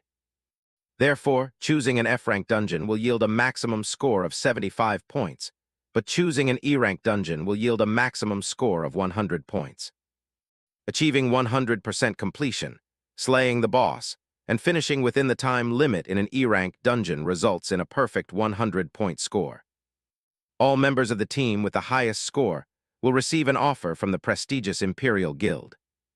Furthermore, the class MVP, selected through team voting and instructor evaluation, will be directly appointed to a management position within the Imperial Guild and receive a prize of 1 million yuan. The students buzz with excitement and strategy. One mentions, the highest score ever recorded in the graduation examination was 90 points. It was set by a genius former student who is now the leader of Imperial Guild. Another student adds, the E-rank dungeon is pretty tough. You'll need to have at least 3 D-ranks on your team to stand a chance. All eyes are on one particular group as a student remarks. Gong Ting's team just might be able to challenge the school's all-time high record score. Suddenly a chime echoes through the hall. Dying submitted. A student with glasses looks up in shock, exclaiming, a team already picked out their dungeon. That was fast. He stares at his screen in disbelief, his eyes widening. Holy crap, it was Si Chen's team. His jaw drops as he sees the selection. He actually chose that one, a D-rank dungeon. The screen confirms it. Si Chen has selected a D-rank dungeon, now awaiting team confirmation. The news sends a wave of shock through the classroom. And no one's ever beat a D-rank dungeon before. Did that dude fuck up and press the wrong button? One of Si Chen's teammates rushes over to him, pointing frantically at the screen. Si Chen, have you lost your mind? Do you have any idea what you've just picked? Elsewhere, another teammate completely melts down, clutching his head in despair. You psycho, how did I wind up on the same team with a psycho like you? The notification appears on his wrist device. The captain has selected D-rank dungeon. Do you agree to join? He thinks to himself in a panic. Is it too late to quit the team? A curly-haired student confronts Si Chen, his voice trembling with fear. Dude, have you fully thought this through? This is a D-rank dungeon we're talking about. A D-ranking means. Si Chen doesn't even flinch. He simply replies, MHM, I've thought this through. Just then, another submission alert rings out, and to everyone's surprise, a second team locks in a D-rank dungeon. The screen shows a portrait of Gong Ting. A confirmation message appears. Selected D-rank dungeon, all team members have confirmed. The rivalry has officially begun. A confirmation message appears. Dying, all team members have accepted. Team Gong Ting has submitted successfully. The other students are in an uproar. Holy shit, another D-rank, another team chose the D-rank dungeon. Oh my god. But Gong Ting's team is completely unfazed. Leaning back in his chair, he smirks and says, this year's going to be entertaining. A blonde girl on his team scoffs at Si Chen's group. Tilda, what's with that team trying to act all tough? They're not even thinking about their own abilities, Tilda. She continues, looking over at Si Chen's team huddled in the distance. They know they're gonna be dead last anyway, so they're just doing this for attention. She laughs mockingly. It's a D-rank dungeon. There's no way his teammates will even agree to join. They should just switch teams already while they still have the chance to quit. The team that was just barely put together is already gonna fall apart. Too bad, so. Back in Si Chen's group, the student with the curly hair and glasses stares intently at his leader, a silent resolve forming on his face. He thinks to himself, Si Chen's expression. He's completely determined. When did he start having such a powerful aura around him? You used to completely lean on me for the entirety of our time at school. He reflects on their shared past, his gaze unwavering. With a grunt of determination, he slams the confirm button on his wrist. We've already made it through the past 4 years together, so I'm with you till the very end. Another teammate follows suit, confirming his participation as well. It's all the same from last place. Whether it's a D-rank or F-rank, it doesn't matter to me. It is what it is, so we might as well go into the D-rank dungeon and see what it's all about. Seeing this, the third teammate grits his teeth, sweating nervously as he shouts, Hey, you guys. He leaps up, his previous fear turning into indignant rage. Are you serious? I'm clearly the top dog in this dorm, so how the hell am I the last one? He smashes the confirm button with newfound resolve. I'm joining too. Let's do this. We're all freaking graduating soon anyways, so let's go balls to the wall. With the final confirmation, the system announces their submission. Dying, all team members have accepted.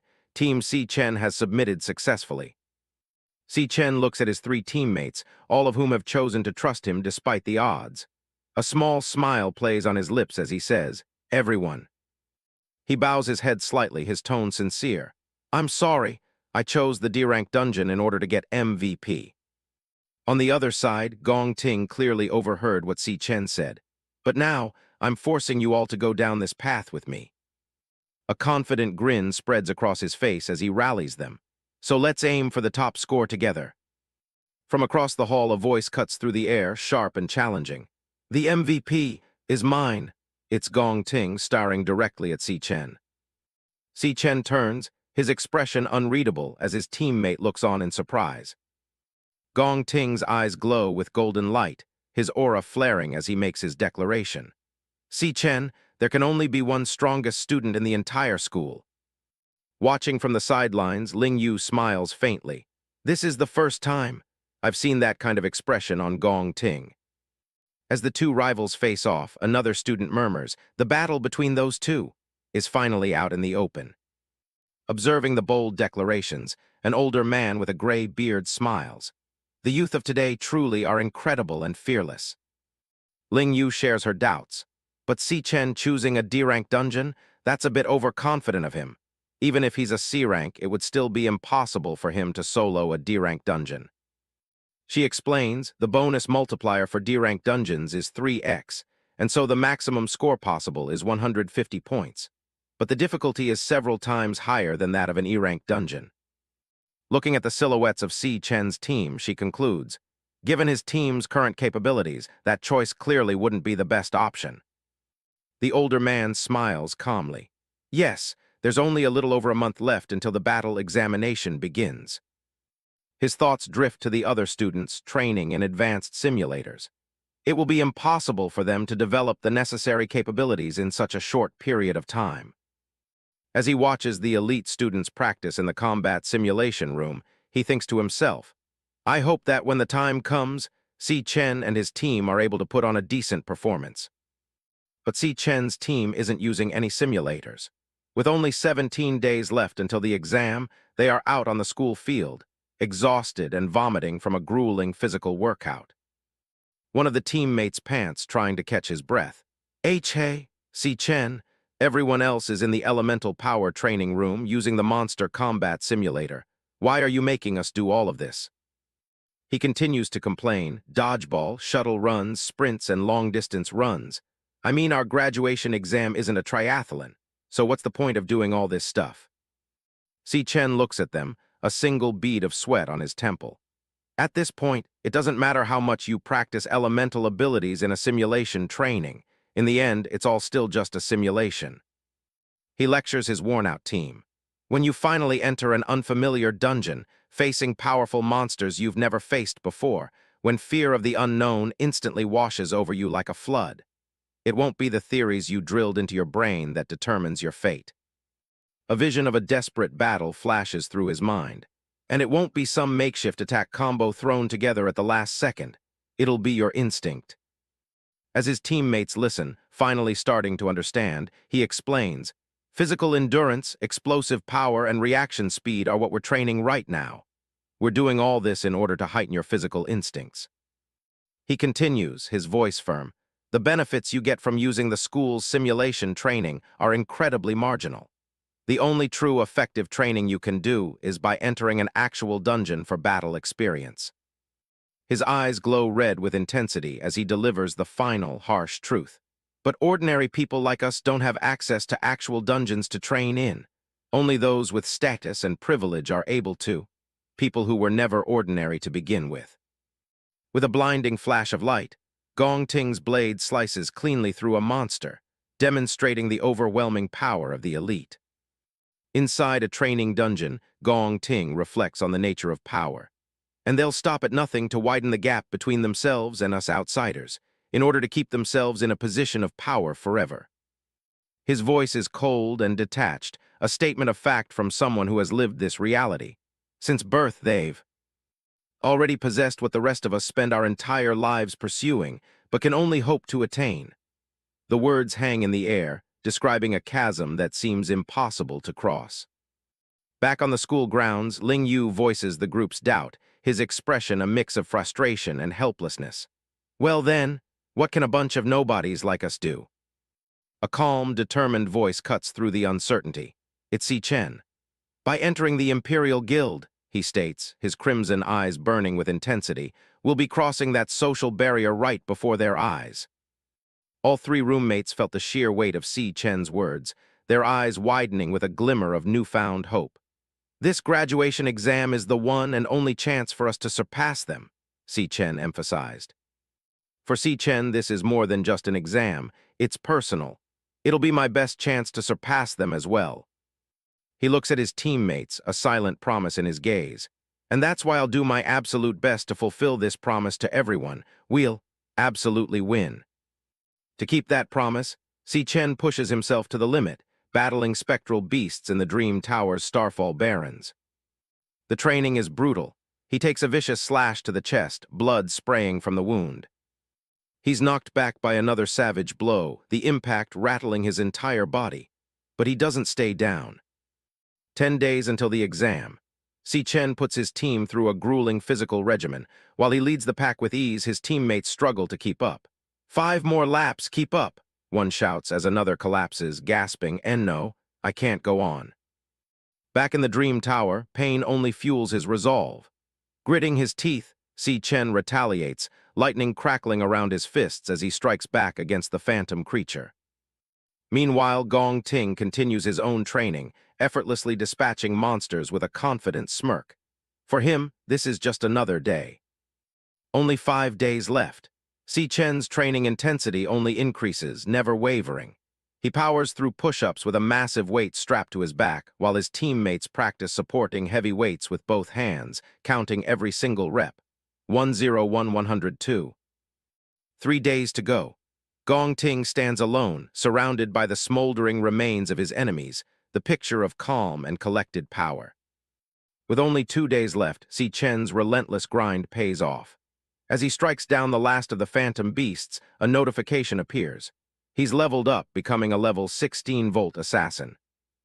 One day, the final day of preparation. Bloodied but unbroken, Si Chen's eyes glow with fierce determination. The real battle begins now. June 17, 2157. It's the day of the graduation combat exam. A floating drone activates, its robotic voice echoing through the hall. "Beep, beep. Hello, examinees. I'm your escort drone for this exam." In the waiting area, a figure in a dark, hooded jacket calmly fastens his combat gloves, making final preparations for the battle ahead. Si Chen stands confidently among the other students, his equipment gleaming. The drone gives its final instructions. "Please check that your wristbands and equipment are worn correctly." The drone's announcement rings out as a blinding teal light erupts before the assembled students. "Attention, everyone, the graduation exam officially begins." The camera pans over the prestigious National Awakened University, where the future of the world's hunters is about to be decided. Outside, limousines signal the arrival of very important spectators. Stepping out to meet the convoy was a man with a scarred face and an overwhelming aura of authority. The school principal greeted him with deep respect. "It has been a long time, Chairman Gong." This distinguished man is Gong Lin, co-founder of the Imperial Guild and Gong Ting's father. He greets the principal with a smile. "Sorry to keep you waiting, principal." Watching from the windows, the students couldn't hide their amazement. That's one of the founding members of the Imperial Guild. He looks so incredibly sharp. The onlookers buzz with excitement and confusion. Who's in the car behind them? To think even an Imperial Guild founder and the principal came personally to invite them out. A bodyguard opens the door to the limousine, and a man with pinkish-red hair dressed in an elegant suit steps out. Adjusting his cufflinks, the man's identity is revealed, sending a shockwave through the crowd. He is Carl Cavendish, the vice chairman of the World Guild Alliance. The teachers are floored, their jaws dropping in disbelief. The Alliance vice chairman. The Guild Alliance vice chairman actually came to our school. One of them continues, still reeling from the shock. "Damn, people like that you might never see once in your life. No wonder they cleared out the whole admin district today." The stakes of this exam have just been raised to a global level. The Guild Alliance is the most powerful organization in the world right now, if they notice you. As the VIPs are escorted inside, the onlookers can only dream of the possibilities. The live broadcast of the graduation combat exam is about to begin. Please head inside. And no, even just getting in contact with the Guild Alliance, your whole life could change in an instant. Inside the observation room, the vice principal begins the briefing. This year, 184 students are participating in the graduation combat exam, divided into 28 teams. He continues, standing before a wall of monitors showing the students' choices.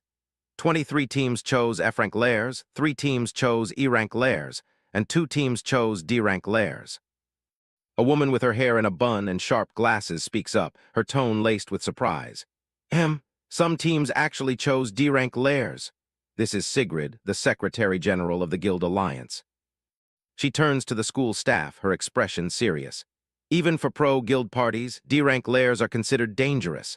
Did you properly warn the students about how dangerous layers are? All the while, Carl Cavendish relaxes, seemingly unimpressed. The vice principal reassures her. Of course, we explained everything clearly in advance. Since they rarely get real combat, the vast majority of students are lowly rank E. They can barely handle normal mobs in F-rank layers. To illustrate his point, a scene from an F-rank layer plays out, showing a student taking on a Thornjaw salamander, a basic F-rank Volt warrior. But they struggle quite a bit against the lair lords. The students are shown giving their all just to face a large Thornjaw salamander, proving that a lord's strength far surpasses regular mobs of the same rank. Students have to give everything they've got to defeat an F-rank lair lord. But E-rank lairs are on a completely different level. Inside one such lair, a team of students looks terrified. Every mob in an E-rank lair is as strong as an F-rank lair lord. The reason for their fear becomes clear as hordes of stag beetle spiders, E-rank flora assassins, crawl towards them. One student sweats profusely, his face pale with terror. How is an E-rank lair this hard? This is way beyond what we expected. The vice principal concludes, so for most students, clearing an E-rank lair is basically a mission impossible.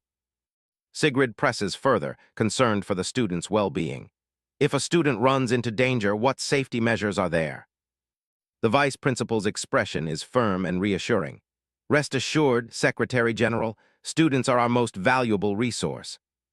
He explains the precautions. Outside each lair, armed Imperial Guild personnel are standing by. If an extreme danger is detected, they'll intervene immediately. Plus, the examinees' wristbands already have a teleport function. Even as a monstrous bug attacks, the students have a way out. When faced with overwhelming danger, a student can simply quit. We see one scream in terror, I quit the exam, pressing the button on his wristband, which immediately flashes with a withdrawn notification. As soon as a student chooses to give up the combat exam, the principal explains, they'll be teleported out of the lair immediately. On screen, a team reappears in a safe room, shaken but unharmed. That was terrifying, wah. Sigrid seems impressed despite her concerns. Even so, there are still 2 teams that chose the higher difficulty D-rank lairs. Your school is really full of talent. I'm looking forward to seeing their performance. The vice principal's reply is grim, his eyes narrowing slightly. Yeah, I want to see how long they can last. He watches the live feed of Si Chen's team trekking through the snow, his skepticism clear. HMPH, those kids will bail out soon enough. The team enters the D-rank lair, the high-risk Cloud Forest summit. It's a treacherous, icy landscape of massive trees with shadowy figures lurking on the branches. One of the teammates stammers, what the hell is that thing? Perched on a cliff edge is a ghost bat monkey, a D-rank cloud assassin. Its grotesque features and sharp claws are enough to terrify anyone. That thing looks creepy as hell. Si Chen, however, remains calm, analyzing the threat. Ghost bat monkey cloud-type monster, specializes in group attacks with extremely fast aerial dash speed. You have to watch out for their dive attacks at all times. From above, the monsters have already spotted their prey, their shadowy forms looming over the unsuspecting students. Without warning, a whole swarm of ghost bat monkeys dives down from the trees, screeching as they descend upon the team. Si Chen's eyes sharpen. He's the first to react to the ambush, yelling out a single word of warning, incoming. The attack was lightning fast. One of the students leaned aside to dodge, completely blindsided by the terrifying speed of the ambush.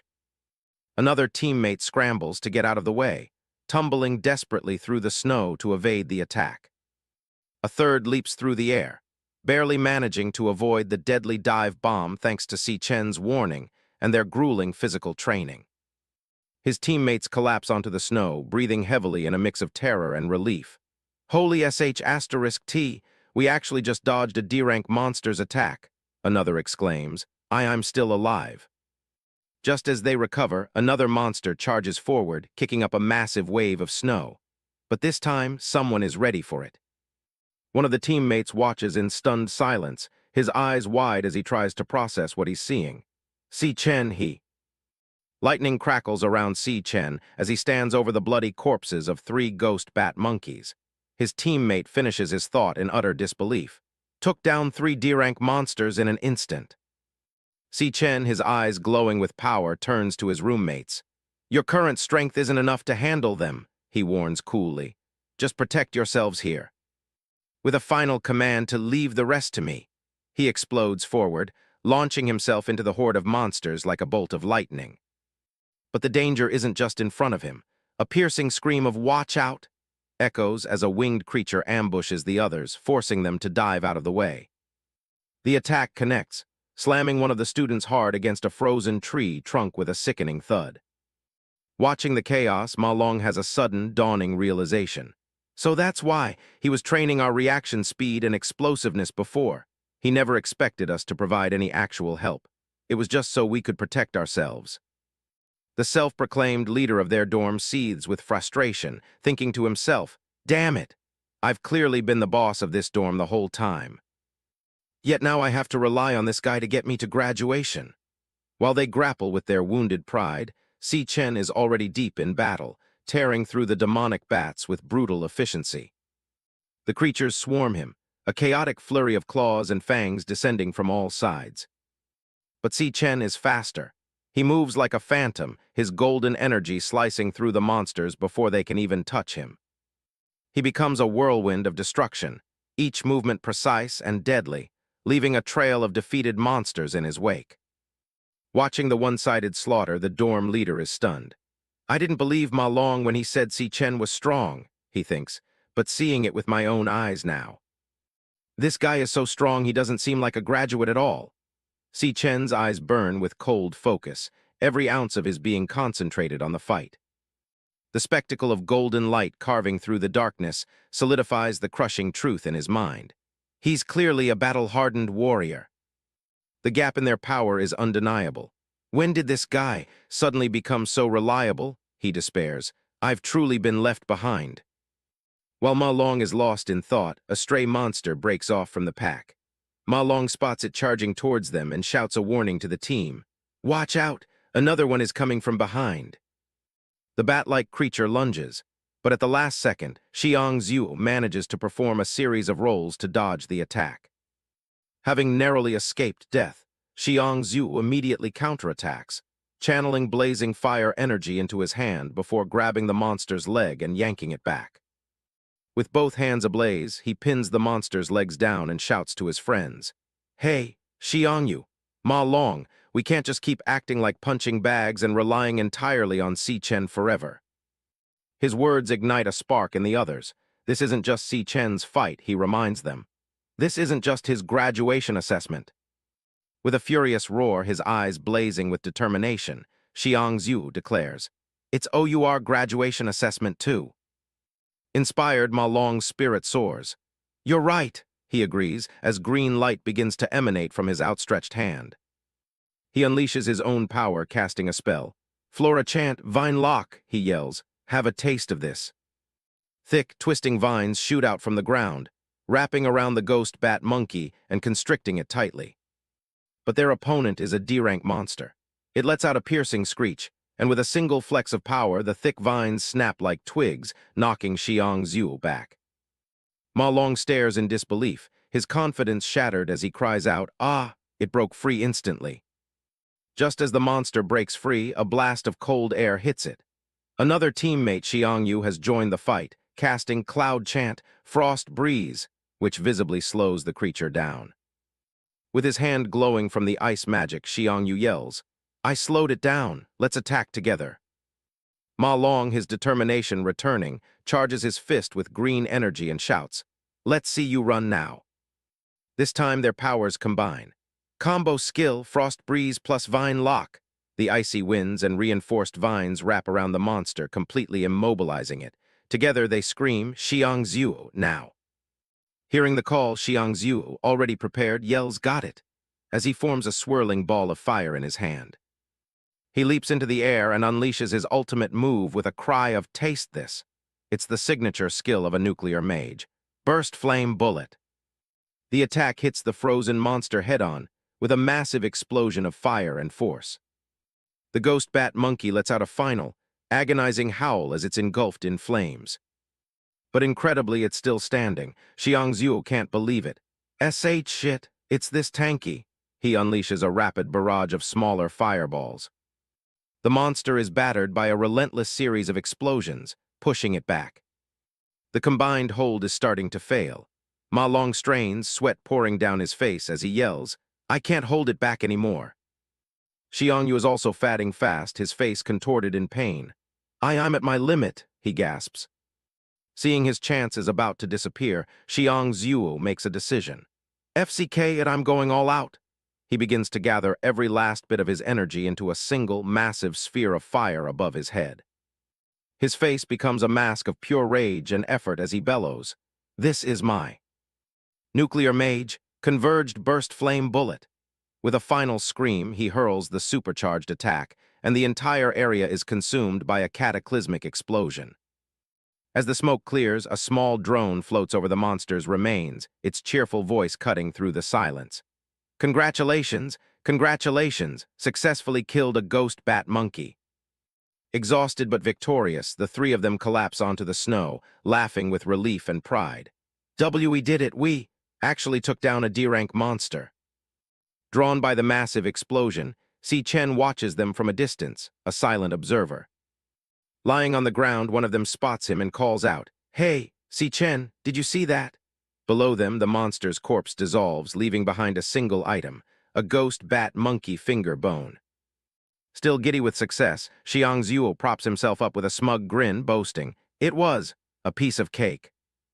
Si Chen stands surrounded by the corpses of dozens of monsters he defeated alone. He offers a slight smile, "Yeah, good job." Just then, the drone announces, "Congratulations, all mobs within this devil's cave have been killed." Meanwhile, in a dark observation room, an examiner stares at his monitor, his face pale with shock. How is this possible? These trash students with zero combat experience. He watches the live feed in utter disbelief, stammering to himself, "Actually killed a D-rank monster above their level." Behind the frantic examiner, other, more imposing figures watch the same screens in silence, their expressions unreadable. One of them, a relaxed young man with pinkish hair named Carl Cavendish, finally breaks the silence. He muses. This young man is performing quite excellently." His eyes are fixed on the screen showing Si Chen's face. He continues, and a small, knowing smile plays on his lips as he finishes his thought, a statement that hangs heavy in the air. "He looks a lot like an old acquaintance."